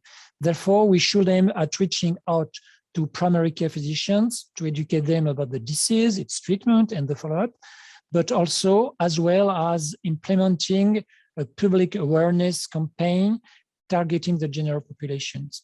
So in conclusion, with its large children population suffering from familial hypercholesterolaemia, France has a duty to address it, create and implement an efficient health policy. We absolutely need to identify patients with fight this serious disease, which heavily impacts so many young adults while informing about the affordable and effective treatments that are available.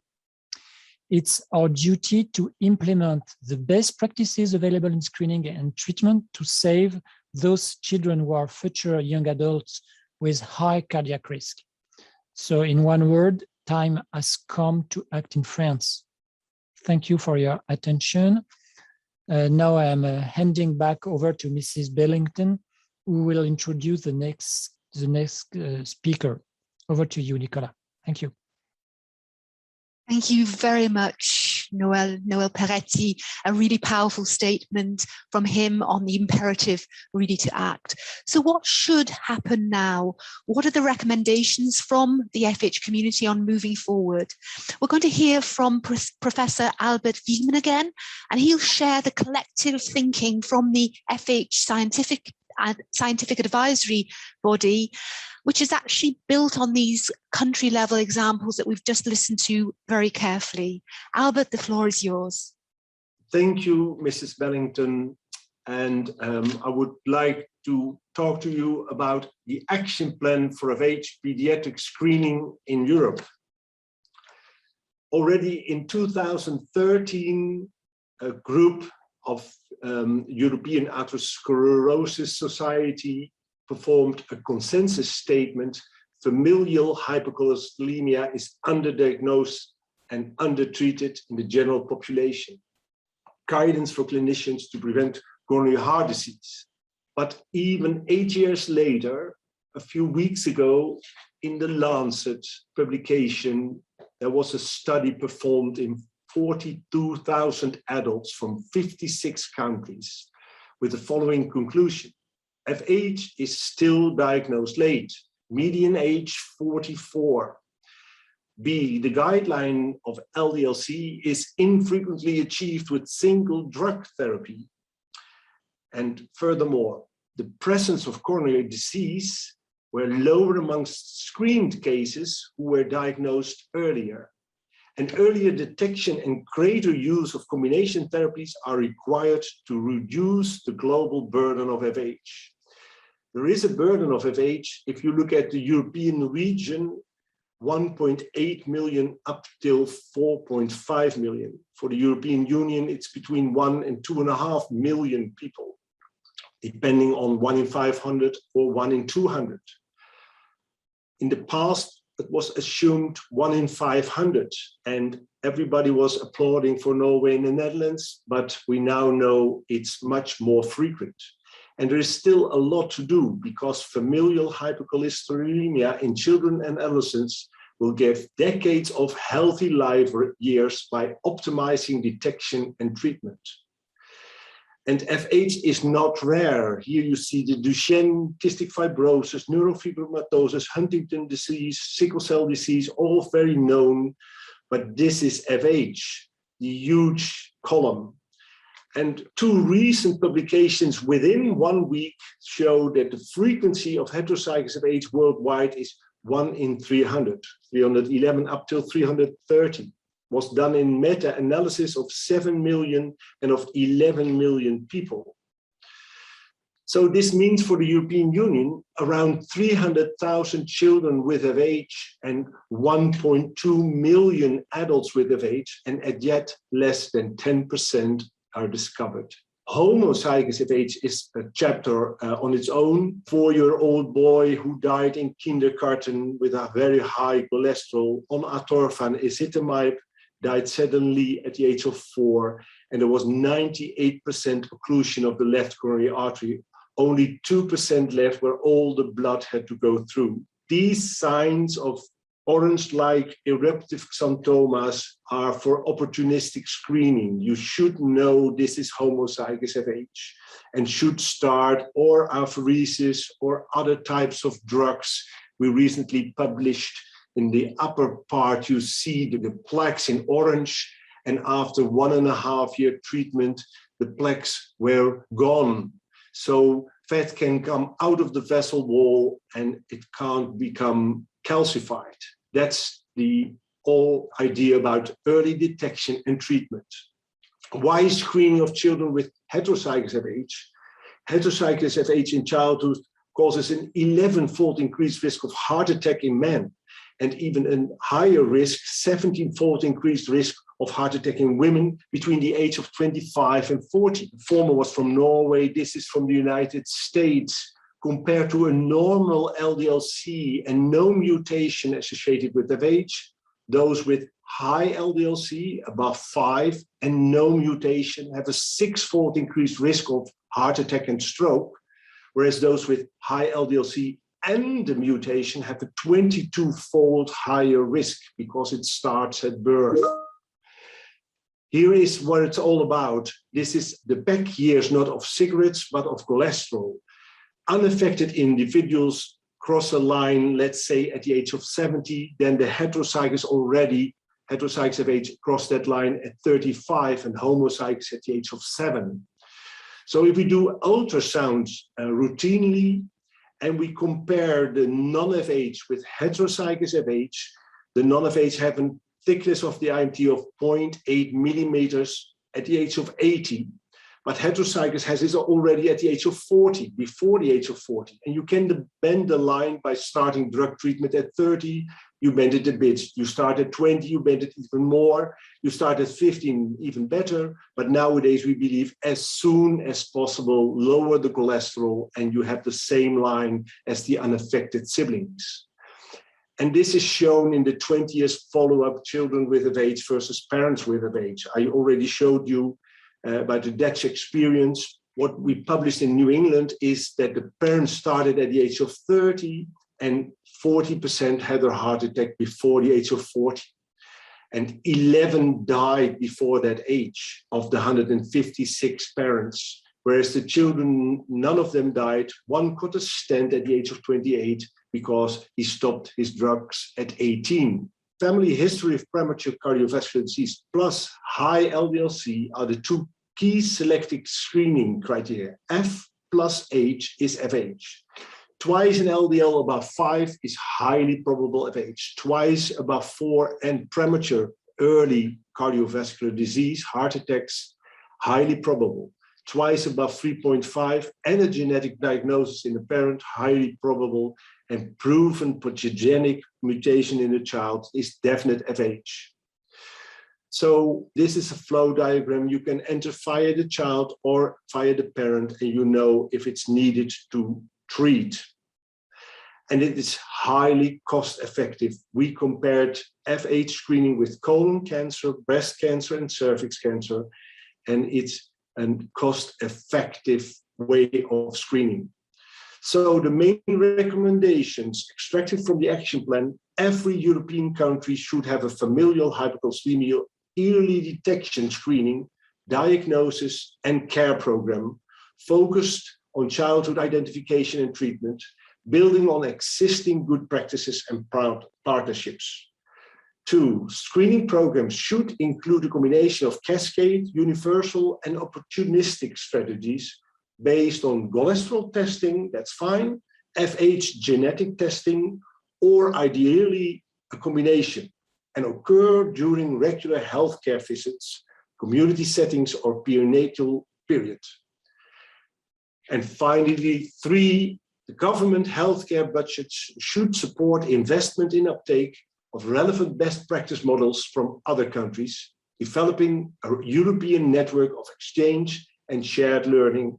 And finally, research to support childhood FH identification should include registries documenting FH care and to monitor progress and health outcomes. Thank you for your attention, and back to Nicola. Thank you very much, Albert. You've outlined a really clear draft blueprint for moving forward, and now is the moment to glean the views of other key stakeholders at the forefront of cardiovascular health. We are very honoured that Professor Lale Togosogulu, past president of the European Atherosclerosis Society, has agreed to moderate this session, and I would like immediately to give the floor to her. Lale, please. Thank you very much. So welcome to the panel on FH screening in Europe, where we will move towards a consensus with the key stakeholders. We've been discussing that FH is vastly underdiagnosed and undertreated, leading to early cardiovascular events. And since WHO recognized it as a public concern, there have been positive efforts from different stakeholders, and a call to action was published last year with international coalition. But now is the time to come together for a systematic approach in Europe to preserve the health of future generations. Today, we have distinguished representatives from the key stakeholders. Joining us today is Professor Kasi Cray, President of the European Atherosclerosis Society, Professor Raul Santos, President of International Atherosclerosis Society, Professor Fausto Pinto, President of World Heart Federation, Professor Martin Halle, President of the Prevention Association of the European Society of Cardiology, and Dr. Gutierrez Ibarluzea, WHO Technical Advisory Group and past President of Health Technology Assessment. So without further ado, I'd like to start our panel. And the first question I want to discuss is by hearing the panelists' perspectives on the importance of screening programs. And I'd like to give the floor first to Professor Ray, because he has published the world's largest registry on FH. Please. Thanks, Professor Togosoglu. So I think what we've done with the global registry, the first aim was to try and understand, this is a genetic condition. We've got a fairly good understanding of the prevalence, 1 in 311 globally. In certain regions of the world, it's more frequent where there's consanguineous marriages and so forth. But the key message is that if you look at a condition that occurs in every WHO region of the world, it's diagnosed after 45 years of exposure have been missed. That's the average age at which we are diagnosing these individuals. Moreover, when you look at the age of diagnosis, the later the age of diagnosis, the more likely it is that people have had something bad happen to them, whether it's a heart attack, a bypass operation, a procedure. And these are only the people that have survived long enough to be able to get into the registry, and doesn't even include those that have died before. Very few children are identified early on. So if you look at people before the age of 20, less than, in our global registry, less than 2% are in that particular category. The next important thing about this is we lose the opportunity to change behaviors and reduce the likelihood of additional risk factors developing. Because yes, the main driver for heart disease will be high cholesterol present from birth. But the later the age of diagnosis, the more common are additional things like high blood pressure, like diabetes, like higher weight. That basically means those 40 years where you've got a very good opportunity to course correct, not only to start cholesterol lowering treatment, but to encourage lifestyle behaviors is lost. If you look at those people in our registry now who were identified because their family member was identified, because the age of those additional people is lower, there is less likelihood of cardiovascular disease and also risk factors. So we know that actually identifying people means that they are less likely to have things wrong with them, less likely to have risk factors. So what that consistency of that message is telling you is time. If you now move to the children, and you've seen this already, that of the global data that we now have, like 12,000, 13,000 or so individuals, the vast majority are found as by index, as an index case, meaning that something bad had to happen to their mother or their father for them to be found. And that is morally wrong. We should be finding people systematically in a way that we can change their life course, and through reverse cascade testing, maybe also help their parents. And we often think about these things like screening and identifying, thinking that, you know, it's going to be a budget item, it's going to be a cost. If we are really to be serious about preventing this condition and its consequences, we need to think about preserving health and not treating disease, which is what currently we're actually doing. So with that, Lali, I will hand back to you. Thank you very much. Now I'd like to have the perspective of Professor Santos, please. Good afternoon, everyone. Nice to meet you all. So as has been shown before, we have a condition that is genetically determined, that we can make early diagnosis, we can implement efficacious, safe, and cheap therapy, and we can make a lot of difference. So in my opinion, if Europe starts really this process of making pediatric diagnosis as, let's say, a rule, Europe can be an example to the rest of the world. I represent a society that actually focuses mostly on the health of people outside developing regions.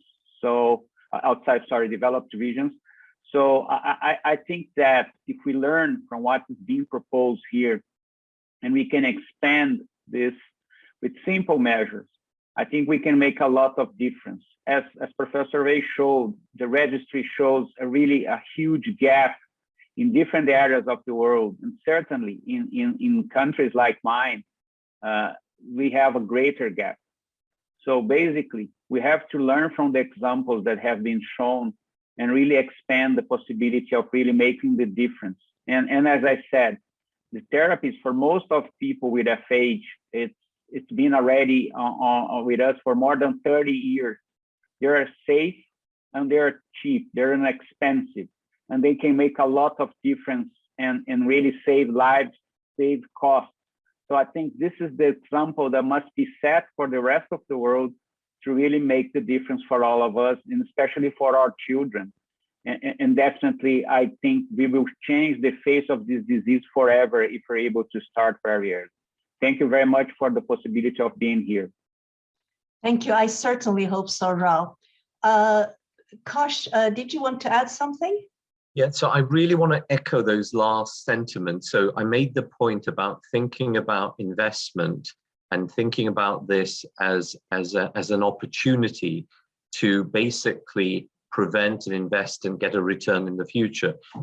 The one way to think about this is, if you find people age 40, 50, 60, think about this as pension and when you are going to retire. If I've never saved my entire life and I start to think that in 10 years I'm going to retire with a good pension, I'm going to have to put a lot of money away at that point. So basically all those people that we find much later in life, we often think about, well, am I going to be using lots and lots of expensive drugs and treatments? If you find people late, then you probably will have to course correct. But if you start early, it's like saving for a pension very early on. The earlier you start, and we have cheap, small treatment, you will get that compound interest so that you can retire in good health. That was the only thing I wanted to add, Lalet, which I forgot. That's a very important point. And now the perspective of WHF is, of course, extremely important. So I'd like to hear from Professor Pinto, his perspective. Well, thank you very much, Lali, and good afternoon to all the panel and the audience. And it's really been a fantastic day. I think we have to congratulate the Slovenian presidency for putting together this important meeting. And as Sir Geoffrey Rhodes said many years ago, it's very important that whatever we do in the medical field or whatever we do in the scientific field, that reaches out to the decision makers, because at the end, if the governments, if the ones who have to decide are not aware and are not sensitive enough for this type of issues, nothing will happen. We've had many documents, we've had many calls to action, and we really need here to have the engagement of who has to decide based on the evidence. We have enough evidence today to move forward. Today we've seen several presentations and we just saw very important ones that give us all the evidence that we need to move forward for a strategy that should include early detection. It's clear now, there is no question about it, it saves lives. So it's a call to action now to save lives and save lives of children. And this is something that has to be highlighted. And you just saw the numbers. It's appalling. We are basically, by not doing the right thing, and by only having like 10% of people diagnosed, we are actually letting our children die.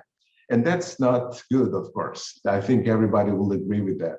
So it's really important that as we as medical community and scientific community that actually see when things go wrong and develop the science that can then be used to base on important decisions. What we can do here is actually to show very clearly what can happen if the measures that need to be put in place are not done appropriately.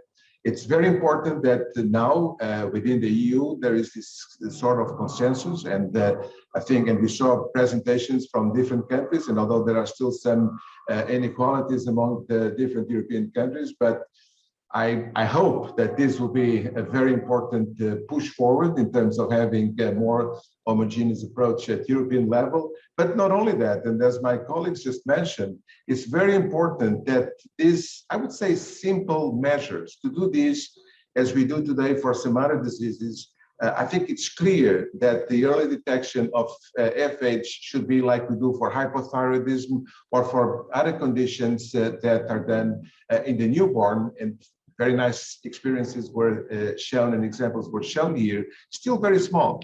And that's what we have to do now. We have to make this big. So we have to make this big, on one hand, the news that should reach the decision makers, and it seems that it's reaching there. And then make sure that from an operational standpoint, this can be done at the global level from low, middle, and high-income countries. It's very important for the future of our community. It's very important for the future of these people. Professor Ray just mentioned and I used this comparison also of the pension. If we all of us trying to save some money for when we are older, come on, here we're dealing with children, and we're dealing with the opportunity to not, an old concept that no one should be left behind. And I think we all agree with that. WHF has been doing its share. Many of you and many of the organizations represented here are members of WHF. There have been some important documents. There was an important document, a couple of call to action actually, organized a couple of years ago with the FH Foundation. We've been also working with FH Europe, which is a member of WHF. We've been working with many of our other members. There is now, we have at WHF organized what we call the roadmaps, and there is a roadmap on cholesterol, which is being updated, and actually Professor Ray and Professor Santos are the co-chairs for this roadmap. And I can only hope that all these messages, and that's why this meeting is important, because it's not only among doctors or among health professionals, it's also including many other players, and particularly the decision makers. So I hope this can make a difference for the future of these people, and basically for the future of all of us. Thank you so much. Thank you so much. I'd like to echo your sentiments. I hope today is the day we go forward. Now, another major stakeholder is the European Society of Cardiology. So I'd like to ask Professor Halle about his perspective. Dear colleagues, thank you for this great initiative, and also for the presentations. The only question I have is why stakeholders go out and do it. Why have you waited? Why are you waiting? The evidence is so clear. It is so simple to go for this, to save lives, as Professor Fausto Pinto pointed out, save lives of children who in politics, who in governance has the opportunity to save lives by action taken. So I just want to say from the European Society of Cardiology and Preventive Cardiology, just do it. Why don't you do it? Just do it and go for it. I certainly hope so. Thank you so much. I also want to hear from Dr. Gutierrez Iberluze about what he thinks. Yeah, first of all, thank you very much for inviting me, and also thank you very much for this initiative. That is, I think it is very on time. So Professor Halle was saying why we are not doing. I think it is quite clear why we are not doing. First of all, because no governments have decided to go ahead. Probably one government as a single voice would have said, we will go ahead and do it. Probably that will be also an echo in different governments all over the world, especially high-income countries. The second thing it is, we are talking about the saving lives of children, but in reality, it is making an action that will be, the results will be in the future. It will not be immediately. So we need to think about the politicians that they need to make the investments, and they wanted to achieve those actions and those outcomes to be measured in less than 4 or 5 years. One of the problems with most of these screening tests, it is that we test now and we have the results in 20, 30 years, at least in most of the cases. If it would be to have an action that will have an immediate effect, probably that will be ready right now. So why we are not doing? First of all, I talk with some colleagues that are health economists. I move in the area of health technology assessment, and they said to me, most of the public health interventions, and this is one of the public health interventions, if they are effective, they are cost effective, and as it has been demonstrated today. The second thing it is why we are not doing it. First of all, there are two movements by which, or two criteria by which screening programs are put in place. So the first thing it is acceptability. I think this case it is fully acceptable. So that means that most of the patients, and in this case in the families, we are at the very beginning, we are not talking about patients, we are talking about children, so and the families will accept that. And the second thing it is affordability.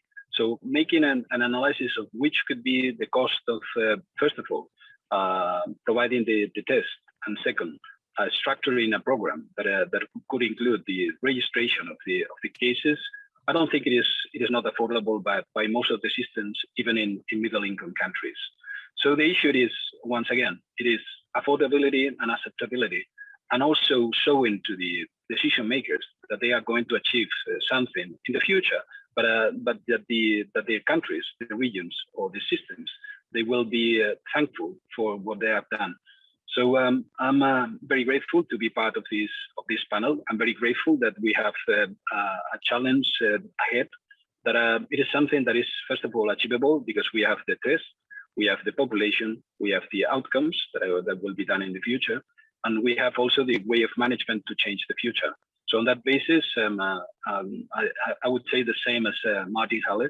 So please go ahead and please convince politicians. Obviously, HT Evaris will have something to say in this regard, but please convince with data the politicians or the decision makers in terms of making the investment. Thank you very much. You come to a very important point about convincing ministers of finance about the cost effectiveness of the screening programs. So how would you suggest we go forward and do it? Let's go back to Professor Ray and do the whole round, please. Thanks, Lali. So I think, we have to think, when we think about this, there are those already in adulthood who are much more advanced, walking around, and it's those silent voices, if you will, and waiting for bad things to happen. Some of those, as you saw early, will be found through opportunistic testing, because now every time somebody has a test of some sort, they're often having cholesterol measurements. So there's a program around that. We need to make sure that when people go into hospital early on, we find those people, particularly when their cholesterol levels are high. So there's much more in that area that we also need to think about. But then you've got those people yet to be born where or children where actually we can do the most good. And I think what we've got to agree today is not, so today, let's at least agree what good looks like, what we should aim to do. That does not mean that every country has to tomorrow or overnight invest in a certain amount to put it into practice within a year. No, each country can look to implement what good looks like at a steady pace that over a period of time provides affordable, sustainable policy implementation. But let's not argue what good looks like. We do know that child-parent screening can work. And not only can it work, is that it is cost effective. You don't do that and do that only and exclude all of those other people because you won't find them necessarily. So there are plenty of opportunities for cascade testing of adults, opportunistic testing, wherever that happens. But what we're talking about is that investment now by starting at the root source. For the future, we should be able to completely make the life or the lives of everybody born with this condition forever so much better. So let's at least agree what good looks like. Thank you so much.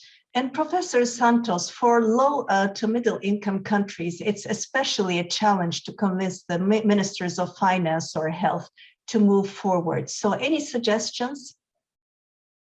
Yeah, it's a good question indeed. Actually, I think first we must tell the politicians that FH is a disease that starts from birth.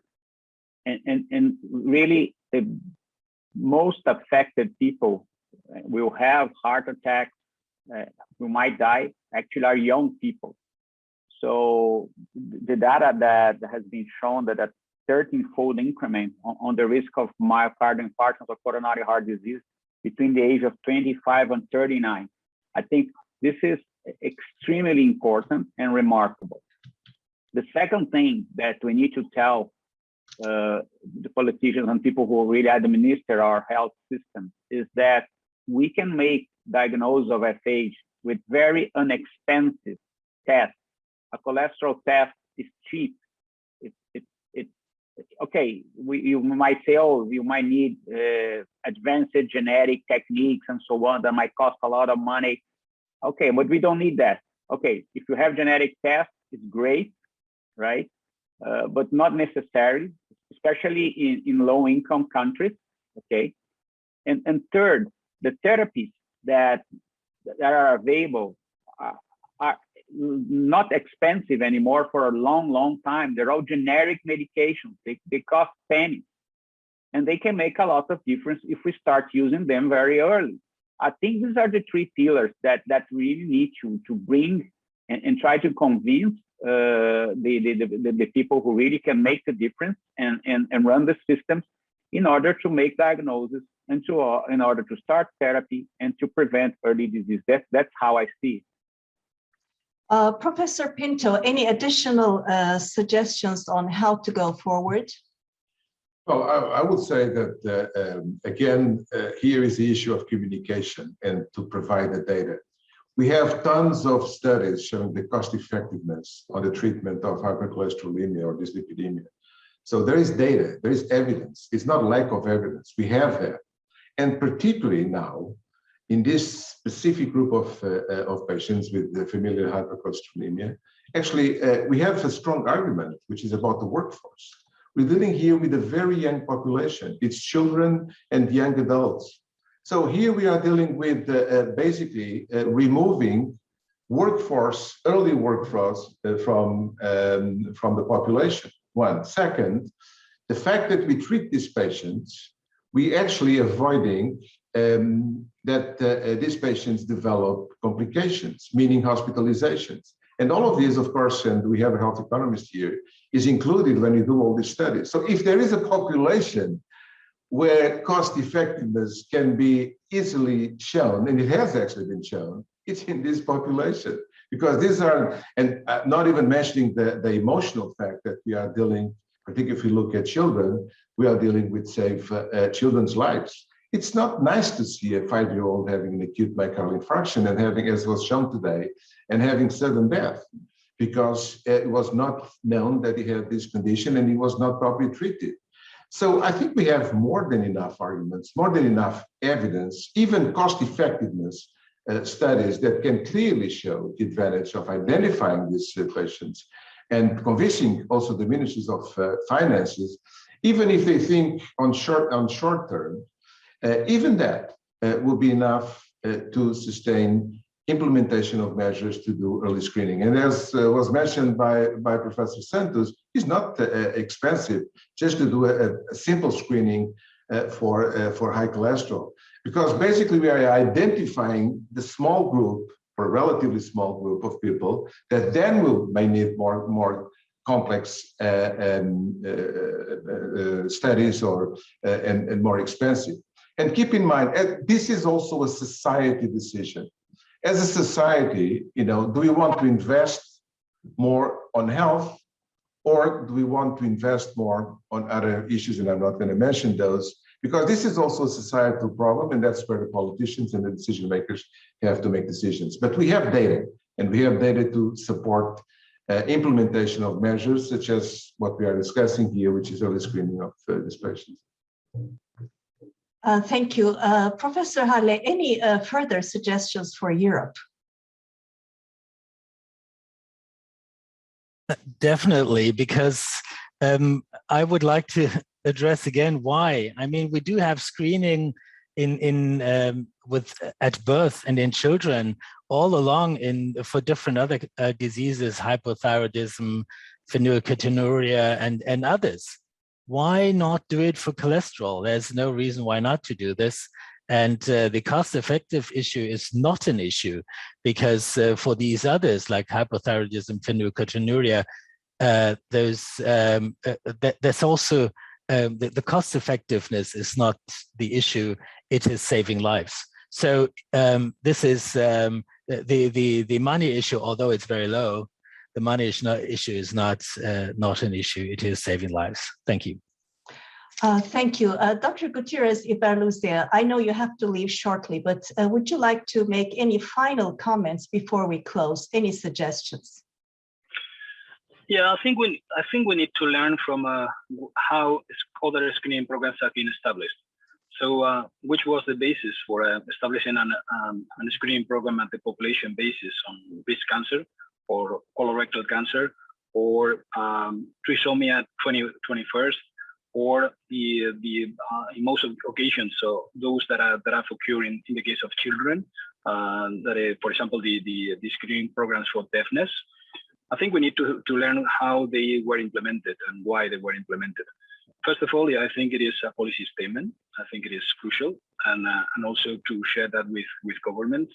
Second, to establish an international scientific, I would say, conference in which the figures are shared with the community, but also with politicians, and also that they establish how to put in place a screening program, which are the type of tests that will be required, which are the cutoff points that will be defined, and also which could be the possible cost for each of the countries. And on that basis, decision makers and investors, they will have a chance to look at that.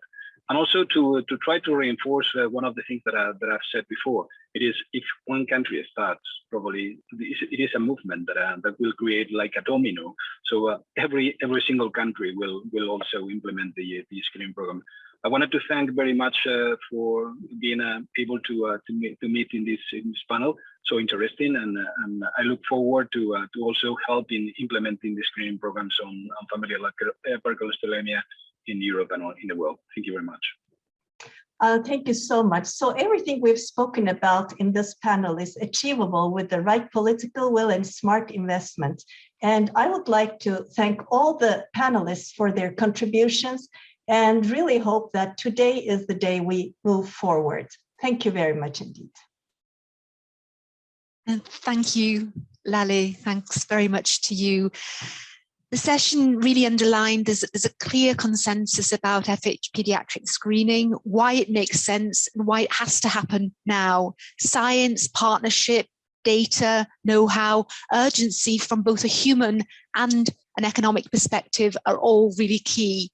And now it's time to hear from policymakers and other stakeholders to really drill down on how to move forward with the recommendations that we've listened to today. And I'd like to kick off with Dr. Mojca Gobec, Head of the Sector for Disease and Injury Prevention at the Public Health Directorate of the Slovenian Ministry of Health, and also clearly representing the Slovenian EU presidency. First of all, a really big thank you to you for all of your support in organising this technical meeting. It has been truly appreciated.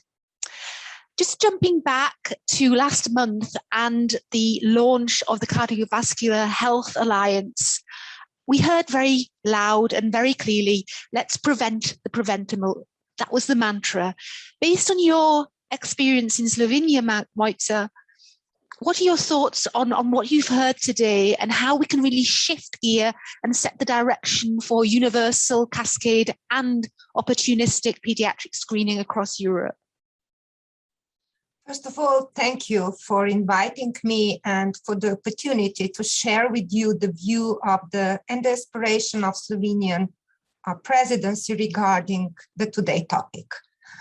The fact is that the CVD are the leading cause of death in the EU, and being responsible for 87% of disease burden and 36% of all deaths, major gaps in CVD prevention and early detection must be addressed.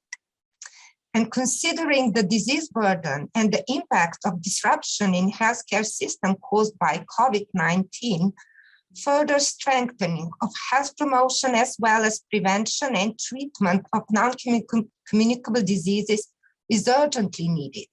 And Slovenia acknowledged this in the Council conclusion, which will be adopted by health ministers in December. And furthermore, we invite Commission and Member States to take a comprehensive approach on health promotion and prevention and early detection of cancer, but also to ensure that best practices developed in cancer prevention and control can benefit also other non-communicable diseases.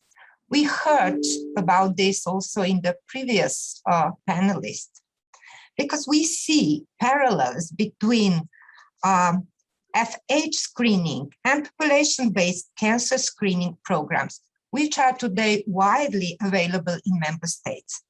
They are based on strong evidence and on consensus on experts all around Europe. And also policymakers agreed that screening programs are an important element of effective cancer control policy at the national and the EU level.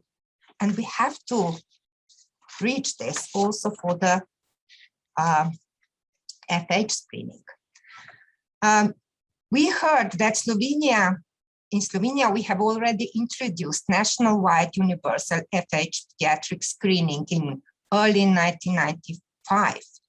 And we see it as a model and efficient strategy to identify individuals at risk, to treat them accordingly, and also children and also their parents. And we see opportunities for European Commission to support member states to work together on agreeing on evidence-based recommendation on FH screening through new health program, using instruments like joint action and maybe some other instruments within other financial mechanisms. And Slovenia, as my minister said in the morning, stands ready to be an active partner and help other interested countries to develop and introduce FH screening programs.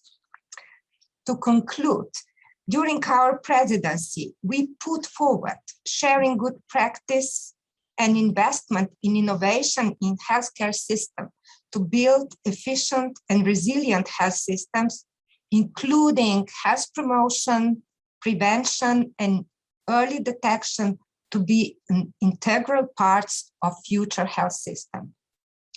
We believe that by shared learning and collaboration between expert communities, parent association, policymakers from member states, European Commission and European Parliament, we can make the FH screening in EU a reality without leaving no one behind. Thank you. Thank you very much, Dr. Gobic. That was a very powerful statement and leads us nicely to the European Parliament. MEP Busoy, Christian, you're widely known for your unstinting commitment to health in the European Parliament, co-chair of the interest group on equitable access to healthcare being one of many, many activities and commitments. Could you comment on Dr. Gobic's remarks? What would you suggest the concrete steps could be? Also thinking about the maxim that we heard earlier of leaving no one behind. What might be the role of the European Parliament? Over to you.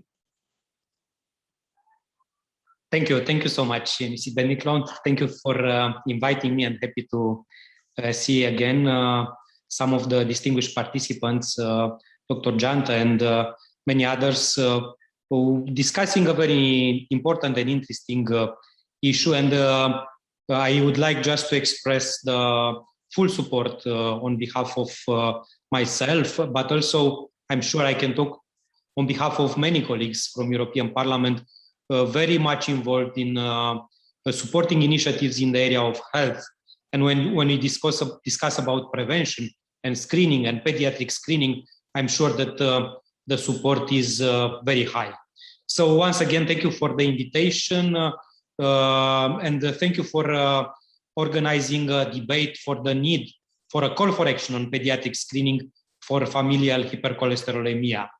Major chronic cardiovascular diseases are too often not diagnosed until serious complications arise.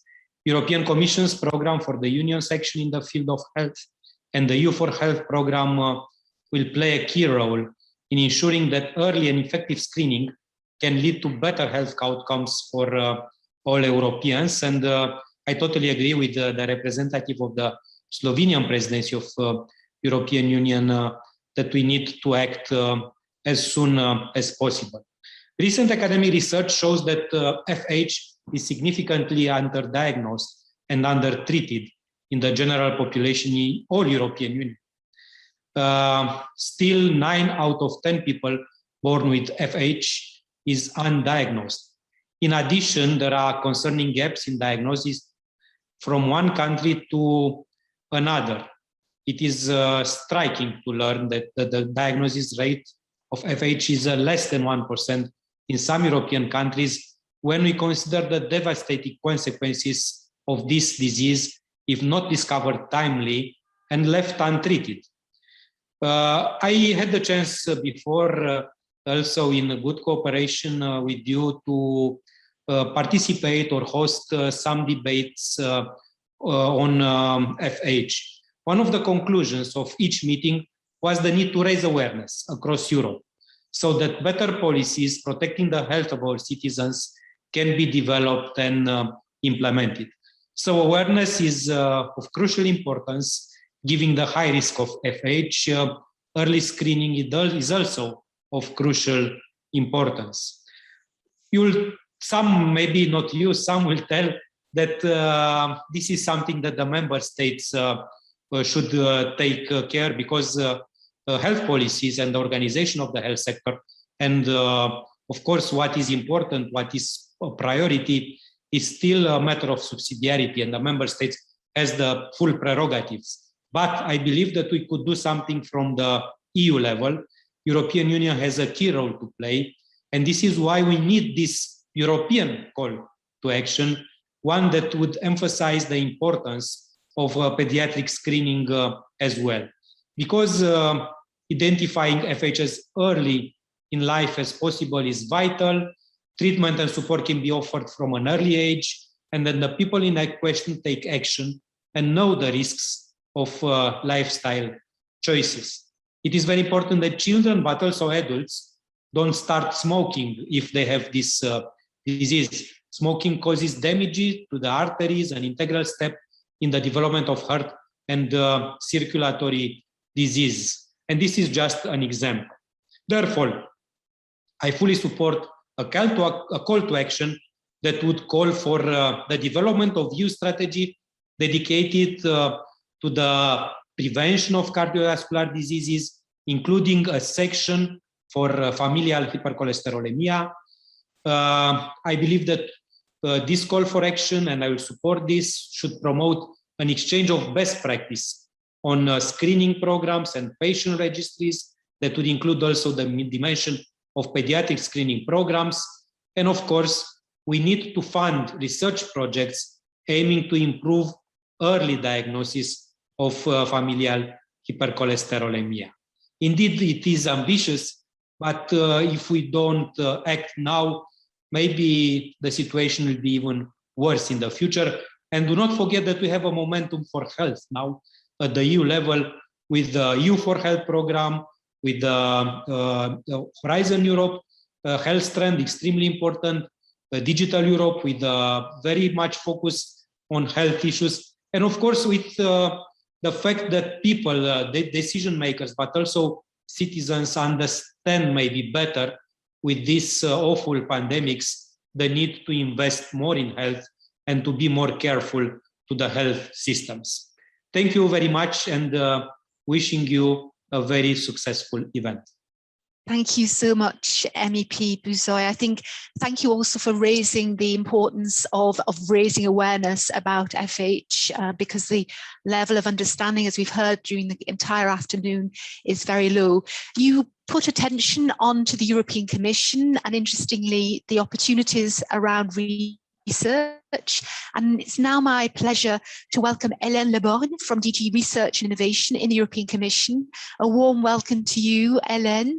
In the light of the new European Health Union and, as MEP Busso highlighted, increased Commission support, greater investment in health at European level, how can we see a strengthened approach to FH paediatric screening with the support of the European Commission? What are the opportunities from a research perspective, and how can we learn from initiatives such as the European reference networks? Hélène, the floor is yours. Thank you for the question. Obviously, I will answer from the research perspective as you kindly requested, and also because I'm based in DG Research and Innovation of the Commission. So from a research perspective, the FH community is very well embedded, I would say, in scientific activities, and we can really say that the knowledge is there and duly recognized. I'm saying this because the Commission already supported through its various previous research programs, FP6, FP7, and most lately Horizon 2020. So already supported projects on cardiovascular and metabolic disease, for example. And the most important example we have here is the support to the to the International Consortium for Personalized Medicines, called shortly ICPERMED, which was funded under Horizon 2020. And there, FH was featured as a best practice example back in November 2018. It's an example of personalized medicine research and implementation. Obviously, if further research is needed, the current Horizon Europe research program will support. And there, I would say that in addition of the usual collaborative projects funded, you might think also of more structuring initiatives, such as the partnerships, which are key new instrument in the landscape. For example, one starting next year on transforming health and care systems, but also another one on personalized medicine and one on rare disease starting a bit later in 2023-24. So certainly these are initiatives where the FH community could more carefully look at. Now, more from a healthcare perspective, we can learn indeed from initiatives such as the European reference networks that you mentioned. So these networks, they do focus on rare disease and condition, but the main lesson we can learn from them is that as a European network, you are stronger. It makes you stronger. For example, in the field of healthcare, you could look at how ERNs, these networks do have virtual consultations about rare cases, and rare forms of FH could certainly be discussed there if needed, obviously.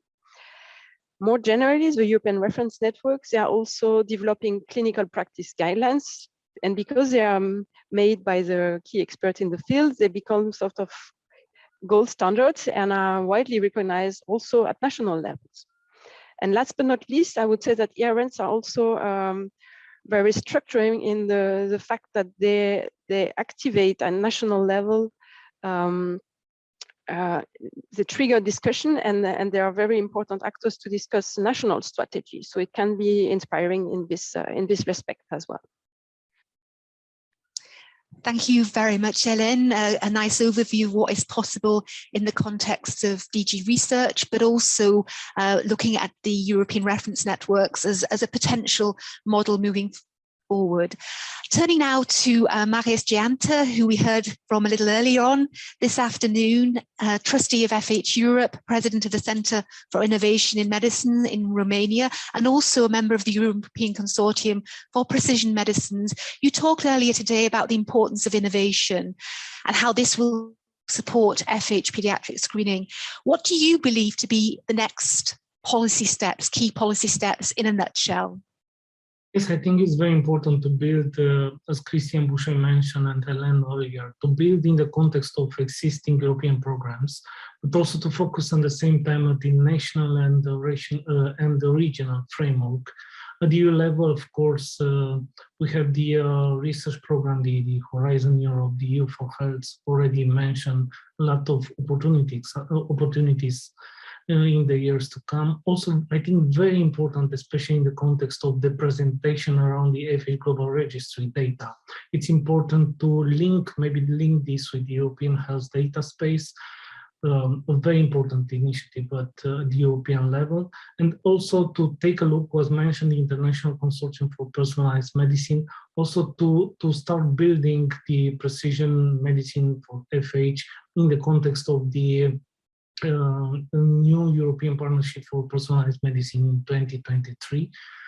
As well, I think it's important to connect with the 1+ million genome, another very important, I think, initiative at the EU level. And at the national levels, it's important to put the cardiovascular disease prevention and the innovation part of the national strategies for health and the operational programs. It's important that these programs to meet the real needs of the citizen and the patients, and to incorporate innovation in order to reduce or to avoid, to eliminate the risk of inequalities. It's very, very important actually to have in the same proposition the innovation and the risk of inequalities.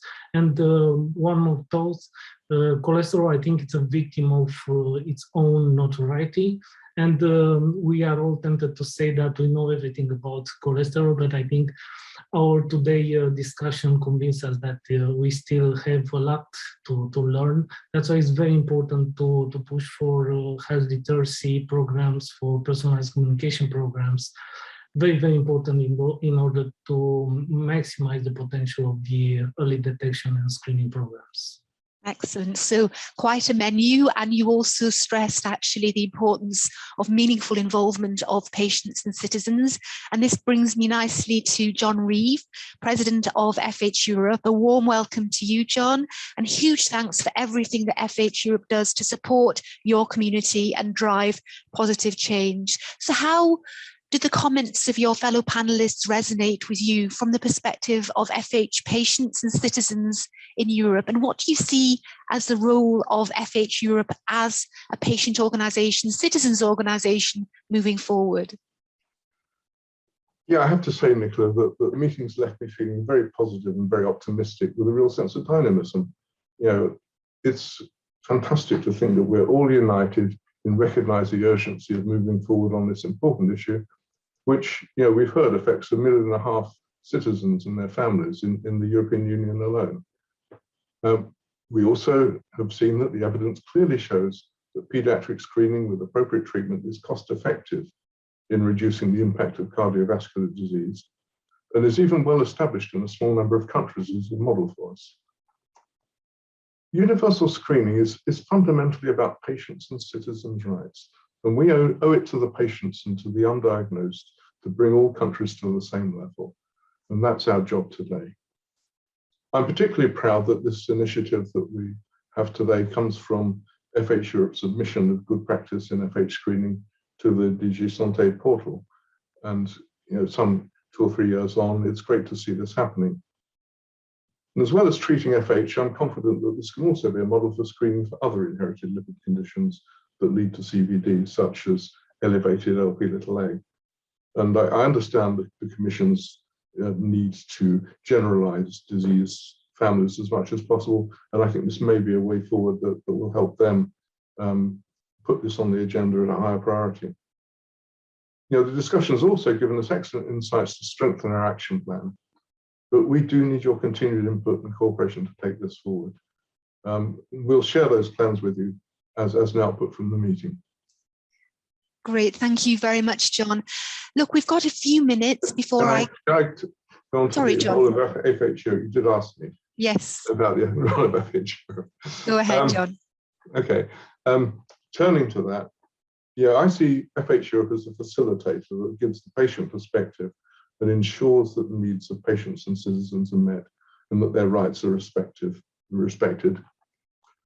We do this by bringing multiple groups together, like today: patients, healthcare professionals, academics, policymakers, legislators, and industry. And we hope that you can all see us as a trusted partner. Our top priority now is to build the network further, to engage more countries, share best practice, foster awareness, and provide leadership in patient advocacy. This word leadership again. And all of this is about creating greater impact. We'll also encourage industry to provide targeted innovation in diagnostics and treatment, and to support digital transformation and the effective use of the wealth of data that's already been collected. As several speakers have said, this is about equity. No country should be left behind. It's a big task, but we're committed to build capacity at the European and country levels to make it happen. And you can be confident of our determination to achieve this. Great, and that was a very important piece on FH Europe. Excuse me for cutting you off there. No, so, I was a bit slow in getting on. Not at all, not at all. So a few minutes left, and what would be interesting from my perspective is to get a couple of final thoughts from the panel. So if we fast forward to 3 years from now, where do you imagine FH pediatric screening could be, having thought about everything we've learned, shared this afternoon? It would be great just to get a very, very brief glimpse. First of all, from Marius Gianta. Yes, I see in 3 years' time FH screening implemented in many European countries based on, as I mentioned, on innovation and personalized medicine and on data and the state-of-the-art technology. For that, of course, it's important to work together, to collaborate and to co-create. Co-creation, excellent. And Helen Lebourg, what are your views? Yeah, I think that now at European level, the FH community has reached a solid knowledge basis, recognized as best practice, as I was saying earlier, both on research side, but also more recently on the healthcare side, because I think your FH best practice was accepted on the best practice portal from DG Santé colleagues. So to me, it's really time for action now. And the FH community can fully feel legitimate to advocate for FH pediatric screening and to leverage on the best practice, which are already fully recognized. So I could imagine that in 3 years' time, more member states do implement FH pediatric screening. Also, I'm also sure it's not an easy way to go. Another more tiny type of advice I would have is to look for more work with ERNs on the rare forms of FH, for example. And my final message to you as community would be to go on, and I wish you success in your endeavors. Thank you very much for inviting me. Thank you very much, Helen, for those encouraging words and to continue on this trajectory. And actually in the chat today, we heard that Croatia will implement FH pediatric screening from 2022. So that's a very nice reflection, I think, of how things are moving forward positively. So, John, projecting yourself 3 years from now, what would you like to see? You're on mute, John. Thank you. I was saying, based on this meeting, if we can deliver on these actions and policy commitments, we're going to be very much closer to screening across Europe. We do understand the importance of subsidiarity and competence so that initiatives happen at the right level, but we also understand the need to promote equity, and that requires a level of central coordination and funding, and that will have to happen. And I believe that within 3 years, there'll be clear acknowledgement of the need for FH screening, and that we'll also have identified a number of countries as pilots to disseminate current best practice. I also believe that FH Europe will be even stronger on the ground in 3 years, with more patient leaders ready to be partners and FH ambassadors. And I hope also, as I said before, that it will be a model in other CVD areas and that we can share these learnings. What I hope now is that we all understand our respective roles and responsibilities and what we need to do to make it happen, and we will get on and do it. Fantastic, fantastic. Back to Slovenia and Dr. Gobic. Thoughts from your side in terms of where we should be in 3 years' time? First of all, I believe that we should build on momentum now. COVID-19 showed us that we should invest in more resilient health system, that we should invest also in prevention, in early detection, in health promotion. I think that as it has been already said, that the issue of family hypercholesterolaemia screening is now very high on the agenda. We have the evidence, we have the recognition from the research side, also from the Santé side, from the Commission.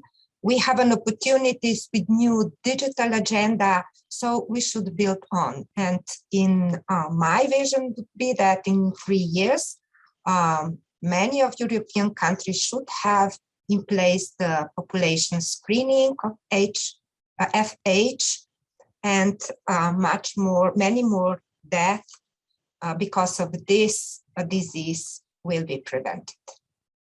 Fantastic, and thank you for your leadership in all of this. Really very, very much appreciated. Back to the European Parliament and MEP Busoy. 3 years from now, what should be happening from your perspective? I think your messages were very clear on the equity dimension as well, leaving no country behind, but where would you like the whole story to be in 3 years' time?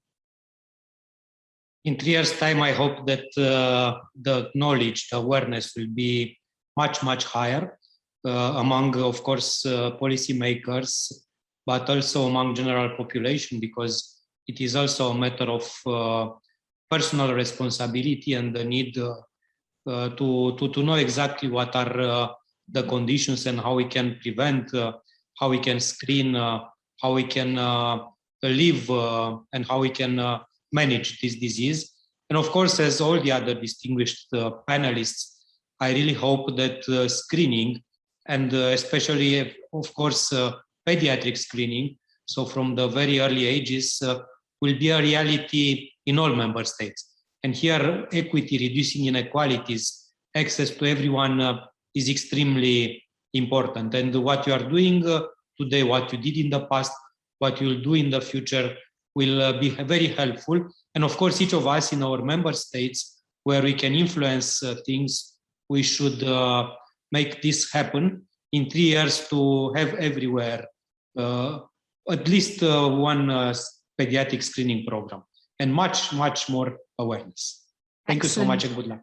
Thank you very much. And your support is also very, very much appreciated. Thank you. So I would now like to give the floor back to John Reeve to share some closing remarks. And he will also give the floor to Professor Battaglino to close the meeting formally. And from my side as moderator, warmest thanks to all of you, speakers, panelists and participants during the entire afternoon. It's been a pleasure to moderate this really very powerful session. Over to you, John. Thank you, Nicola, and thank you so much for your excellent moderation of the session today. We began the session with patients, with the moving stories of 2 patients suffering with FH, and I feel very privileged to close it as a representative of our European network of patient organisations. It's been a very powerful meeting, we've seen strong consensus and commitment from all parties on the next steps for FH paediatric screening in Europe. Our journey this afternoon started with the stark reality of patients who live with this most common undiagnosed condition and the tragedies that could have been avoided.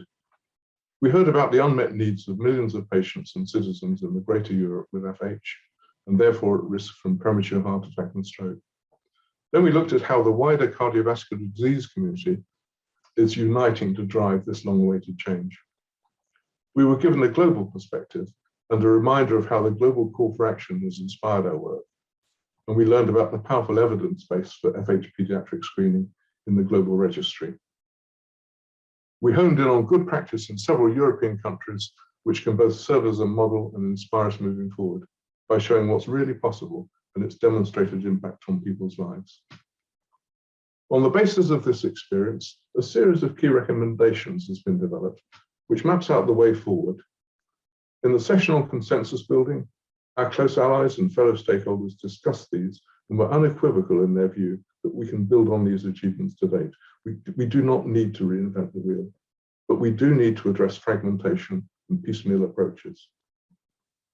FH paediatric screening in the EU and the wider Europe is achievable with the right political will, smart investment, and genuine partnerships that include patients and citizens as equal players. This was reiterated in our final session of the day, in which we discussed with policymakers how to move forward, covering the role of national governments, the role of the European institutions, and the role of groups like FH Europe. Today, I believe we've agreed on a common vision and a common mission. As I said a few minutes ago, in 3 years' time, we can be well on the way to a systemic approach to FH paediatric screening in all European countries. We will shortly have a robust action plan, strengthened through your contributions, and we all have a distinct and a collective role to play in this. The time to act is now. As Professor Gidding said, we've been talking about it since the 1998 Geneva meeting with very uneven progress. We all agree today that now the time is right. We need to move to implementation and get the job done. We're delighted that the Slovenian EU Council presidency has championed this work to mobilize fellow member states, and we look to the upcoming French presidency to pick up the baton. The message from the Commission is loud and clear. There are opportunities through new funding programs to nurture and support EU cooperation on FH screening. It's also clear that we have the backing of the vibrant European Heart Group. As president of FH Europe, I commit my organization to being a convener, an accelerator, and, if I might say, a benevolent watchdog to ensure that we deliver on our commitments today. I'd like to thank the speakers, the panelists, the organizers, and all those who worked very hard to ensure the success of this afternoon's meeting. We will circulate a summary report with the highlights and the action plan, and I look forward to our continued engagement with every one of you to make FH paediatric screening a reality in Europe. It now gives me great pleasure to give the floor to Professor Tadej Batolino to officially close the meeting. Professor Batolino is head of the Department of Endocrinology, Diabetes and Metabolism of the University Children's Hospital of Ljubljana, and he's a powerful advocate of early screening and detection. Professor Batolino, the floor is yours. Thank you very much, Dr. Reeve. And I'm almost wordless after this day, what I believe was a celebration of goodwill and determination for action on evidence-based decisions. The morning we spent with the neonatal screening programs, and I would like to thank again Professor John Bonham. John, your leadership is so important to all of us. And I think the most important message throughout the morning was that we have trust of people with newborn babies. They trust us that we actually are capable of performing a screening that is effective, minimally invasive, and replies to the ever-growing inborn errors that are treatable, either with conventional approaches or with gene therapy. We discussed the emergence technologies, particularly the next generation sequencing, or even better, the genomic approach to the screening, and how societies in the European Union will have to evolve, and how we will have to do our utmost to keep the trust of people and to make people stay with us so that we walk together towards a healthier and more secure population in the European Union. Also, importantly, we have to harmonize the screening progress in Europe and help those that are slightly behind with the pace of development in the recent years. And for this, it was a suggestion that perhaps a standing committee would help European institutions guide towards a common platform for the newborn screening in the European Union. On the other hand, the afternoon was spent with a well-known, well-characterized disease that is considerably more common and is, as we heard time and again, deadly. We have well-developed approaches to detect it timely and to intervene, to prevent this terrible outcome. So it looks like that the ball now is on the side of politicians and policymakers to simply accept the fact that pediatric screening for familial hypercholesterolaemia is not just cost-effective, but is saving lives and improving quality of life of perhaps every 1 in 250 individuals in the European Union.